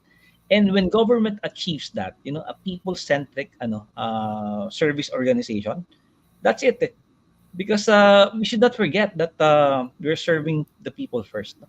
So, ayan. Ako ni Jem, atin ka ba? Pakita mo nga yung previous question ulit. Yung previous question. Gusto ko kasi sagutin yung question nyo dun. There it is. Yung question of what IT governance framework will best fit the government. For as long as you don't solve the issue of digital transformation, matagal bago mo abutin to. Kasi parang lumalabas, subset siya nun eh. But at least merong clarity. Bakit ka nag-transform? Kasi kailangan mo IT governance framework. Kasi napansin namin yan sa Comelec eh. So when we were working the project sa Comelec, we realized na yung ayusin mo yung system, yung transformation. And then the rest will actually follow. Kasi masyadong malaki yung Atty. Jeff, baka jacket na ang katapat nito. Ayan Ito naman si Penina, from a layman's perspective and language, how do the IT group and organization maintain and secure backups to ensure data integrity and availability in case of disasters? Ang sagot po diyan syempre business continuity and disaster recovery. Yes. Yun po. Merong session yata dito on that, no? So but we'll have deep dive courses kasi po BC, P and then DR are essential, lalo na ngayon. Doon pong yung mga nangyaring hacks, napakasimple po, na madali kang ma-ransomware kung wala kang strategic backup plan. Na tinamaan din yung backup mo ng hack. So, wala ka talagang data. So, yun nga po, tama. It starts there. You really need to prepare for a business continuity program and disaster management program. Again, sa GRC bumabagsak yan, sa GRC team. Yan. Naku, ito na yung mga mahihirap na tanong ni Libay, no? Yan. When the security operations center is being evolved for internal service into, yan. Is the revenue generated services. You're talking business now. Tama yan. Kasi the challenge is there eh. And at the same time, Titos, alam mo, kahit na maraming solutions provider in security, kulang pa rin talaga. Kulang yung actually yung upper market. Sir Liway, to answer your question, if the CISO or InfoSec lead or even the DPO has, di ba, marketing and sales skills, pwede. Okay? Yes. Tama sa dahil it started dati. Mahirap kasi ilagay sa isang sales and marketing position ng isang pang-ibang gift niya. Di ba? Yes. So, I'm sure ito from STECS kasi minsan nag-double hat yata kayo, no, sir? So, yeah. But, again, may training din tayo T2s for those who want to become sales professionals. Meron tayong data privacy and cybersecurity sales course coming up. Para yan sa mga vendors natin, yung partners natin sa ITAP, sila Carlos Subido and team, no? Yan, we're going to partner with them for that. Kasi syempre, you should speak the language of your customers, no? Hindi pwedeng yung CISO, iba yung language mo, or yung DPO or yung CIO, definitely. Meron comments dito. Sir, nakaka-overwhelm naman yung discipline sa kailangan namin pag-aralan. Well, if you want to be able to be good on this one, there's no other choice. Lifelong learning po talaga ang sagot yan. One bite at a time yan. One bite at a time. So, but you have to take time for it. Kakainin po yung ating mga rest days, ganyan. So, we have to be smart. Ito nga kaya nga may mga courses na ganito, yung pinapakita kong videos. I love these kinds of, yung mga micro, snackable content. Ayoko na yung mga mahaba. Kaya nagustuhan ko yung site na yun talaga when I discovered them, no? Si Ray, ito Titos, expand more on off-site backup and recovery, sir. Ito po yung kanina, yung pinag-uusapan natin, yung where does your data reside, no? Yung pong on-premise, meaning most of your data is within your organization's ecosystem, or off-site or on the cloud, ganun po. So, yung mga strategies po, normally, it's a combination of on-prem, cloud, kaya nga po hybrid, one of the best strategies for backup and recovery and BCP. Yung iba nga po diyan, dinadagdagan pa nila, for example, ng mga honeypot strategy. Ano po yung honeypot? Naglalagay kayo ng fake data na trap pala for the hackers, both internal and external. So yan po, napag-aaralan po yung mga magagaling po natin ng mga CISO, ginagawa po nila yan. Kaya yan. So yan, and meron nagtanong dito, some very simple question na. Sir, paano ba natutunan nyo? pwede niyo Yung pong Ano iyan, po? no? Humingi po kayo ng DNA ni Sir Titus Manuel. I-inject natin sa inyo. What did I learn in life? You go where the good guys are. Your company is the one that will actually dictate how much you know or how much you will know. Kaya nga kaya ako po hinabol yung PCS dati. Graduate ako sa isang school na hindi kilala. Mahirapan na makipag-compete eh. Sabi nga na, pag sumama ka sa mga gwapo ka na rin. So ultimately, it will become the same thing as sa amin, no? Kaya importante po yung regular procedures sa NADPOP and yung PH-CERT institutions para you're able to, ang tawag dyan, osmosis. Yes. Pwede mailipat sa inyo yung technology. It comes second nature. Yung mga ganitong usapan, hindi niyo po makukuha yan sa isang classroom type kasi puro kadalasan theory yun eh. But here, yung practical applications na naririnig natin eh. Ako, I agree with Titos, tawag ka Titos Kuya eh. Ito pong ating community of practice, we intend to expand it. Pero po hindi po tayo lalaking sa way na marami tayong members. What we're going to create po, if you're familiar po with small groups, doon po sa small group actually nagkakaroon ng interaction. Kami po sa Privacy Fridays, we're like a small group. We learn from each other, we share each other's challenges, natutulungan po kami. We hope nga po sa 2024 we can form groups like that. It can be vertical, pwedeng in one industry magkakasama kayo, which is what the NPC is doing. It can be geographic. Si Sir Raymond ng Jensen nandito eh. So, ganun. And we're going to nurture you po. Yun po ang kahalagahan ng isang community of practice. Kaibahan sa isang paid organization, tayo po dito talaga not for profit. We really intend to help each other kasi po kailangan po talaga. And malalaman niyo po yan. Just be active lang sa mga NADPOP PH-CERT activities and initiatives. And maging bukas po kayo, be generous po. Yun po yung isang mga sikreto. Maging generous po kayo sa knowledge nyo, sa oras nyo. Kasi po babalik yan. The universe is going to gift you 1,000-fold. Yun po yun. So, sundan ko lang sinabi ni Sam na napakaganda ng kamutik na ako lumuhod at nagdasal, no, Sam. Yung sinasabi ni Sam is basically very important po yan. The best way to learn is to be able to serve and to teach. There is no other way. Pag tinuro mo yan, sinerve mo yan, it will become second nature to you. Si Titos, sabi nila. Tropa daw. So, samahan niyo si Titos sa Bistro RJ. Hindi, importante po yun na ang barkada mo is basically someone who can add value to you. Yes. And it also be able to help others too. You are the sum of your 5 closest friends actually. Ikaw ang sum. Exactly. So, pinag-ahalo po namin ni Sam in discussion about people skills, and even management skills. So, pero part po ng governance yun. Without those items, remember niyo po, people, process, and technology. Pag umupo dito mamaya si Catholics, babanggitin niya people, process, technology. Importante po yun. Laging tao ang una. Si Sir Willie, sinagot niya yung kanina sa backup. There have been strategies and products for backup. What you choose and reasonable and appropriate so as to be approved by. And tama po yan. Misa kasi yung budget na nagiging problema, no? But we can think about it. Apologies sa mga branded sometimes. Pero po, yung BSTCS, meron sila, di ba, Sir Levi, from enterprise to MSME. Meron silang solutions nun. So, pick the right one for you po. Tapos be very diligent in asking for referrals. Tanungin nyo, ginagamit ba to? What's your experience, etc. Do not just look at the technologies. Napakahalaga din po siyempre yung support and the people who are supporting you. So, kaya yan. Kung meron nga chance, one of these things, we'll teach them about vendor management. Precisely. Because after all, kung ano yung what they failed to do, you're accountable for it. Tinanong, nabanggit natin kanina yan eh. Third party yan. Yep.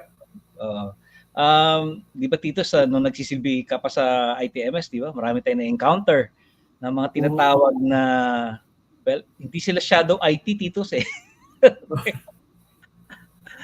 I-plug natin also sa people. Ayan, tama, di ba? Sir Levi, yan. Pakasuportahan na nila yung ating year-ender. No? Sabihin natin kay Sir G. Yep. So Titos kanina, balikan ko lang yung Sige. IT. So, kadalasan most of the failure happens na mini-mention na shadow IT. So what is shadow IT? Others call it cowboy IT. These are systems that are not mandated by your IT group. In fact, yung one of the biggest hacks, di ba, sa PNP recently was a shadow IT system, no? Hindi dumaan sa ITMS yung system na yun. Right. So, and in your organizations also, rule of thumb number 1, if you see someone, for example, doing his or her own thing, like downloading an app to make things work, sabihan nyo agad, no? That's IT governance, InfoSec governance, labag na labag yun. And yung part ng privacy manual nyo, in partnership with the IT group, no, there should be a list of official applications and solutions. Any application or solution being used by your colleagues at work, that has to be reprimanded. Especially now, hindi mo alam eh. And of course, there are sites that your colleagues should not be able to go to. Kasi doon ang gagaling yung mga malware, yung mga pinupuntahan ng mga nabobore sa inyong sa inyong offices. So, kaya napakahalaga talaga ng IT governance and InfoSec governance. Kaya may isa pa tayong video dito on governance before we go Sige lang. Nagiging excited na usapan. Oo, ito yung yung how to naman developing an InfoSec governance plan. Yeah. This is the last of the videos for governance, no? Okay. Hi there. My name is Emma. In this video, we will talk about how to develop the information security strategy. In any organization, it is very important to protect its assets against cyber attacks. This is not possible without having a well-defined plan to secure these assets. An information security strategy is a roadmap that helps the company define its security objectives and how it will fulfill those objectives. The development of the information security strategy provides direction of how these assets will be safeguarded. The purpose of information security strategy is to help the higher management make informed decisions about investment in security. It helps in the formation of security policies and procedures to implement this strategy. Information security strategy also helps in creating metrics for measuring the success of the security objectives. Let's go through some of the major steps that are involved in developing the information security strategy. The first step in creating an information security strategy is to understand the objectives of the business. The primary goal of security strategy is to support the business goals of the company. The information security strategy must always be linked to the business strategy. The next step is to identify and classify the key information assets in your company. This step involves creating the inventory of these assets such as private customer data, hardware, software solutions, and much more. This data can be classified on its sensitivity or criticality for the organization. Sensitivity can be derived from determining the consequences if the data gets exposed. Criticality can be derived from criticality of business processes that depend on this data for their successful operation. The next step is performing a gap analysis of the current security state of the organization with the desired state. It helps the organization identify what security controls are already in place and what's missing from the desired state. The analysis of the current versus desired state helps in creating plans to reach the desired state.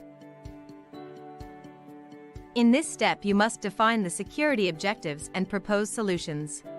The objectives and solutions must address the security gaps. Let's consider the following example to understand this. Suppose the company's business strategy is to outsource some of its IT functions to third parties. Its business objectives are to create opportunities for revenue growth as well as attracting and retaining customers. Let's suppose that there is a security issue of sharing companies' data with vendors without sufficient protection. It poses a security threat to this data. The security objective in this case is to prevent unauthorized access to companies' information. This security objective thus supports the business objectives of the company. The security solution, therefore, is to apply appropriate access controls to companies' data. Estimating security strategy budget is a very important step. It will help the higher management make informed decisions about security budget and resource allocation. The investment in security must demonstrate potential benefits that will be achieved. While estimating strategy budget, some of the major costs that should be taken into account include hardware costs, software solutions costs, employee training costs, consultancy costs, and much more. The next step is to define the timeline. The timeline provides an estimate for achieving specific security objectives on an annual basis. This timeline also includes a rolling plan for information security strategy implementation. The rolling plan is adjusted annually according to the changes in business conditions, while the annual plan stays consistent for the period within which it operates. There are some constraints affecting the implementation of the information security strategy. The organization must allow for these constraining factors while developing the strategy. Legal constraints include applicable laws and regulations. The organization must adhere to these laws to avoid legal penalties. Costs include the capital or expenses that you can spend on security. The strategy needs to consider the most cost-effective ways to reduce security risks. The company's security culture indicates the acceptance of the security practices in the organization. Employees may feel that they are unable to do their job because of excessive security controls. The information security strategy must account for the total cost of ownership for the security resources. It should include costs of acquiring, installing, operating, and maintaining the security solution. The strategy must consider the capabilities such as skill and expertise of the staff. It should also consider the company's ability to hire and retain talent. Organization structure can have a significant impact on the information security strategy. The lack of information exchange among different departments can lead to unidentified security weaknesses. Time is a major constraint in implementing the security strategy. This includes deadlines, workload management, or resource allocation for fulfilling security objectives. Risk appetite is the amount of risk an organization is willing to take in pursuit of its objectives. This risk appetite dictates the security strategy and its budget allocation. An effective information security strategy is holistic, risk-aware, and aligned with the business goals. It also provides businesses a foundation against which to measure the success of its security objectives. If you liked this video, please hit like and share this video on social media. Klaro, no, Titos? Oo, maganda yung session na last part na yun. Heavy siya. Oo. Saka look familiar, di ba? Para siyang may PIA din doon. Nakita mo ba? Yung ano? Oo eh. Pag tinignan mo siya actually, parang kinumbay niya. Yung strategy actually para kang naging project manager, naging policy person ka, naging risk manager ka, meron ka pang finance undertaking. Kasi you look at things in a better light eh. You make better decisions that way. Kaya yung training program na to, kung na-implement natin siya, napakaganda. Correct. It's not commonly taught in schools eh. Putol yan pag nag-aral ka sa ano eh. But you will see it in one core program para ma-align mo siya together. Talagang maganda to, sa totoo lang. Hopefully, if you intend to be able to move up in the ladder ng sa inyong institution, stay a technical person, magiging redundant ka overnight. But if you know these 4 skills, project management, policy, risk manager, finance, you will be unreplaceable. So medyo mas mahirapan sila. And you can actually move wherever you want to go. Oh, yan dito nililiba yung ano mo, no? Yan tama. The InfoSec or CISO should also know how to be a project manager, correct? Oo. And yan nga, if such a shortcoming the part of the InfoSec CISO, how can it be best addressed? Ito, when it comes to competencies and skills, your best partner is your HR team. You consult with them. You tell them, okay, this is my role right now, but it's evolving. And then these are my current competencies and skills, but this is what the role needs. Can you help me fill in that gap? Yan. Yung mga proactive po na talent manager internally sa or yung mga business partners, they call HR, no? They constantly have a training needs analysis, and then yung gap na yung pinufulfill nila. And tayo siguro sa NADPOP dito, we've been planning to do that, yung competencies and training needs analysis for our members, no? Probably we can do that also.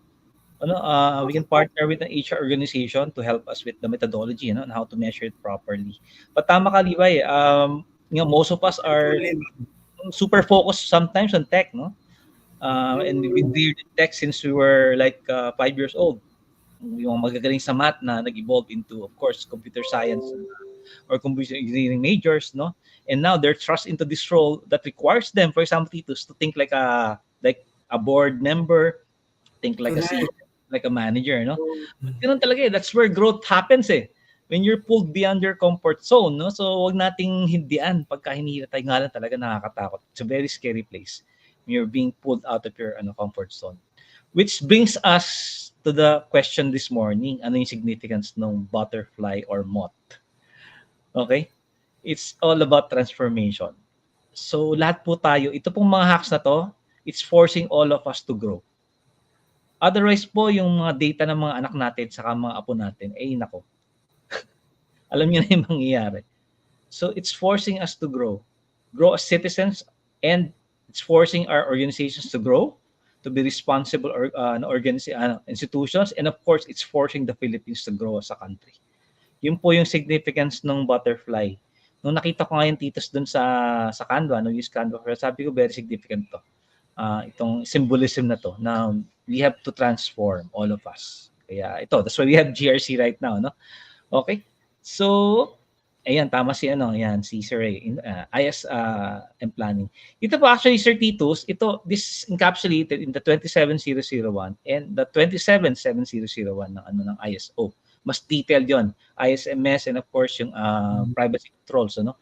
But yung approach ng GRC, tama kay. It's very broad yet strategic, no? And captures all aspects of the business. Kaya maganda siya. Okay, may comments ba bago tayo magpunta sa risk? Okay. Merong question dito, Sam. Meron po ba assessment itong governance para alam namin kung saan ang weakness namin? Meron po. Yan, sinagot po kayo ni Sam. From corporate governance, meron. So that's from the overall business, no? Then drill down sa IT governance, meron din. InfoSec governance, and then meron pa after InfoSec governance, meron pa yan. For example, specific to the business units that you have. So ganun po yung from the biggest to the smallest unit po. Ayan. Uy, meron din butterfly effect naman. Thank you. Ayan, isa pa yan. Yes. Oh, Sir Willie, tama. Nahuli mo rin, sir. Yung significant butterfly, no? Yung one flutter of a butterfly in North America can cause a hurricane. Di ba? To happen here in the Philippines. Yung butterfly effect po. So, thank you, sir. Hopefully, itong ginagawa natin ngayon sa NADPOP and PH-CERT, maging butterfly effect, to inspire Filipinos to pursue careers in data protection, in cybersecurity, in GRC. Yung po sana yung maging butterfly effect natin. Kasi po, 180,000 na kailangan natin sa Pilipinas. Ayan. Ayan si Atty. Jeff, no? Nag-share siya. I'm a DPO, I'm not an IT person. Ayan. There should not be bits and chunks of me being... Ayan, okay. Thank you, Atty. Yep. No? So, yun na maganda talaga. And this is how a community of practice, makes everyone a better person and a better version of themselves. Ito talaga ang ating interaction and discussion. Siguro, Tito, gusto kong sabihin kay Atty. Jeff is the first step towards learning is realization of what you don't know. And then the intention is to be able to fill up the gap along the way. Attorney Jeff, kung gusto mong maging panelist, sabihan mo lang bukas o Friday, ha? Sino ba ang gusto mo igisa sa mga future speakers natin? Papakita namin yung mga speakers ng day 2 saka day 3 mamaya, So magsabi lang kayo. Ayan, Levi, Attorney Jeff, Sir Willie, baka gusto din niya makipag discussion sa ating mga speakers tomorrow and Friday, ang ating nidong ng cybersecurity ay parating na. Galing siya sa maraming meeting kasi chairman din siya ng NAMPREL, pero ayan, buti na lang Levi, naka-funnel. Ayan. Template ng nabasa. Parang naka-funnel ba? Hindi ko maintindihan, Sir Levi. But we're helping Levi. But we're helping government din, Sir Levi. Kaya nga yung si Atty. Jeff nandito. And we've been in constant communication, for example, with the DICT and NTC with the recent hacks, Some of our volunteers are actually helping out, talagang mga warm bodies, or at the same time giving giving advice and support. Kasama namin si Yusek Jeff sa Tokyo nung nangyaring hack So saka si Kaloy. Kaya ayun, I feel you, Panyera. Ayan, ayan yung mga ating mga dito lawyers, Yan. Talagang Kami, hybrid. Oh. kami naman ni Sam, din mga kami lawyers, were forced to understand the legal basis of everything. Oo, lovers lang kami ni Tito. Adjustment lang yan eh. Oo. Di ba lovers lang tayo? Yan, sent ko. Yan, tama yan. Oh, Sir Jeff, dadali namin kayo sa ano. Yan, kanya-kanyang strength yan eh. Yan, oh. I-share natin sa community yung mga galing nyo, no? So, Yeah. yan. Be generous, Thank ano? you, Atty. Jeff. Yung ating model ngayon, let's be generous. Kasi nga, it will come back to us 1,000-fold talaga. Yung ating good deeds, no? Okay, punta na tayo sa risk, no? Alam mo, Titos, we're seeing right now yung the rise of the chief risk officers in organizations. Oo eh. Madami ng ano ngayon, organizations that are really beefing up their risk teams, ano? So, kasi nga, nadagdag na yung cyber as a risk domain, eh. Diba? Yeah. Yung sa government nga, dati, land, air, and water. Diba? Yung ating Army, Navy, Air Force, no? Yung US, may Space Force na sila, no? Ito ngayon, kailangan ng Cyber Force. Diba? Or cyberspace kasi grabe yung mga kalaban natin, walang tulog yung mga yan. And Titos, nag-uusap-usap sila worldwide. Of course. Yung mga threats nilo-localize nila depending on where they want to target, no? So grabe talaga. Grabe yung ating mga kalaban. That's why we're doing this. Kaya yan. So okay, sa risk, punta naman tayo sa risk, which is second pillar ng GRC. I'll begin with a risk video again, yung risk one. This is my guy speaker. Okay, he'll introduce us to. Hi there. My name is Jonathan. Welcome to MCSI. In this video, we will talk about defining risk appetite and risk tolerance for the organization. Risks are a crucial part of doing business. It is impossible to completely eliminate every risk that the company faces. Successful business owners frequently take calculated risks that help them to outperform their competitors, gain customer trust, and generate revenue. Risk appetite is the amount of risk that an organization is willing to take on a broad level to achieve its strategic goals. A company's risk appetite depends upon factors such as the organization's culture, the industry in which it operates, its goals and objectives, its financial strength, and its competitors. Risk tolerance is the amount of deviation from the risk appetite that the organization is willing to accept to achieve a specific objective. Risk tolerance varies on a case-by-case basis on factors such as importance of the specific project, its time frame, the experience of the people involved, and much more. Let's consider a driving analogy to understand risk appetite and risk tolerance. Suppose the speed limit on a road is 80 miles per hour. This speed is your risk appetite. If you are within this speed limit, you are safe. However, there is an additional grace window of 20 miles per hour above this speed limit. This is your risk tolerance. You might choose to travel at a speed higher than 80 miles per hour at some point, but going beyond 100 miles per hour will count as unacceptable risk. Defining risk appetite and risk tolerance forms a crucial part of enterprise risk management. It helps the company understand and manage the level and severity of risks it faces. It assists the higher management make better risk-based decisions. It also helps the management to allocate necessary resources based on risk versus benefit trade-offs. The senior leadership of the company always defines and communicates risk appetite and risk tolerance. Let's go over the important steps that can be taken to determine them. Before defining the risk appetite, it is very important to review the strategic goals and objectives of the organization. Doing so will help you determine how much risk the organization is willing to take in order to reach those objectives. After reviewing the objectives, it is necessary to develop a risk appetite scale. It serves as a means to achieve consensus in an enterprise about acceptable risks regarding a specific goal. You may need to be more careful with your resources while dealing with one sort of risk. On the other hand, you may have more room for innovation when dealing with another risk. This scaling system helps you to determine how much risk tolerance you can assume for each risk. After developing the risk appetite scale, it is important to get the input from the organization's senior management and key stakeholders. They must provide candid and realistic expectations about how much risk they believe the organization should take to reach its goals.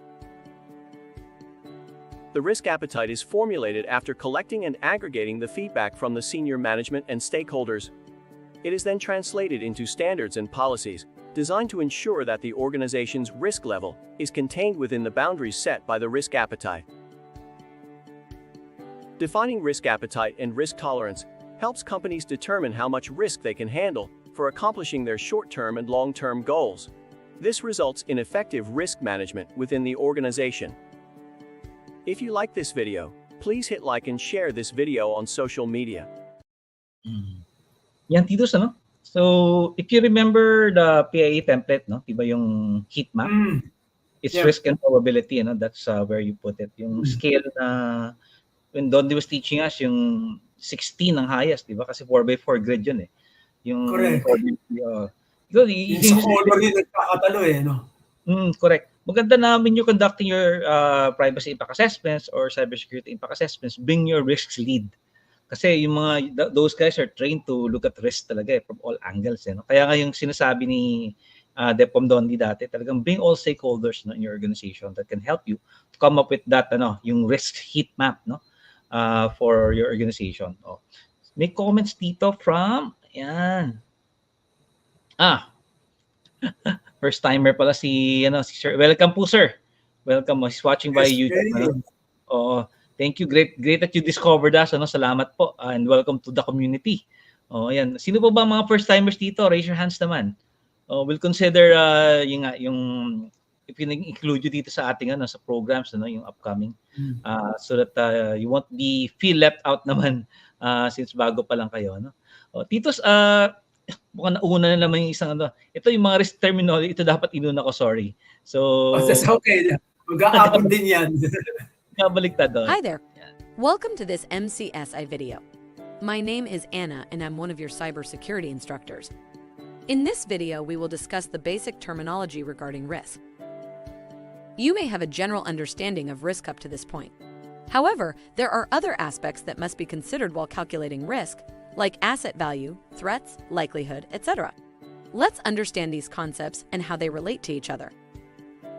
An asset is something tangible or intangible that holds value for the organization and requires protection.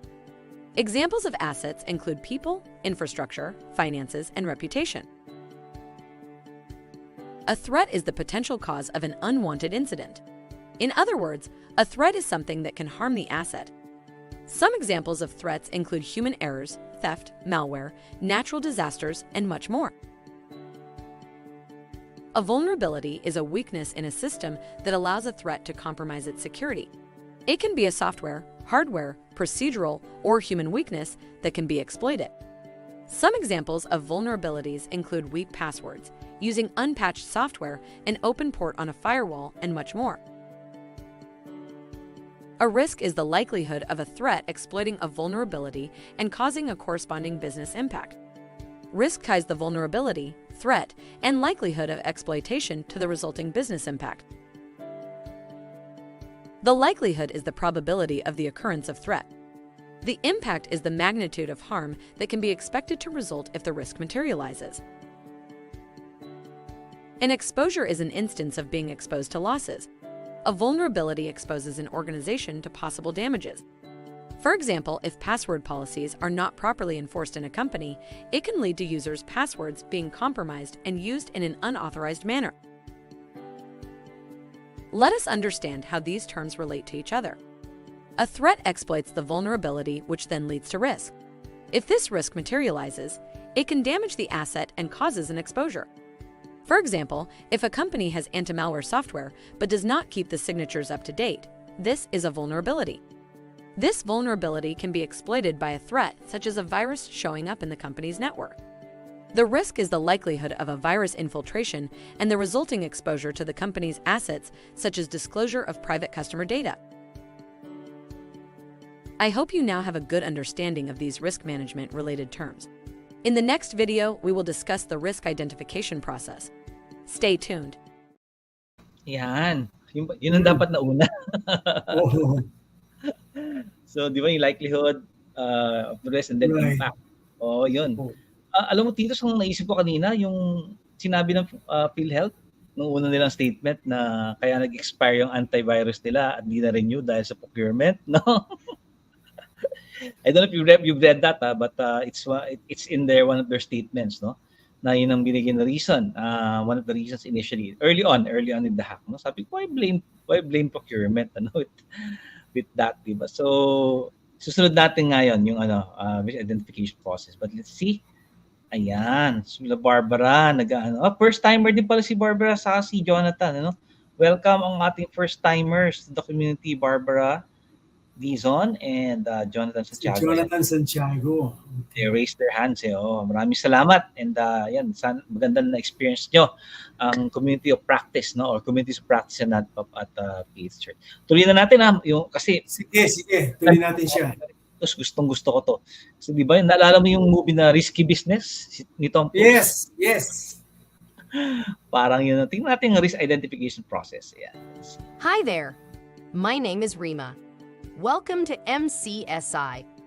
In this video, we will discuss the steps involved in the risk identification process. The first step in the risk management process is risk identification.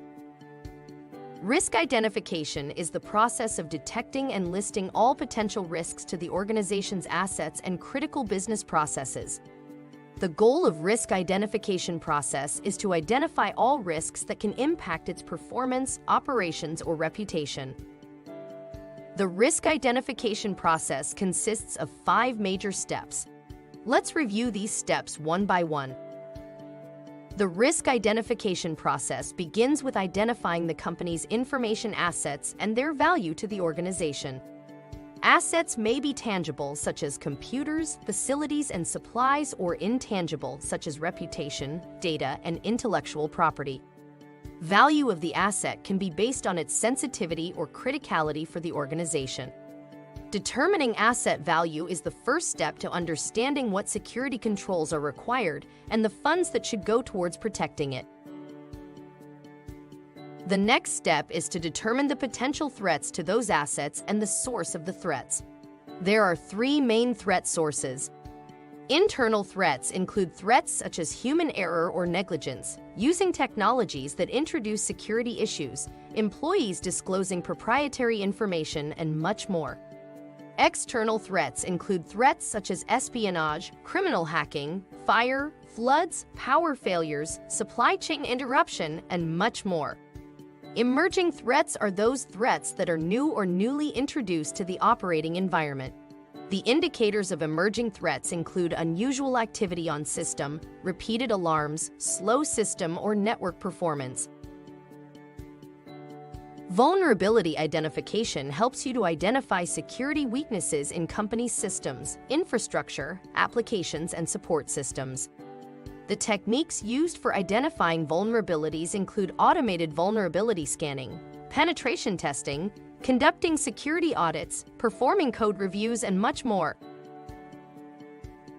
In this step, you analyze the efficacy of the security controls that are already in place. The extent to which these controls eliminate or reduce the possibility of threat exploiting the vulnerability is determined. This will help you to identify any shortcomings or actionable improvements that can be used to deal with the risk posed by the threat. In this step, you identify the loss potential of the risk. Loss potential means what the company would lose if a threat agent actually exploited a vulnerability.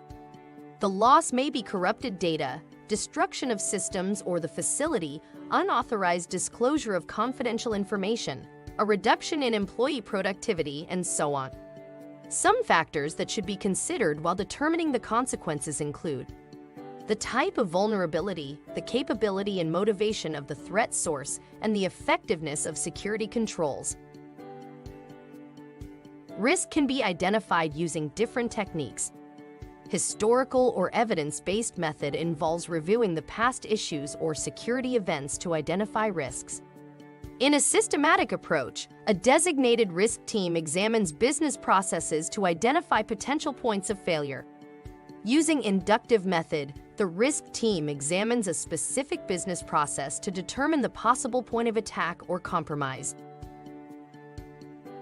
Risk identification should not be a one-and-done process.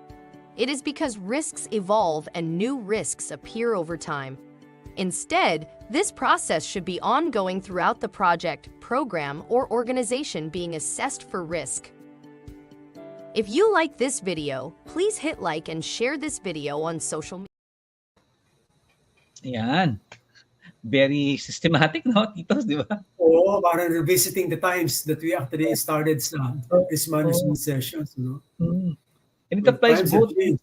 to most roles that we have here, no, for DPO, CISOs, even CIOs, CTOs, no. Yeah. The principles apply on risk management. In fact, across all roles, no, in an organization, may mga risk talaga involved. Even with HR, no, the risk of hiring, for example, an unethical Right. employee, napakalaki niyan, di ba? So, Right. hindi mo alam, may bad pass pala yung hinire mo, confidential, confidential hire yun. So there are a lot of risk involved, no? Dun talaga. So may mga ano ba kayo?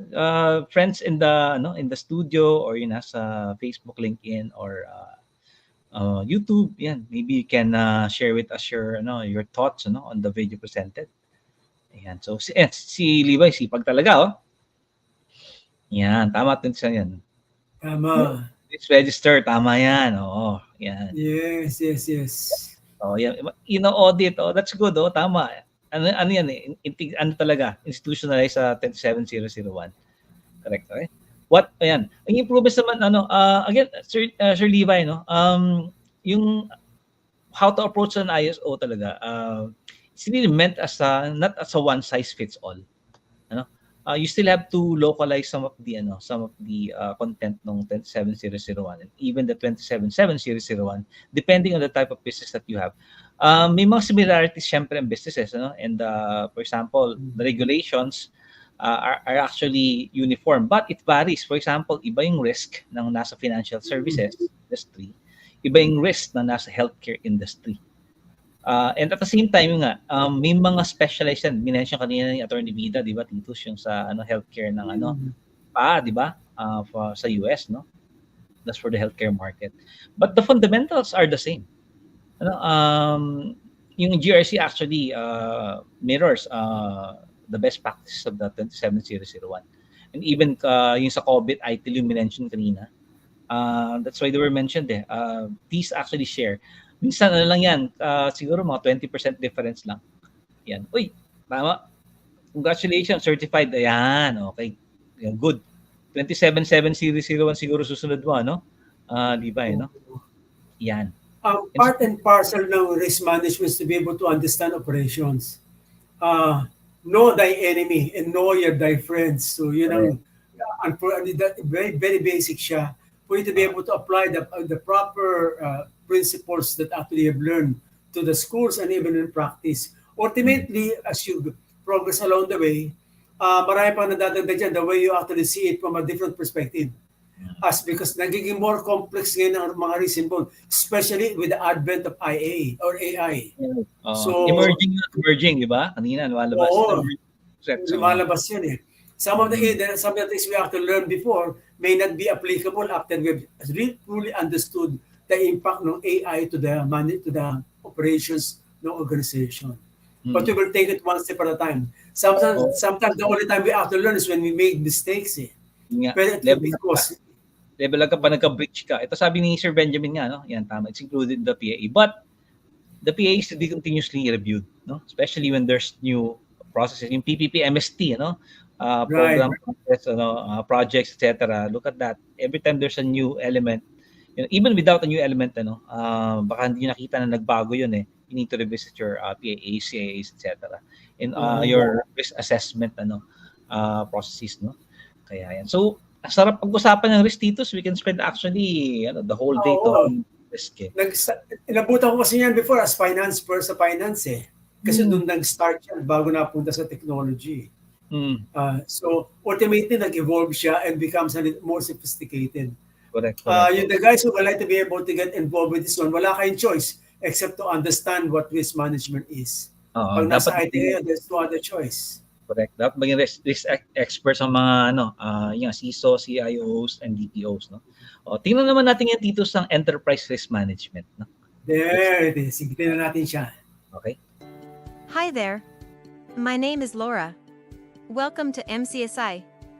In this video, we will talk about what is enterprise risk management process.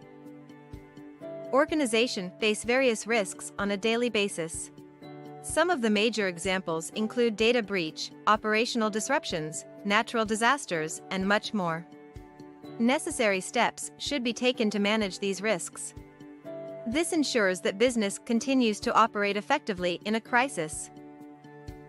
Enterprise risk management is the process used to identify, assess, manage, and monitor potential risks faced by the company.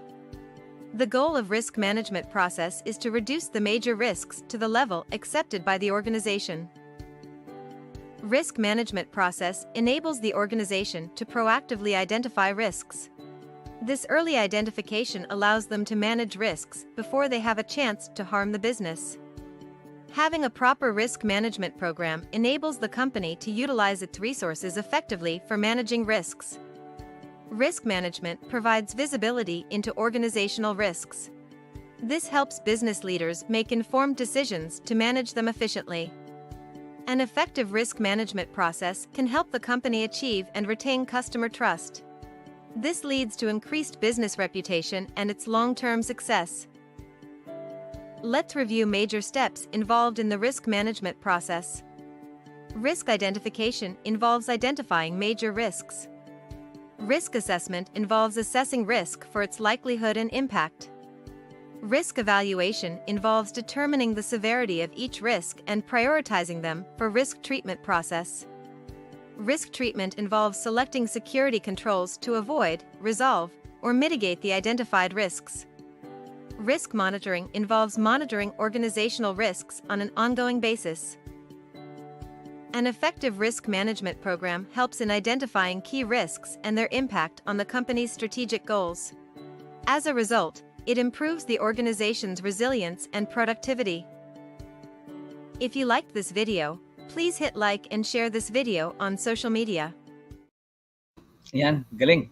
May question tayo dito, no? From Joby. Yan. To. Yan, one document or combine the risk register and asset registry. O, yung dalawa na yan, ano? Oh. Correct. Oh, you can do that, Joby. Again, case basis, no? But if you see there's it's more efficient for you to approach it that way, oh, better do it, no? Again, as long as it follows the fundamental principles, no, on risk management, you can do that. Wala namang pumipigil sa'yo to expand the risk register.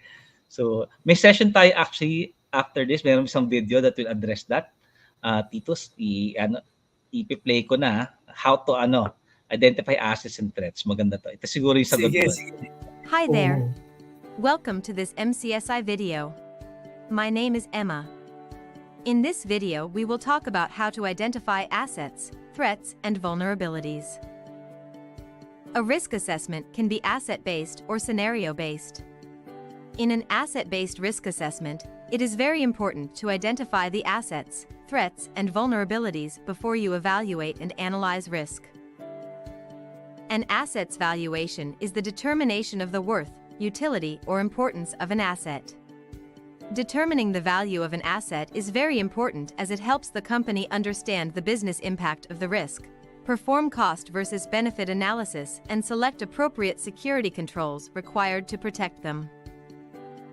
Let's understand how to identify the assets of an organization. An asset inventory is a document that specifies all the places where sensitive information is located and the estimated value of the asset. The asset inventory consists the list of all the hardware, software, and databases that store sensitive information. Creating an asset inventory helps to determine valuable assets in your company and establishes its owner. An asset owner is the person or entity responsible for developing, maintaining, and securing the asset. It is important to involve the asset owners while developing the asset inventory. They are familiar with how information flows through their department and what value the assets hold for the business. The value of an asset should reflect all identifiable costs that would arise if the asset were actually impaired. Some of the issues that should be considered while determining the asset value include cost to acquire or develop the asset, cost to maintain and protect the asset, value of the asset to its owners, business operations affected by the unavailability of the asset, legal liabilities if the asset is compromised, and much more. Let's understand how to identify the threats to the organization's assets. Consider threats from across the full spectrum of physical, personnel, and cyber perspectives. Categorize threats as internal or external, as well as malicious or accidental. It is important to stay ahead of emerging threats as well. Utilize the information from external sources, such as threat intelligence platforms. Organizations can also employ log management tools such as security information and event management to look for the indicators of emerging threats. In order to identify the intent, capability, and motivation of the threat agent, ask yourself these simple questions. Who is the threat? Where is it coming from? Why will it happen? What information or data they want to access? How will the threat damage the asset? And so on. Answering these questions will help us understand the likelihood and impact of the risk posed by the threat. Let's understand how to identify the vulnerabilities that can be exploited by threats. Create a detailed picture of the organizational structure. Identify all the current software and programs used, the technology infrastructure, and the relative knowledge of the people using the IT assets. Understanding the overall structure and the technology used makes it easier to identify weak spots as well as prioritize fixes. Some of the areas that must be thoroughly investigated for security flaws include IT applications, cloud systems, organizations' networks, physical controls, supply chain, policies, and procedures. Next, you will need to perform security testing to discover vulnerabilities. Some of the ways include the following.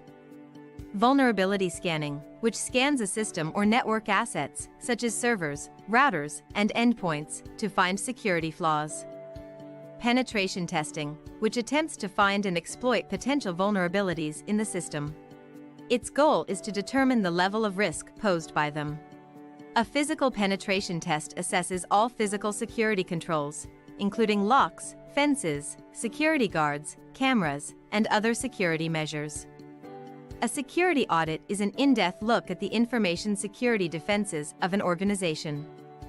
A code review is line-by-line inspection of the code and manual checking for security issues such as buffer overflow, SQL injection, cross-site scripting, and much more.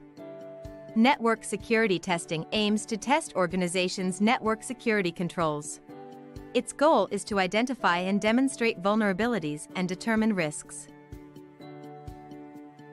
Identifying assets, threats, and vulnerabilities helps you to determine which assets require protection and how you will protect them. It therefore helps you to devise cost-effective security strategies to mitigate risks posed by different threats. In the next video, we will discuss how to develop risk scenarios. Stay tuned! Yan. Ganda ng checklist, no, Titus? Oo. Para ako nag-MBA ng short period of time eh. So, substantial ang content ng video materials. Kaya lang makakalaki yung sessions na yun eh. No? Oo, may nag-PM sa akin, Titus, aral na naman daw tayo. Oo, we never stop learning. We should be ahead of the game. Lagi na yan. Ito sabi ni Sir Romeo, ayan, yan, pwede. Correct, sir. In fact po, yung the organization that produced this, marami na certify actually through their material. So we reach out with them. So we can share po the link siguro of their site later, no? And yan, si Joby, yan. Try to combine, yan. Mag-filter, correct. Yan yung weight, no? Maganda yung formula na share kanina ng speaker natin, no? Doon sa video, how you identify assets. So, si Divay naman yan. To identify, yan, CMDB. Correct. Old school terminology yan. Tama yan, sir. Dito sa lalong pa to. Yan. And si Sir Willie. Tama, ayan. Correct. Password management. Ay, hanggang ngayon, ganyan pa rin po. So, we have to live with them. But I'm sure things will be changing, especially dito yung mga negligent employees, dapat minamandohan na yan ng HR in partnership with the CISO. yung network manager, no? Makikita mo yung mga logs ng employees mo eh. Nowadays kasi, pagka nagkaroon ng infraction on information security ng employee, slap on the wrist lang. Oo. Yun ang weakness ng karamihan ng policies related to that one. Walang ngipin. It's difficult to implement something na wherein there is no resulting damage to the person who committed the infraction. Dapat talaga meron yan eh. Yung mga parents dyan, alam niyo yan, ano? Pag hanggang sa sweet words ka lang lagi, it cannot take you that far. No? At some point in time, you have to be able to show the sound fangs along the way. Kaya lang, ang kalaban kadalasan ng management dyan, yung kanilang labor union.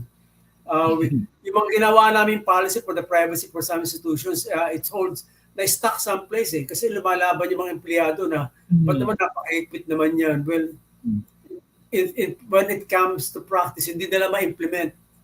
Kaya nagkakaroon ng problema eh. Bottom line is basically, if you're running a risk management, be prepared to be handled to be on the both sides of the equation. Because you're going to be running against your friends, your old friends sa institution. Ayun, yan ang reality na risk management that people do not see. How do I implement na meron siyang fines and penalties along the way? Yun ang biggest issue. Ito share din ni, di ba, yung one of the pains, yung BAPT nyo, can be done simultaneously or live. But we have to be careful. Again, partner only with reputable institutions, kasi you're going to expose your system sa with them.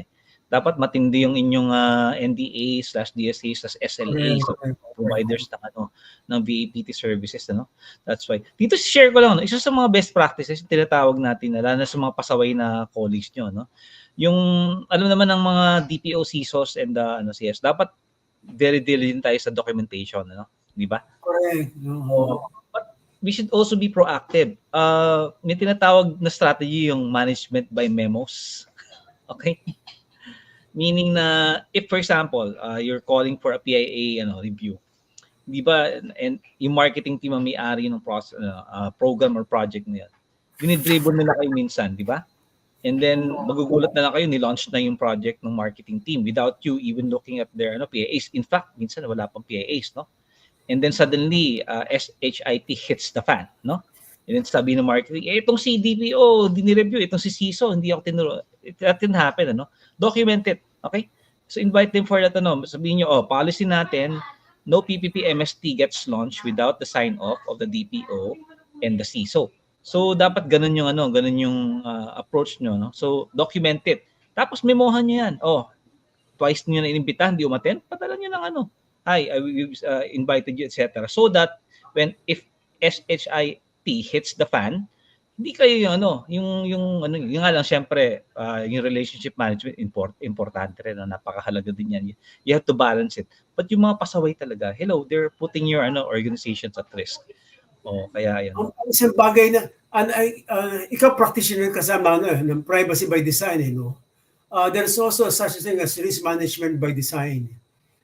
Before you start any kind of project for some matter, very clearly sa policy, para implementation na lang siya, kasi pag pinag-aawayan niya pa, if it should be part or not part, it will drag on, and it will also, ultimately, it will kill the project.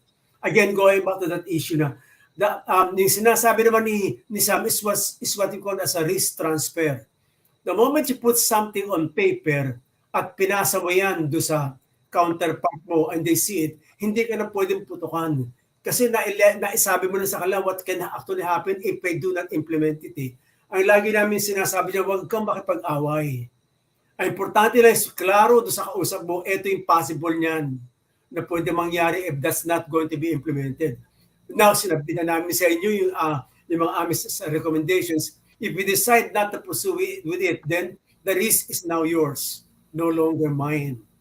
So again, that's an issue that actually helps a lot of the people who are working with people na mas strong ang karakter. Nahirap sila makapag-usap, and then it went to basically the shouting matches na where no one wins at end. Going back to the again, importante basically is to be able to document everything na sinasabi. If it's not on paper, it never happened. Kaya importante po yung documentation. It will save your ass, so to speak. Tama yan. Okay, may 2 more videos tayo. yung accountability napakahalaga, no? That's why when we do privacy impact assessments or CIAs, we ask who's the owner of that TPP-MST. The owner is a person, hindi yung department, no? You make them own the asset, you make them own, for example, the database that they're managing. Dapat may owner yan. And tao yun. Hindi siya grupo, okay? Or hindi siya entity. It's a person who owns that specific, And pag yung colleagues nyo, nalagay yung pangalan nila dun sa official document as the owner of that specific TPP-MST or asset, ang magbabagong attitude niyan. Di ba? Kasi minsan pinapasa load sa DPO, sa CISO yung yung responsibility. Right. Ang magandang nabanggit mo, Sam, actually, sa impact assessment, makikita mo kasi na owner. Oftentimes kasi over the years, nagpalit yung institution, yung kanilang organizational chart is no longer valid. So yung owners now is now hindi na yung dati eh. Kaya pag nagkaroon ng problema, nagtuturuan yun eh. Because hindi nila alam kung sino may-ari. It's a good thing you brought that up because one of the impact assessments that you are going to create will actually identify kung sino process owner. Therefore, identifying meron bang dual dyan. Baka naman sa isang proseso, dalawa may-ari. And no one will take ownership. Problema yan later on. And segue yan ito, how do you now establish ownership sa risk, no? Correct. Ito the last video, ito, panoorin po natin. Sige, please. Hi there. My name is Erica. In this video, we will talk about establishing ownership and accountability regarding risk management. Setting up clear lines of accountability for risk management within the organization requires assigning ownership for risks and controls. The risk management process becomes more effective when the risk and control owners are aware of their responsibilities.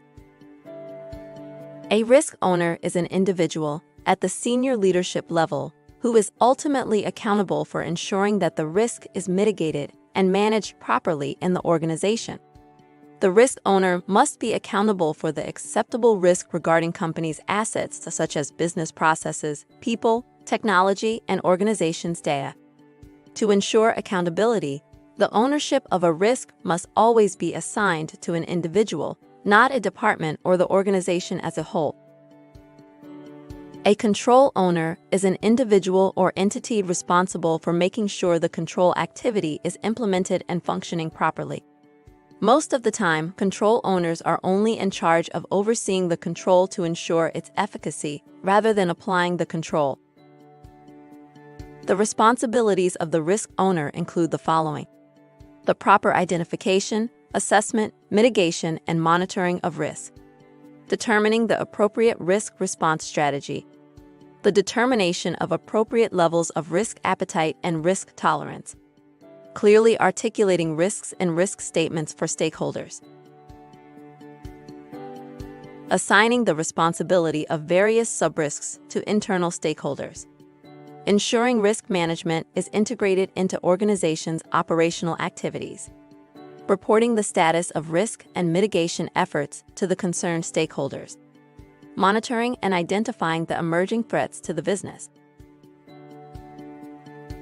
The main responsibilities of control owner include reviewing operational risks and the associated controls, measuring or directing the measurement of the effectiveness of the controls, ensuring that the controls are fulfilling the business requirements or objectives, checking the design and implementation of the controls, modifying controls to improve their effectiveness.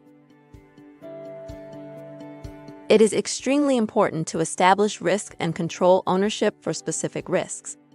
Having proper risk and control owners will ensure that these risks and controls are effectively managed and monitored. It will also ensure effective communication among different stakeholders regarding risk management. This will remove silos among different business groups in the organization. Having proper risk owners avoids finger-pointing in the event of security incidents and ensures efficient response to threat and business interruptions. Establishing risk and control ownership also allows for making informed and timely decisions for developing risk response strategy and removing control gaps. Accountability requires risk and control owners to understand risk, identify and implement suitable controls to minimize it, report on risk levels and control performance, and guide enterprise risk management strategy. If you like this video, please hit like and share. Ayun. Very clear, no? Di ba? Oo. Liwanagin lang natin, Sam. Pag sinabi niya to a person, owner, it could actually be to a position. Para maski nagpalit na ba yung tao, lumipat to another group, yung position na yun still possess the risk involved or controls. So, hindi po yun sa tao, lagi po yun sa position para no matter what happens, the position actually remains. But the name should change, no? Pagka umalis yung isa. Pwede, oo. Proper turnover, handover, no? Oh, correct. Tama yun. Oo. May comment lang si Sir Robert dito. Ayan. Yan, CYA talaga, no? Alam natin ibig sabihin yan. Oh. May tanong si Sir Eusebio ito. Ayan. Can this ownership be assigned to an entity, department? Yeah. Pwede naman, di ba? Pwede naman. Normally po kasi pag sa department inassign, yung head ng department identified siya yun. It still boils down to a position. Because again, unless kung distribute ng head ng department yun, it's up to him. But he is accountable for the performance of that department.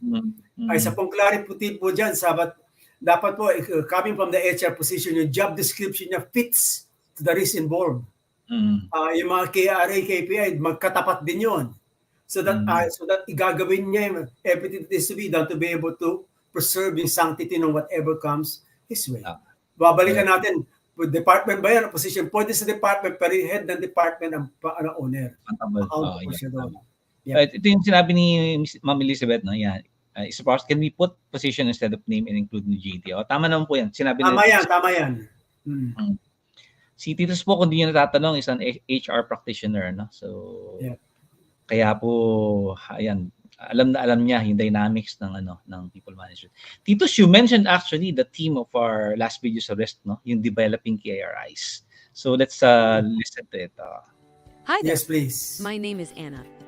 In this video, we will talk about developing key risk indicators for effective risk monitoring. Monitoring organizational risks requires the company to develop effective risk indicators. There are some important considerations for developing key risk indicators and using them for proactive risk mitigation. A risk indicator is a metric that shows the organization if a risk level has exceeded or will probably exceed its defined risk appetite. The purpose of risk indicators is to measure risk levels relative to the organization's risk appetite and give an early warning if a specific risk has exceeded this threshold or approaching it. Key risk indicators are a subset of risk indicators that are highly relevant to the business and possess a high probability of predicting or indicating important risk. Some examples of KRIs include the following: the number of successful or attempted cyber attacks against an organization, average downtime due to operational disruptions, the number of workstations without current antivirus signatures, average security incident response time, and much more. Effectiveness of the KRIs depends upon the strength of metrics. Let's review some criteria for selection of key risk indicators. Depending upon the business impact of the risk indicators with high impact should be selected as KRIs. The risk indicator should be highly reflective of the risk and possess high sensitivity. This means it is capable of indicating risk variability with high accuracy. The risk indicator should be reliable. This means it should possess a high correlation with the risk and be a good predictor of the risk. The risk indicator should be repeatable to be selected as a KRI. It means that the successive measurements of the metric can be used to show trends or patterns in the results. The effort required to measure and maintain the risk indicator is also one of the selection criteria for the KRI. Across different risk indicators that are equivalent in sensitivity, the one that is easier to measure and maintain is preferred as a KRI. The key risk indicators should be selected keeping in view the following things. The KRIs should be balanced across different timeframes. This means some indicators can be lag indicators, whereas some can be lead indicators. Lag indicators indicate risk after events have occurred. These indicators help in learning and remediation so these events don't occur again. Lead indicators indicate risk events that can occur. These indicators help in indicating controls that are in place to prevent the events from occurring. There must be some KRIs that help in indicating trends. trends are analyzing indicators over time or correlating indicators to gain insights. Key risk indicators should also help in addressing the root cause of the risk events. This helps you in treating the cause of the risk and not just treating the symptoms. In order to develop effective KRIs, the risk practitioner should involve all the relevant stakeholders in the development process. Develop KRIs for all stakeholders and not just IT-based KRIs. Align IT-based KRIs with other metrics used in the organization to facilitate reporting to stakeholders. Key risk indicators help the organization in the following ways. They provide early warning signal of a high risk. This helps the organization in taking proactive measures to mitigate risk. KRIs serve as a record of past events. This helps the organization to improve their risk response activities. KRIs also help in the analysis of trends in the results. They also provide an indication of the enterprise's risk appetite and tolerance through metric fine-tuning or setting. KRIs also increase the likelihood of achieving the enterprise's strategic objectives. They also assist in continually optimizing the risk governance and management environment. After careful selection of KRIs, they should be optimized on a regular basis to ensure accurate risk reporting. This can be done by asking the following questions. Is the data that is being collected and reported on accurate and complete? Are the KRI thresholds set correctly?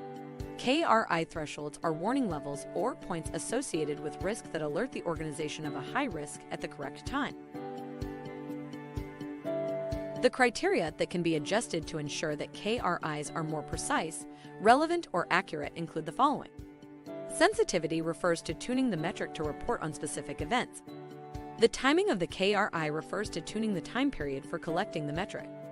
The frequency of the KRI refers to tuning the interval between the collections for the metric. The corrective action refers to the automated monitoring of the controls. Its purpose is to identify and prioritize control gaps, assign problem owners, and track remediation efforts.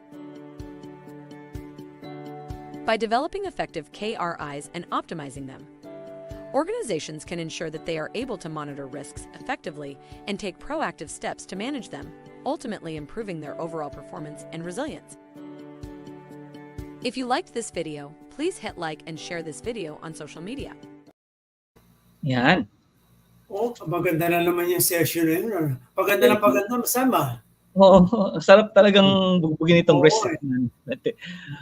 Ultimately, Titos, what they're saying, there has to be a risk scorecard for the organization. Of course. So, And, bago lang yung scorecard as the institution matures.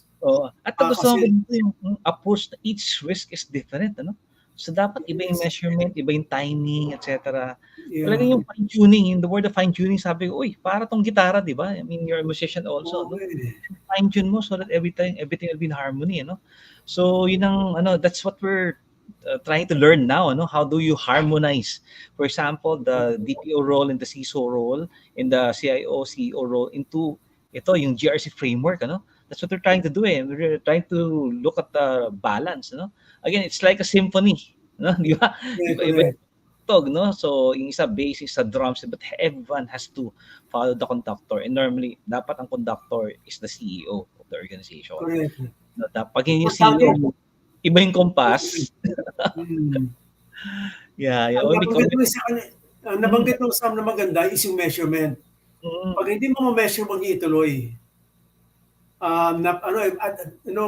What you can actually measure, you can actually improve and protect. Pag hindi mo alam yan, blindsided ka noon. And I've seen institutions like that one suffer immensely kasi they took things for granted. They never think na wala yung deep dive. And then you realize that you got hit by something that you never expected that will happen to you kasi hindi mo alam ang scoring system. Yung risk appetite mo, tolerance mo magbabago din based on the risk assessment, yung ginawa mo yung KRI. Kasi parang may sakit ka Normally, pag ordinary laglag, bagsak ka. Pero pag malakas ang katawan mo, kaya mo i-tolerate it. Exactly the same sa institution. Ang maganda sa risk management, yung risk manager, hindi siya nagsasabi na pwede yan, hindi pwede. Ang sinasabi lang niya, ito po yung risk, ito po yung gagawin nating controls. Kayo po mag-decide, safe ka na doon. Yung So, threshold. there's no fighting there. Oo. You just Yeah. give the data. Bahala sila mag-decide. Dapat mag-develop talaga tayo ng risk competency, no? In fact, Titus, yung ating 2.0 na DPO competencies in cybersecurity, GRC is actually one of the top. So nandun na yan. That's why. So we realized this when we started investigating about it. May question si Penina ito. Medyo mahaba but as part of risk management, is a DSA needed when the embassy of a particular Asian country asks for a list of university foreign students from our registrar's office, for the purpose of classifying its citizens who are in the Philippines to give a report to the Ministry of Education, Culture, Research, and Technology, why or why not. Okay? Pininang unang kailangang malaman dito, kung nagbigay ng consent, yung mga foreign students na yan sa kanilang embassy or sa kanilang government to collect their data, di ba, from the university that they are enrolled in right now, Pag walang consent yan, may issue tayo. Lalo na kung yung mga students na yan, minors, So maganda din ang disanto kanina kay Atty. Vida, pero may cross-border to Di ba? Kasi nga, yan, So hindi natin alam kung probably siguro Singapore, Malaysia, yan, may mga in Thailand, Indonesia, may mga data privacy laws na rin yung mga yan, And since they are citizens of those countries, you have to also be cognizant on what their law entails, in protecting the personal information. I know sa Malaysia, Titus, exempted ang government nila sa data privacy law, for example. Mahirap yun. I am not surprised. They operate in the different manner as we do. I haven't checked it yung sa Brunei. Yun nga yung part of siguro pagkwento natin mamaya. Nandiyan na pala si Ninong dito sa backstage, Naghihintay lang siya. But malapit na tayong matapos, Ninong dito. We'll just take a short break para makapag-bio break naman kami ni Titus or coffee break and kayo din, But tayo nga, Pinina, you have to first look at their country's privacy law. Kung Malaysia yan, pwede. Dahil exempted nga yung government, But always look at consent, And ask the students, yung mga foreign students nyo na yan, if they are willing to share their data with their government.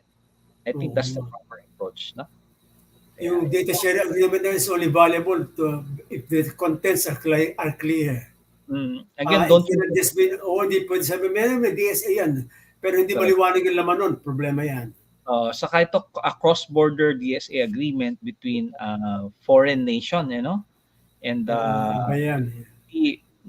medyo yan, dahil you're signing an agreement with a country. You're signing an agreement with a country. So, tingnan natin, siguro offline we can ask our cross-border experts, Si Sir William may comment, ayan, by default, international school. Very nice. If, consent is provided, tinama niya dito. Tama yan. Yung consent, And again, don't forget that data subjects are people. Okay? Correct. Ask them, are you being transparent about it, or your government is asking for your data, for their Ministry of Culture, whatever, are you willing to share your data? Kasi baka pwede naman you can redact, for example, yung mga other information that's not needed, I-minimize mo yung hinihingi ng country, di ba? Specific to what they need lang. Kailangan ba nila yung gender niyan? Hindi naman siguro kailangan, etc. So try to analyze it further, what they're trying to collect. Okay?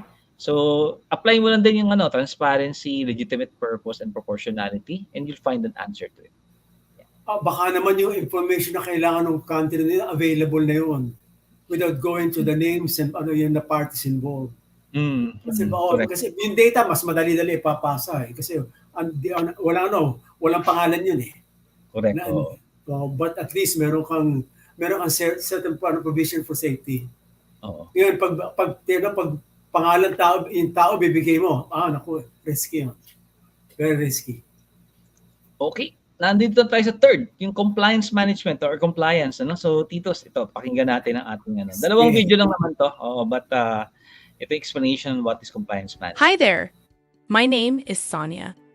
In this video, we will talk about what is compliance management and its importance. In today's highly regulated business environment, compliance management has become an increasingly critical issue for organizations of all sizes and industries. As a result, companies are increasingly investing in compliance management programs to ensure that they stay ahead of regulatory changes and mitigate compliance risks. Compliance management is a process that entails monitoring systems and assessing security risks to ensure that they comply with applicable laws, regulations, and standards. The ultimate goal of compliance management is to ensure the company applies best industry security practices to reduce the risk of data breaches, data loss, and other security incidents. Almost all businesses are bound by various laws and regulations, some of which are in place to protect data and maintain its privacy, such as the General Data Protection Regulation or the Health Insurance Portability and Accountability Act. Furthermore, a company may choose to pursue and uphold compliance with security standards. Some of the examples include Service Organization Control Type 2 Cybersecurity Compliance Framework, or ISO 27001, which is an international standard for creating an information security management system. Managing compliance is crucial because of the severe repercussions for failing to comply with security regulations.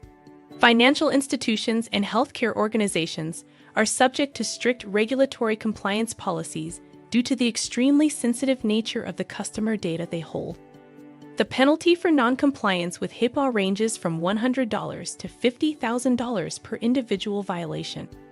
The penalty of non-compliance with GDPR is approximately $23 million or 4% of the company's annual turnover, whichever is greater. Besides avoiding financial penalties, compliance management also results in improved security posture of the company. Effective compliance management enables a company to protect its assets, systems, and data from security threats and vulnerabilities. It ultimately leads to a more secure and resilient organization.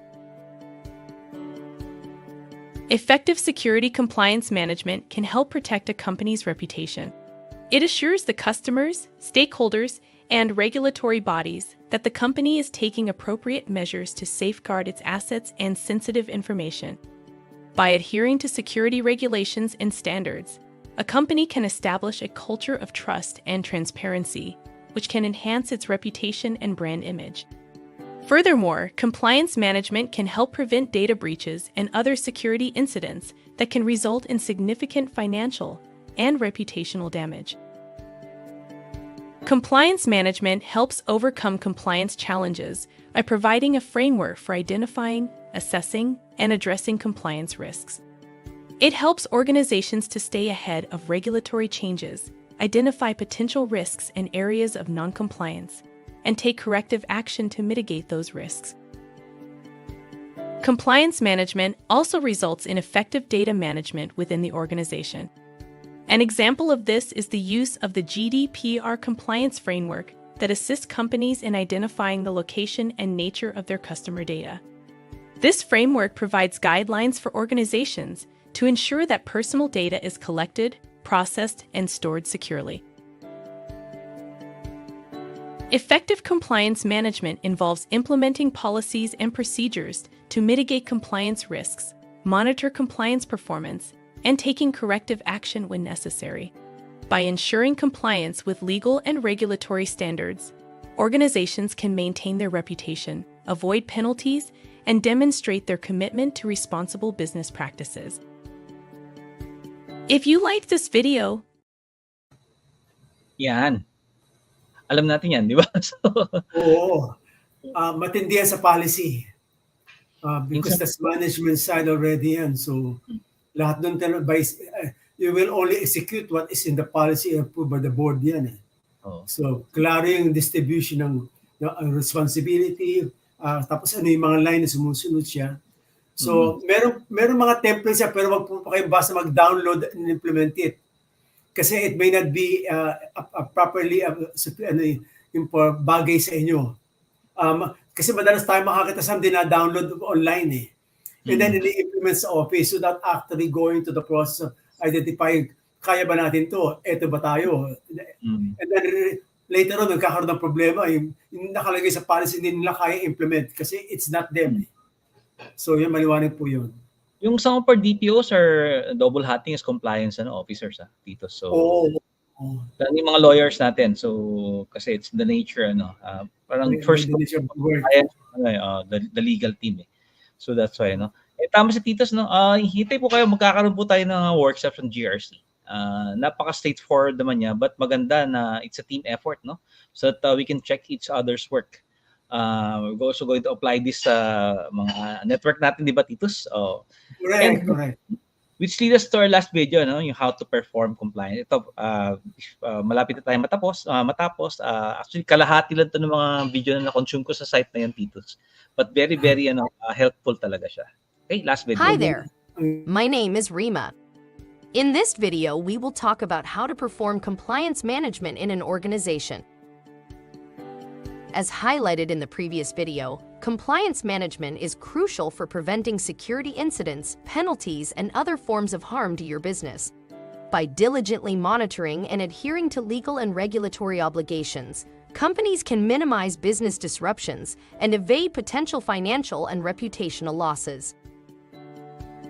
While there are no fixed rules for establishing a compliance management program within an organization, some important steps can aid in monitoring and managing business infrastructure for compliance issues. Let us review these steps one by one. The first step in implementing compliance management framework is to identify all regulatory and legislative obligations of your company, depending upon the industry and domain within which it operates. It involves conducting a thorough analysis of applicable laws and regulations at the local, state, national, and international levels, as well as industry-specific standards and best practices. For example, if an enterprise deals with credit card transactions, then it may need to comply with PCI DSS. Or if it is a healthcare provider, then compliance with HIPAA regulations is necessary. In the second step, it is essential to perform a thorough risk assessment of the organization's systems or processes to identify potential areas of non-compliance. The primary objective of conducting a compliance risk assessment is to evaluate the organization's current state of controls and identify risks related to legal compliance, data protection, internal policies and procedures, internal conduct, and any other compliance-related matters that may pose a risk to the organization. After performing the risk assessment, it is important to formulate policies and procedures to fill the compliance gaps. Some of the important policies and procedures that must be developed to ensure compliance include the following: identifying obligations as well as tracking any changes or updates to these obligations, managing identified risks, providing training and awareness to employees, management, and third-party contractors on compliance obligations, as well as the organization's policies and procedures for managing compliance risks. Monitoring and testing the organization's compliance controls and systems to ensure they are operating effectively and addressing compliance risks. Responding to compliance incidents, including incident reporting, investigation, and corrective action. Assigning ownership and responsibility to employees and teams.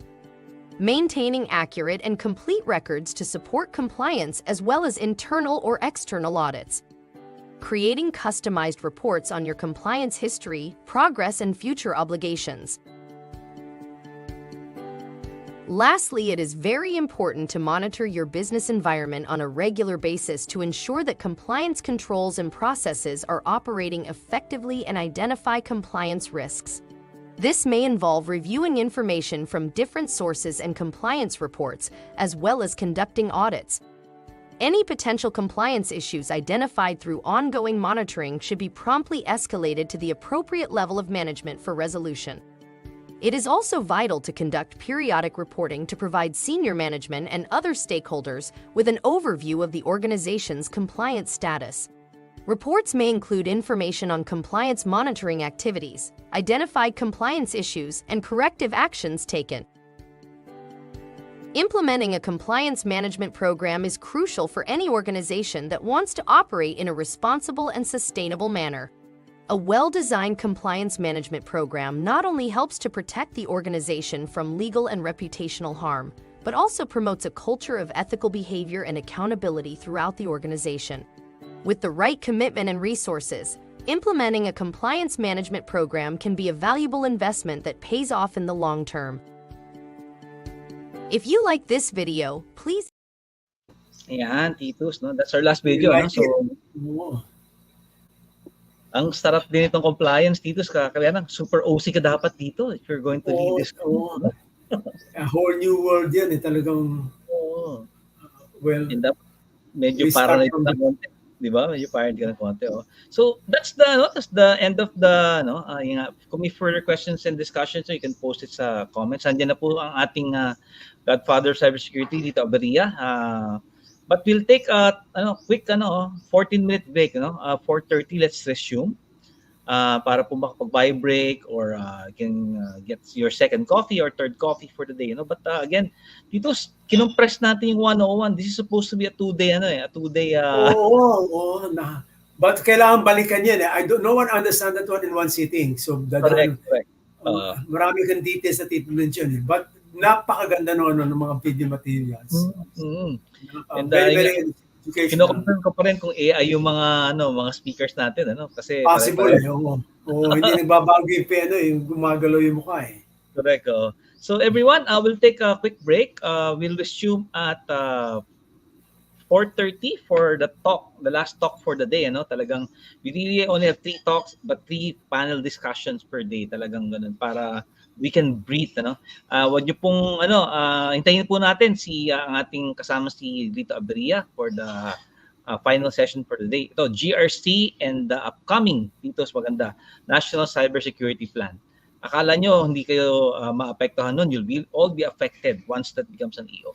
Yun lang po. So see you in at around 4:30. Yeah, thank you.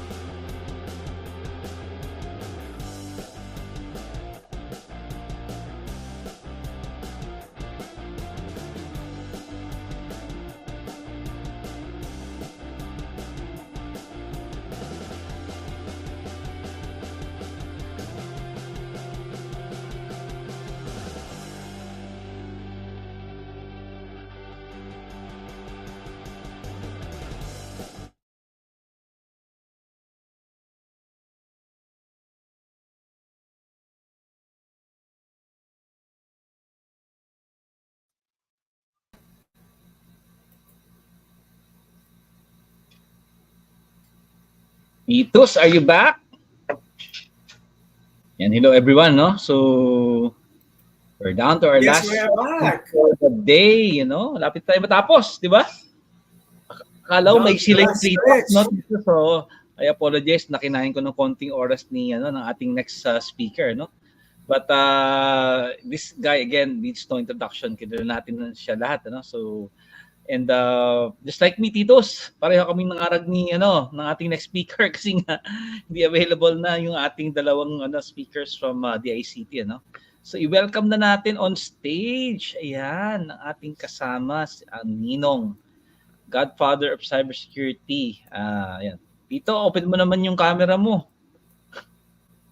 Yan, nag-testing kami kagabi. Yun! Magandang hapon. Amerikano yung mama.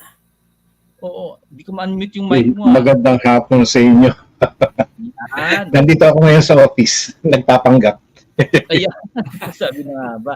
Actually, galing lang ako sa National Security Council, nakipag-meeting tayo ron eh. Ayan. Again, on cybersecurity. Mukhang maganda yung ikakwento mo sa amin mamaya, no? Sir Tolites, di ba? Kaya, yan o. Kanina ka pa namin pinag-uusapan ng umaga pa lang. Binimension na namin. Hindi lang mo kasi matagal-tagal yung ikaw yung mga achievements mo. Hindi ka ba nauubo kanina sa meeting mo sa ano? Nape-pressure nga kasi nga yung oras. Ito, kinukumusta ka na ng inaanak mo na binasbasan mo sa Tokyo. Ayan, no? Ayun, pinanindigan niyo yung Ninong, ha? Oo, talaga, di ba? Sir, Atty. Jeff, di ba? Oo, kamusta ba, Atty. Jeff? Hi, welcome back daw, sabi ni Sir Ray, no? So, Tito, we were able to, si Dito was able to catch a tail end of our, GRC 101, ano? So, si Dito talagang babad din sa GRC yan. Kaya, oo, nakakaingit yung mama eh. Someone to behold. Yeah, actually, napag-usapan na rin namin yan, lalo na in the area of risk management. Dinano namin ni Titus na mag-develop nga ng course on risk management. Kasunod nga ng ISEC natin, di ba, Titus? Oo, nasa plano yun eh. Naundot lang eh. Ayan, naundot lang. Ituloy natin. Dito, in-announce tuloy natin siya. Pakita ko lang ito in-announce natin. Hindi niya nakita. Ito yung slide mo. Papakita ko lang yung ating in-announce kanina, no? Ayan, sorry. Ito. Yan. Di ba? So, yung ISEC specialist. Yung badge. Yung badge. Yan. Meron ng pangalan, Tolits. Dapat pala sinuot ko yung PH-CERT t-shirt ko. Ayan. Yan. Para nakita ni Levi. Yung sa kanya. Saka kung gusto niyo ng t-shirt, umattend kayo ng year-ender. Okay. Ito pa, yung badge naman ng NADPOP na specialist and practitioner. I-revive natin, i-relaunch ang Amihan Scholarship Program. And ito, yung in-announce natin kanina, the first ever GRC Specialist Certification, combination po ng NADPOP and PH-CERT. So itong course na to will lead to this. But patikim pa lang to dahil marami pa tayo. Nakita nyo naman sa 101, malayo pa yung 102, up to pati level 200 later on pagka nandun na tayo sa practitioner and expert level. So yan lang. So tanggalin ko na to, Sir Tolites. May slides ka ba na i-share sa atin? Meron. Ayan. I-click mo sa present. Nakalimutan mo na rin StreamYard, Yeah. Share. Sige, while waiting for ito, sagutin natin to question ni Bench, no? My friend is also deep watching on YouTube. Yes, of course. Oo, kasama yan, Sir Bench. Just send her name, saka yung email niya. Email mo kay Kat, copy mo ako, no? So, kat@nadpop.org, saka sam@nadpop.org. Yan. Ako, ito si Sir Levi. Ayan, tama. Ilang t-shirt ba ibibigay mo kay Levi, Titus, Lito? Naku. Para kanina pa yan, pinagtsatsagaan niya kami. Pinagpapasensya niya. Sila active yan. Si Sir Levi, Sir William. Natatandaan namin yung mga active dito. No? So, in that cut, paki-note na sa Kasyan kung sino yung mga active members natin dito sa si Sir Jeff, yan, siyempre. Yan. So, ipopost ko nga ito uli. Parang narinig yung boses niya eh. Ninong! Are you seeing my screen? Yan, sige. Ayan, ito. Teka. Nakita nyo na ba? Ayun, okay. Ayan na. I-full screen mo nga. Yan. I-presentation Okay na ba mode siya? mo. Sige yung screen mo. Kaya mo presentation mode? Sige, try to present it. Sabihin lang ito ulit sa next slide. Oo nga. No. Is it moving now? What are you seeing? Hindi siya naka-presentation mode eh. So, teka, paano nga po to? Well, okay din naman ganyan. Pero muna, ako, jacket daw ang gusto ni Levi. Tapos si Dean says, jacket din daw. Ako, titos. Ito na yung mga request ng ating mga ano. Dapat meron yan. Hahanap tayo ng sponsor. Tignan natin kung kaya. Kaya yan.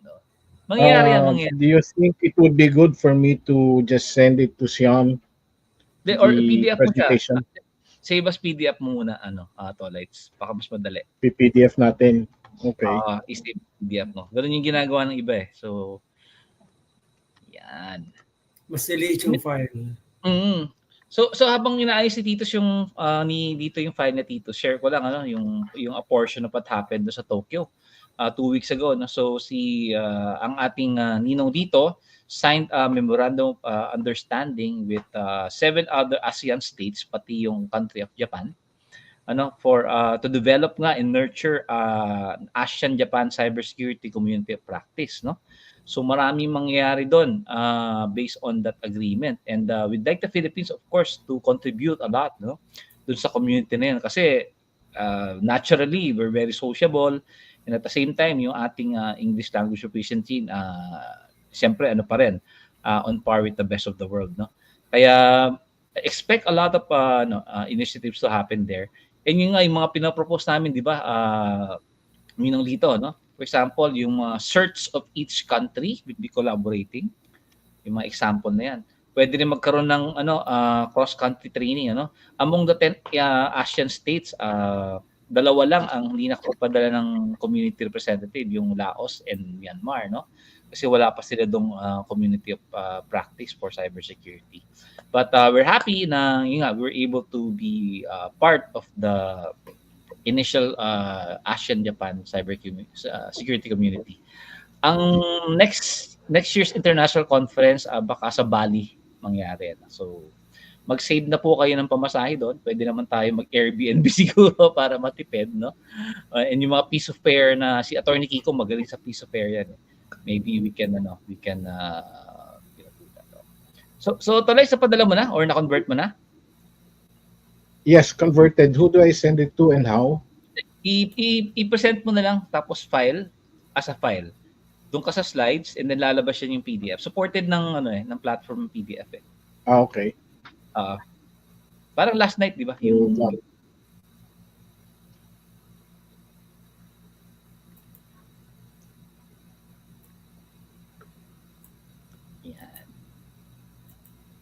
So present. Tapos slides. And then lalabas yung file. Yan. Add file from your computer. Tagal natin kasi hindi nagamit ng StreamYard. So parang walang reaction yung add file from computer. Your computer. Dapat lumabas yan. So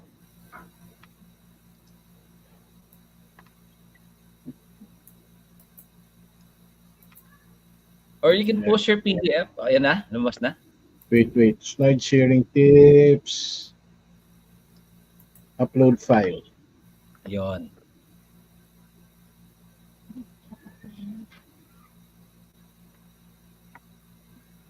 PDF. Lalabas na yun dapat yan. Nasa Yeah.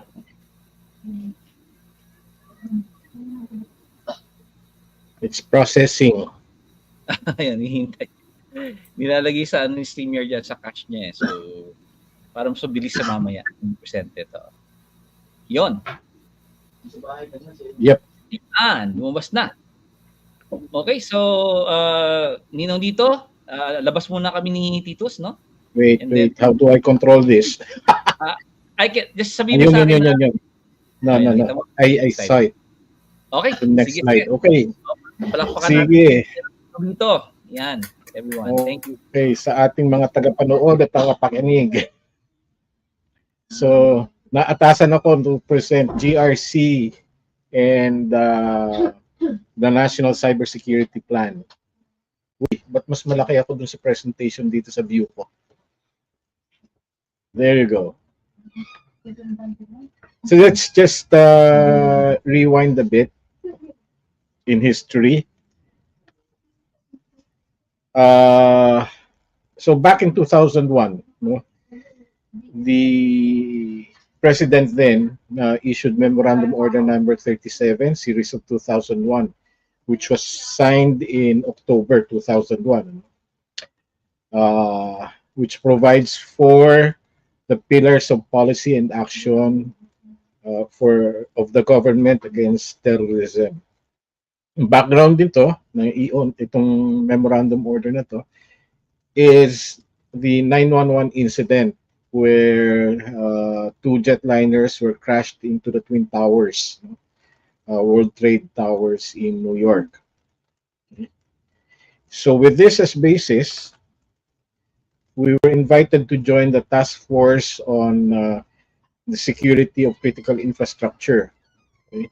And we came out with a national cybersecurity plan, which is part and parcel of the National Critical Infrastructure Protection Plan. This was passed in 2005.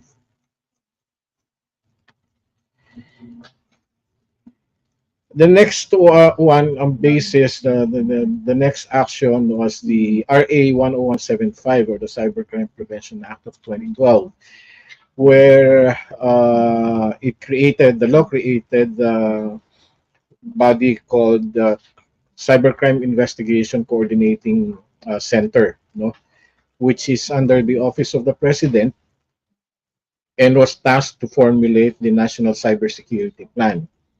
Okay. After that, the Republic Act 10844, or the DICT Act of 2015, was passed into law,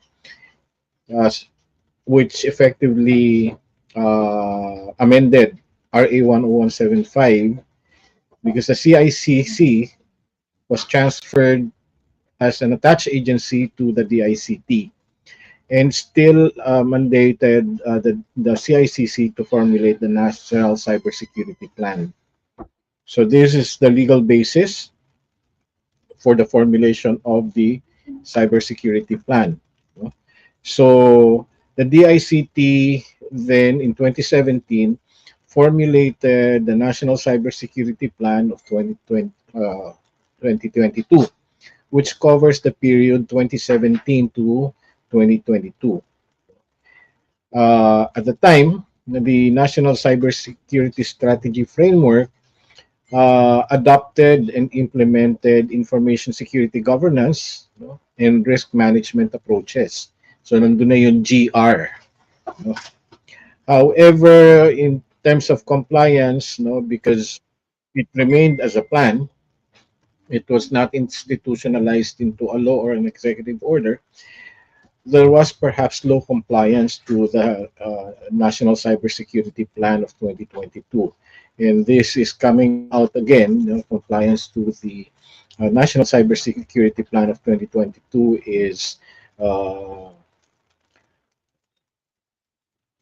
non-compliance to the plan, no, or implementation of the plan, is indicated by the poor cybersecurity posture, especially in government, as typified by the recent attacks on government, no, including PhilHealth, the Philippine Statistics Authority, the two houses of Congress, and just yesterday, the news came out that the DICT, a system in DICT, was hacked.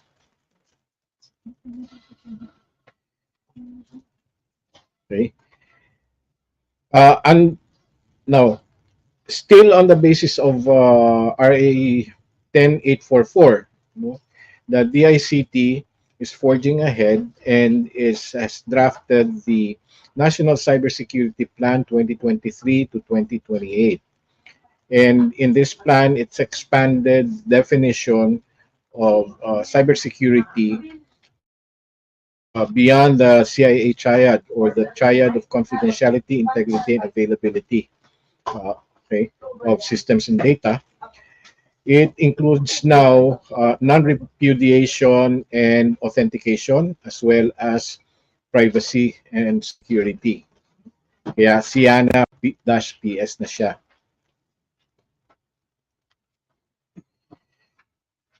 So here are, I'll present next will be the salient provisions of the National Cybersecurity Plan 2023 to 2028.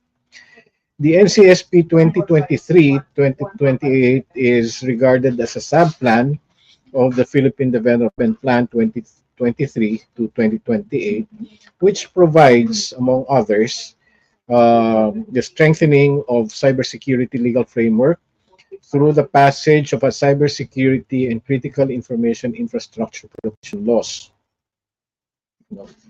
I have another group that had drafted the critical information infrastructure protection law, which we had submitted to both houses and in Congress. Five members of the House have adopted this and actually authored the bills. They filed the bills. And in the Senate, 5 senators had filed the bills. More legislators are interested in sponsoring the bill. Okay. The CIIP, it was also presented to the DICT. Okay. And then, of course, the PDP 2023 to 2028 promotes cybersecurity culture, especially in micro, small, and medium enterprises. It recognizes underlying industry in the promotion of tourism, culture, creative industries, and information technology and business process management.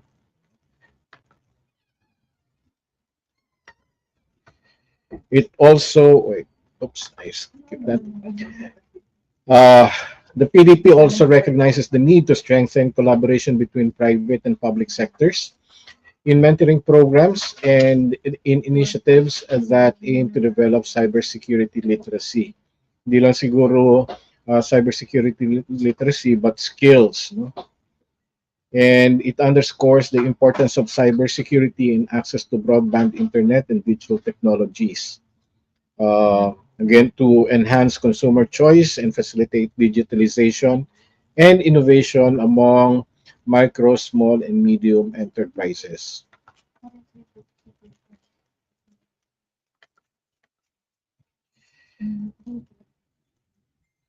The PDP also recognizes the need to protect critical infrastructure, which now includes, it's recognized to include information infrastructure. Kaya nga, the term now is critical information infrastructure. And of course, there's the need to strengthen security and resilience of Philippine cyberspace. So these are the points raised in the Philippine Development Plan. The NCSP 2023 to 2028 declares a vision that in 2028, we will have a trusted, secure, reliable, and cyberspace for every Filipino. So this is actually the summary of the plan. No? So we'll take the items point by point. Okay. So there are 3 outcomes identified under the National Cybersecurity Plan, which will be addressed by subtopics under each outcome. Okay. So for the first outcome, cybersecurity policy framework strengthened. And this is supported by the following. To empower NSIAC as a convergence point for implementing cybersecurity policies and strategies. Very few know that there exists the National Cybersecurity Interagency Committee, and it finds its policy basis under EO 189 series of 2015, which created this special body. Subsequently amended by EO 95 series of 2019, reorganizing the NSIAC. The NSHAC is under the Office of the President and is chaired by the Executive Secretary. It is co-chaired by the Director General, National Security Council, and the Secretary of the Department of Information and Communications Technology. And its members are the Secretaries of DOST, DOE, DOF, DFA, DILG, DOJ, DND, the OTR or the Department of Transportation, and the Presidential Communications Office. It includes the Commissioner of the NTC and the Chairman of the National Privacy Commission, as well as the Executive Directors of the Anti-Terrorism Council and the Cybercrime Investigation Coordinating Center, and the Governor of the Bangko Sentral ng Pilipinas. Okay. So basically, the NSHAC will be at the center of a strategy formulation in these four areas: policy and technological control, national security, cybercrime, and socio-economic prosperity.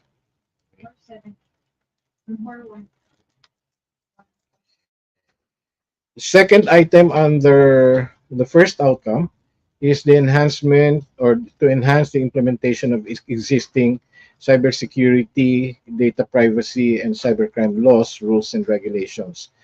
Well, we don't have yet a cybersecurity law per se.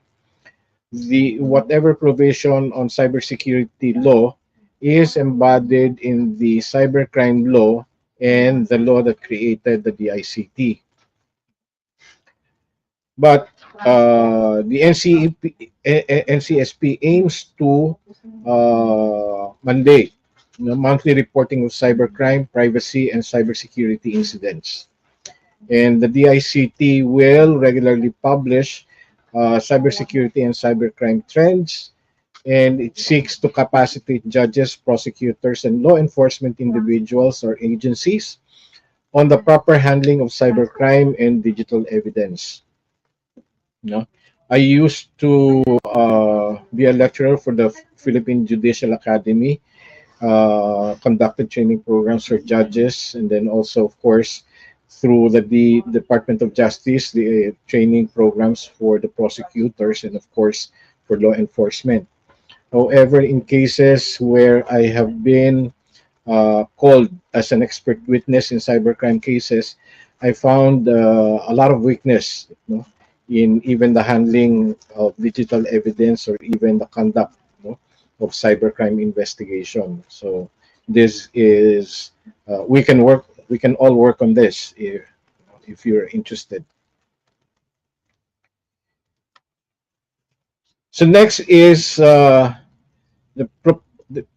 NCSP also supports the proposal under the PDP for new legislative measures to strengthen cybersecurity. So it will submit the proposed Cybersecurity Act and Critical Information Infrastructure Protection Act. This one is my pet peeve: the information sharing and mandatory disclosure of severe and critical cybersecurity incidents.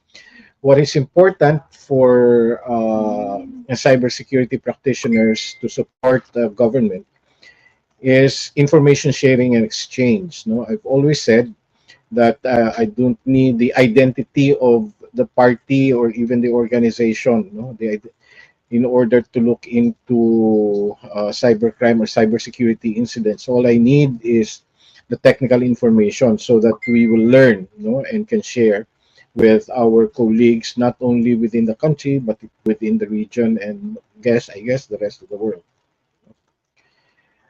Under this strengthening of cybersecurity through legislative measures, the DICT will set the minimum requirements for management of customer premise equipment, network segments for ISPs and telcos, and define and implement standards to protect inter-domain IP routing protocols.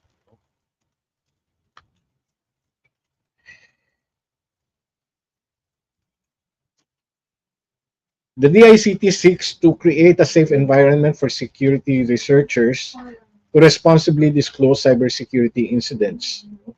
And it seeks to implement a voluntary IoT security certification and labeling.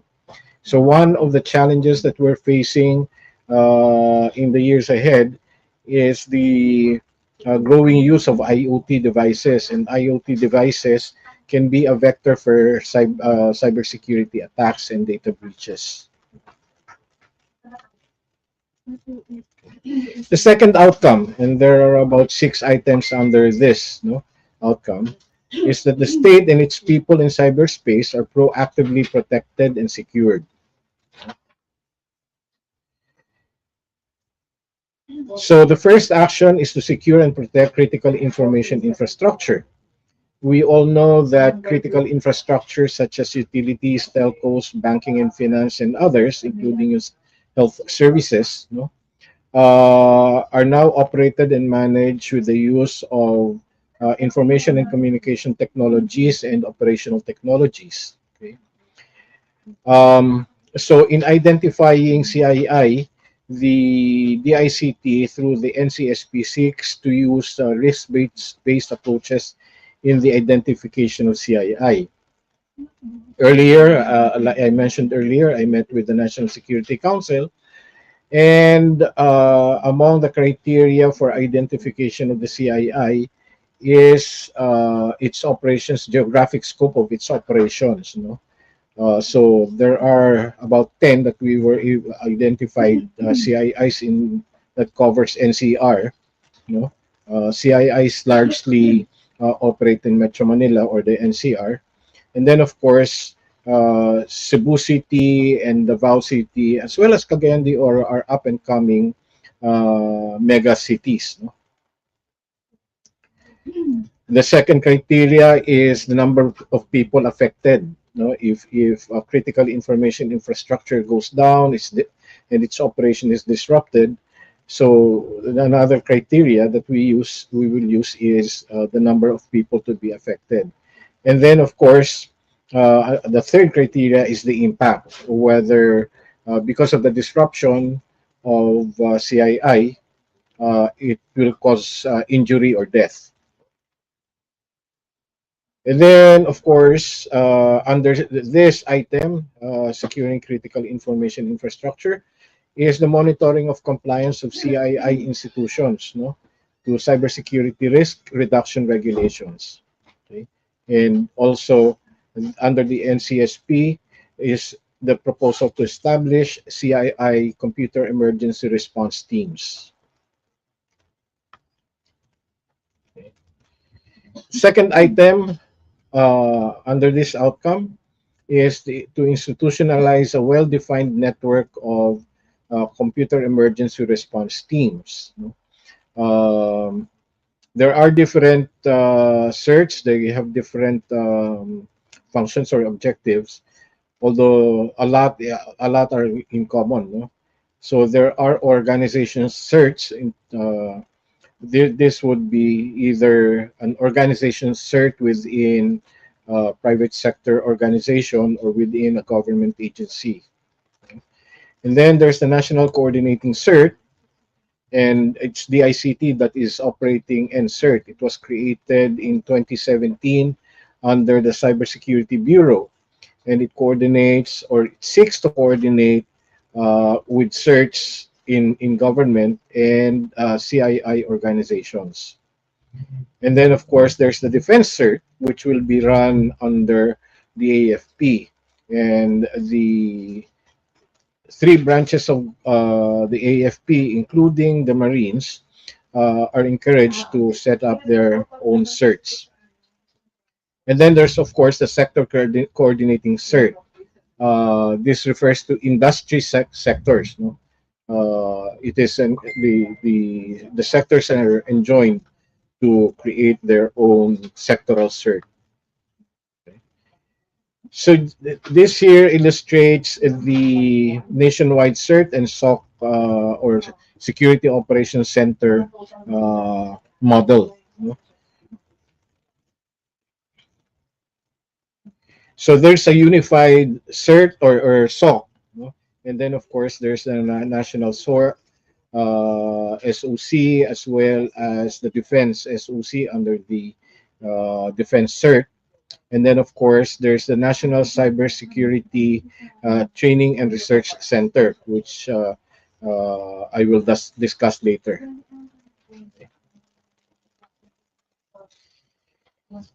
There is also a need to institutionalize under the institutionalization of a well-defined network of certs. There's a need to adopt and implement a six-stage cybersecurity response model. And this model includes identification, containment, analysis, eradication, recovery, and learning from an incident. The third action point under the strengthening of cybersecurity is to adopt a zero trust architecture security policy for government. To address this, there's a need for this to address the bring your own device in government. Government employees bring their own devices to office, and this is especially true during the lockdown period, where our defense perimeter was pushed to our homes.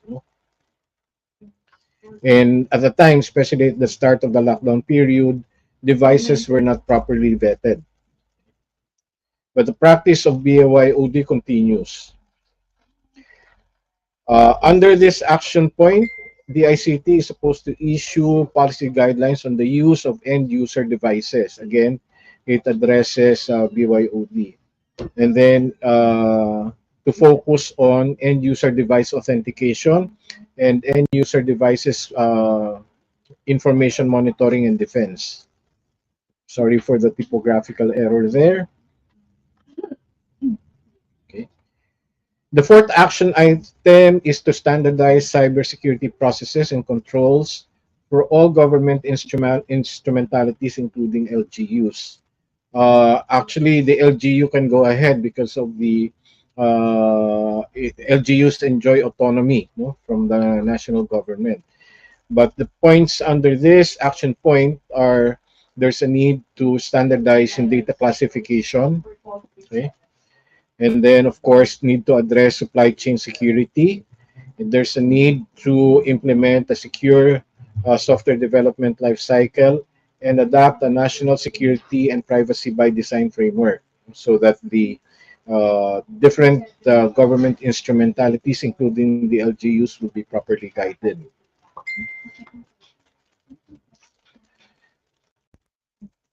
Then there is the fifth action item is to develop advanced capabilities for cyber attribution.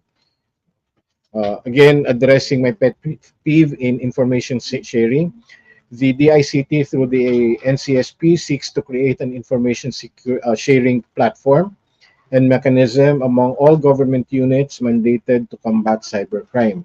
I guess it's not just combating cybercrime, but addressing cybersecurity issues. There's a need to boost investment in both technological and human capabilities for digital forensics. So this is very specific. And the public-private partnership model is encouraged.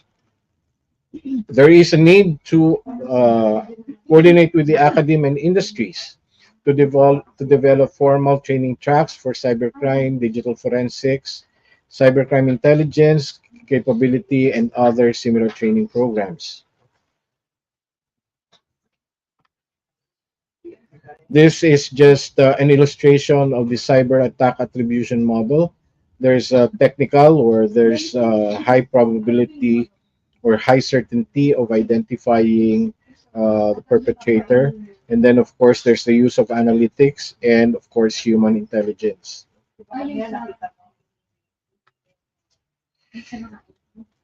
The sixth action item is to enhance a country's cyber defense capabilities through the creation of the AFP Cyber Command with National Level Security Operations Center under the Defense CERT. Actually, the doctrine on recognizing the cyberspace as a domain of operations started about 10 years ago, no? Or 12 years ago when I was consultant to the AFP. So I introduced the doctrine and of course the other requirements, no, to recognize cyberspace as a domain of operations. There is currently an existing AFP branch of service, including the Marines. And then, of course, the NCSP seeks to or enjoins the defense establishment to enhance its capabilities to deter and defend against threats and attacks on Philippine national interests in cyberspace, specifically to protect national defense networks and systems and identify malicious threats and actors in cyberspace undermining national security. And then, of course, to increase the capability to respond to cyber attacks.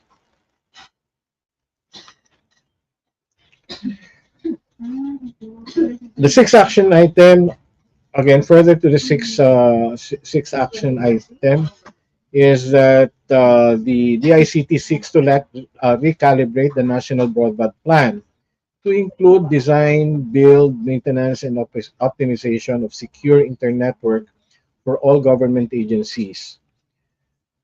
The DICT also seeks to have the NBP, or the National Broadband Plan, to have its own border gateway protocol for inter-domain routing.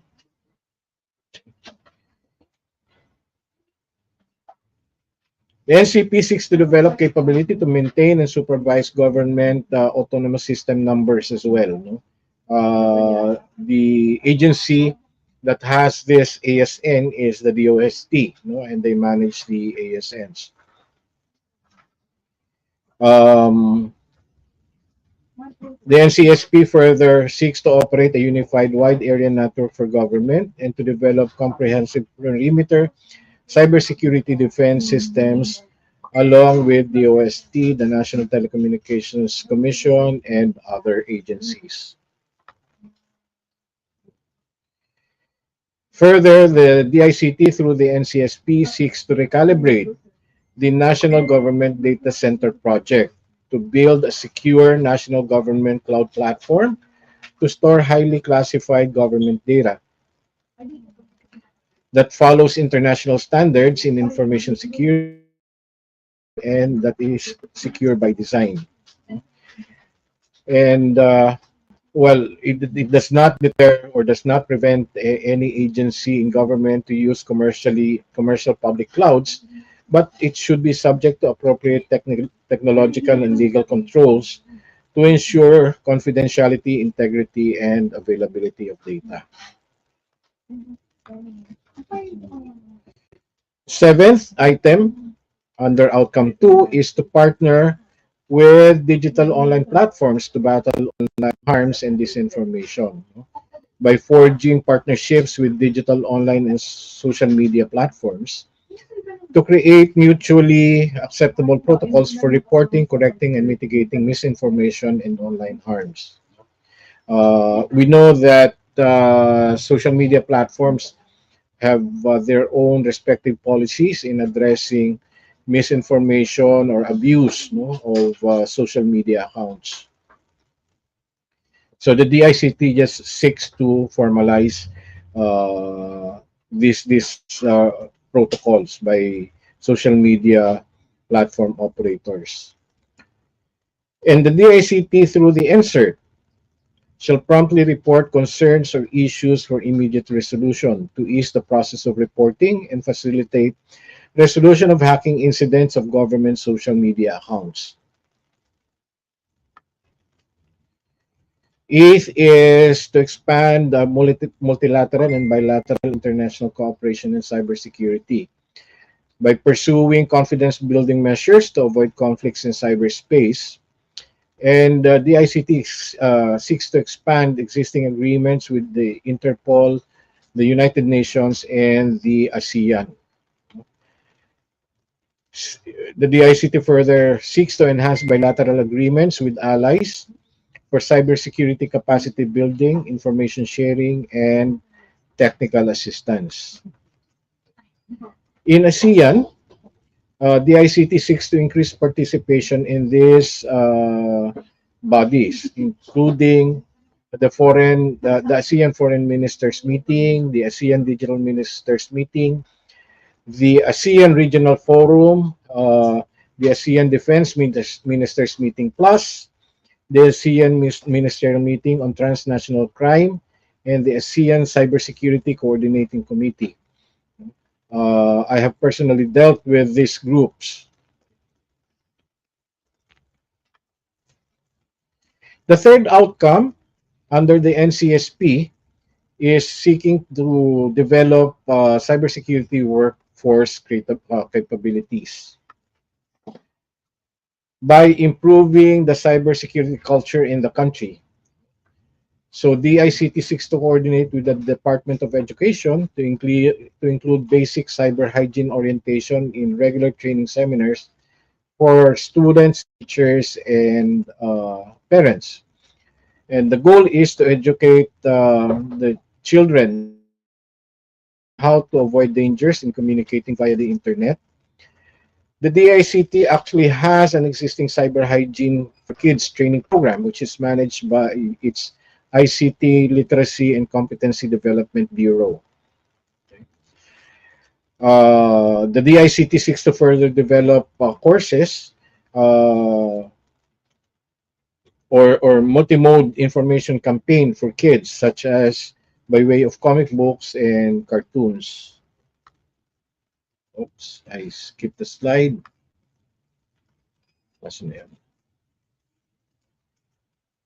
Sorry for that. And then the DICT further seeks to initiate national hacking competition and participate in international hackathons. No? They have been doing this. I think the PNP has been doing this as well. And then the DICT seeks to conduct regular campaigns for cybersecurity awareness. I predict that in this last quarter and the incoming 2024 and maybe beyond, there will be intense campaigns on cybersecurity awareness after the data breaches and attacks on government agencies. October is declared as a cyber awareness month. Actually, October is a cybersecurity month, no? And all government agencies are enjoined to perform cyber hygiene activities. Perhaps even the private sector organizations should be enjoined in this. And then, of course, seeks to address the ICT seeks to address the lack of higher educational institutions offering cybersecurity degree programs. There are quite a few, no, that is offering cybersecurity degree programs. To do this, it will seek to assist the Commission on Higher Education in developing cybersecurity curricula and courses for higher educational institutions. And the DICT seeks to offer scholarships through CHED to students pursuing higher education in cybersecurity. And it will push for the recognition of some international certification recognized international certifications as equivalent to the career service eligibility under the Civil Service Commission, no? For applicants for cybersecurity positions in government.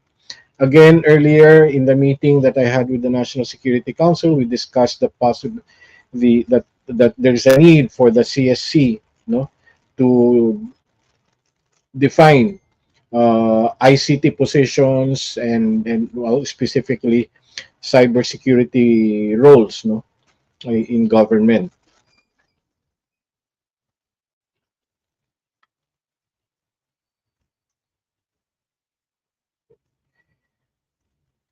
The DICT further seeks to provide sufficient pathways for upskilling and reskilling of the existing workforce. No?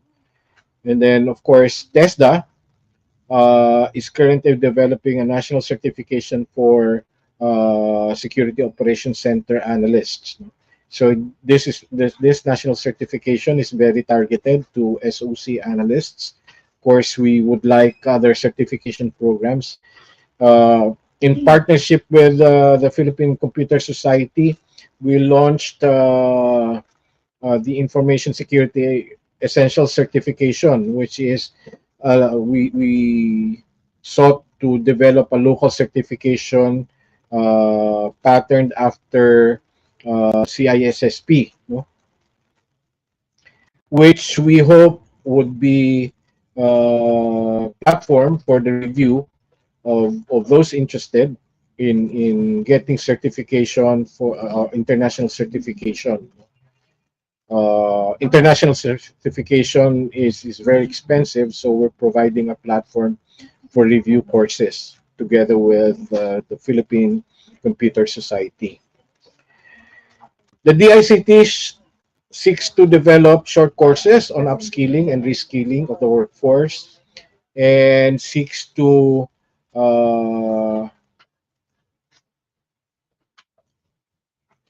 have the internationally recognized certifications in cybersecurity is encouraged and promote the development of cybersecurity professionals organizations. No? Looking forward to this, if the DICT will promote organizations like NADPOP, PH-CERT, as well as the Philippine Computer Society and other organizations. And then another action in terms of institutionalizing cybersecurity organization in government is that the DICT, DBM, and that's the DBM is the Department of Budget and Management, and the Civil Service Commission, to update the index of occupations by adding ICT and cybersecurity career service positions in government. Seeks to develop qualification standards and competency standards for hiring cybersecurity career service personnel, and seeks to create several separate certification pathways for career service eligibility for ICT and cybersecurity professionals.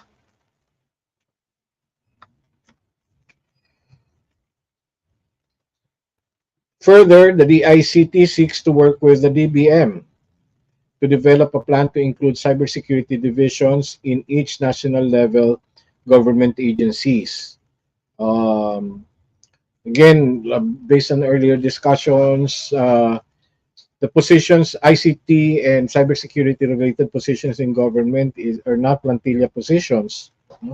So many of them are simply job orders. So there's a quick turnover being experienced by government agencies, as the national government agencies compete with the private sector.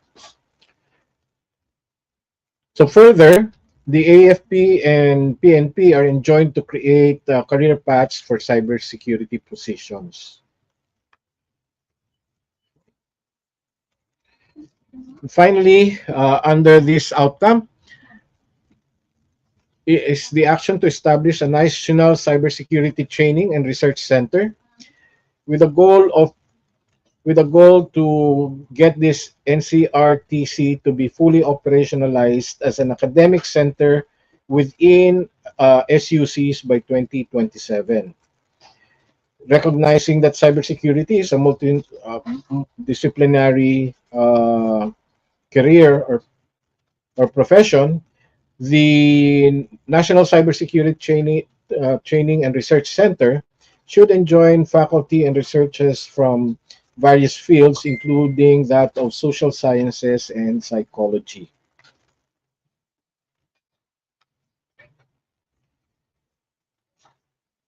To end my discussion, looking at the National Security Plan under the lens of governance, risk, and compliance.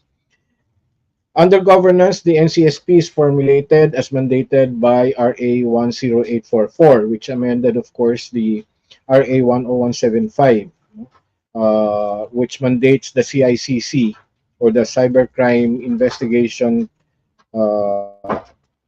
Coordinating Center to formulate the NCSP.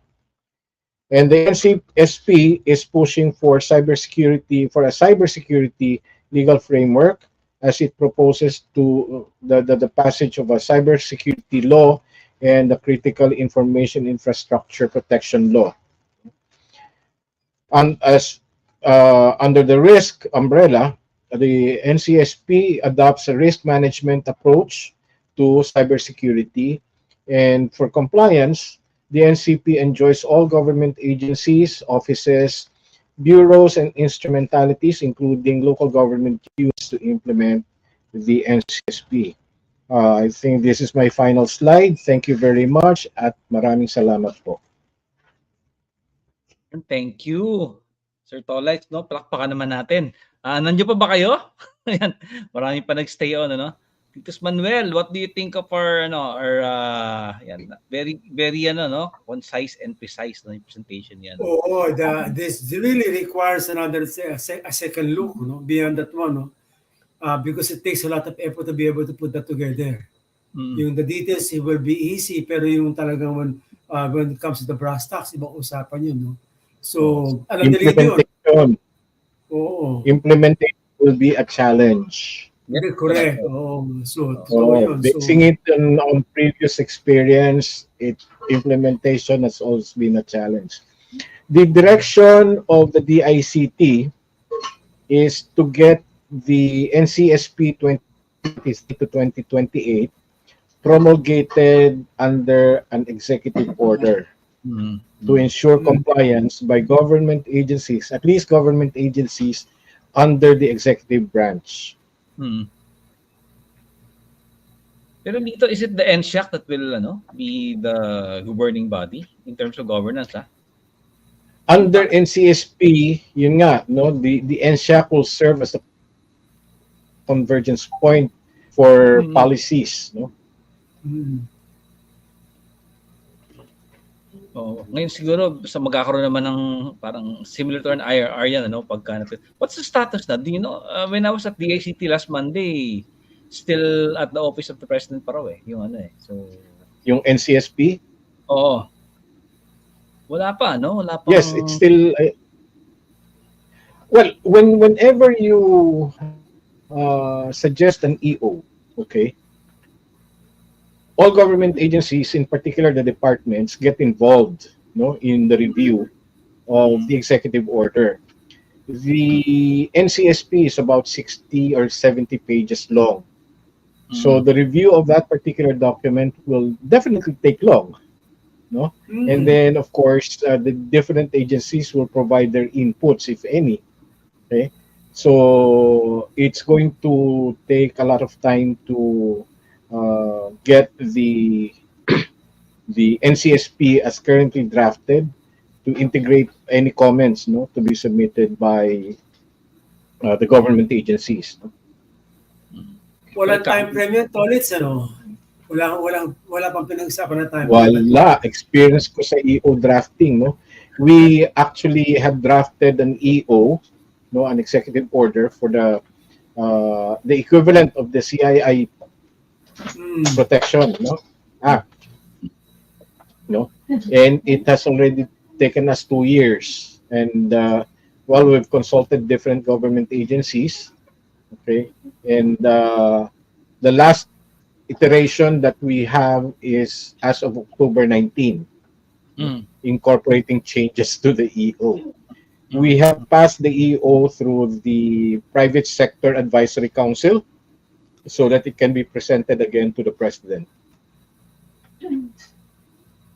Yeah, let's pray na mapasa na before Cybersecurity Month ends, Sadly, the next meeting sa PISAC is in November. Ouch. So wala na. Na. Pagkatapos yan, nabutan na ng Pasko. Oo. Tapos madalas daw patawag yung members ng Cybersecurity Bureau sa Malacanang. Kaya... Well, yes, because of all these attacks happening now. Yung attacks actually in government agencies, if you will recall, yung mga public size attacks started in March or April of this year. And there's chatter also that there will be more government agencies, no? And I've mentioned this several times to some colleagues that there's chatter in the community, even before the DICT hack. Yeah. So true enough, yun, may hack din sa DICT. This week lang yun, this week lang, di ba? Tolets, Yes. I shared with our community no, na even though this law is about cybersecurity, if your company or organization is part of a critical information infrastructure, it will roll down to you. Ano? Kasi pagka CII yan, there will be a regulator that's going to look after it. And with it, Yes. correspondingly, lalabas din yung mga new directives based on this EO. No? Yeah. And Well, if first, the idea is this, no? While the EO does not cover a directive directly from the president to the private sector organization, no? It is the regulatory bodies, because of their mandate to regulate specific industries, no, that will issue the regulation, consistent with the executive order. Okay? So that the companies that are running, about 90% of our critical infrastructure is in the hands of the private sector. Okay, that's just the reality. So this critical information infrastructure or critical infrastructure operators are covered by regulatory agencies, and they will just have to comply with the regulations to be issued by their respective regulatory agencies. Correct, no? Please post your questions. We're at the tail end already, of our our day 1, Governance Day. May tanong pa yung kay bihira nating pakasama si Ninong Lito, no? He's very busy. Alam niyo lang. He's also the chairman of NAMFREL, no? So election na next week, di ba? Dito barangay, ang haba ng bakasyon. Baka gusto mo humingi ng volunteers for NAMFREL for the elections dito sa ating community, no? Sure, kung may magbo-volunteer. Yeah, yan. Ito, si Attorney Jeff, yan. Tingnan natin comment niya. Ito, yan, no?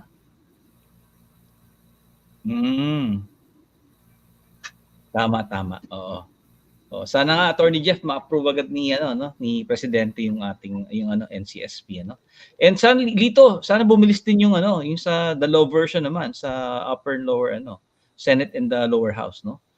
Kasi well, sana we've had a hearing already in the House, which resulted in the creation of the TWG that will study the draft bills and will combine the bills into one. So the TWG will come up with a substitute bill.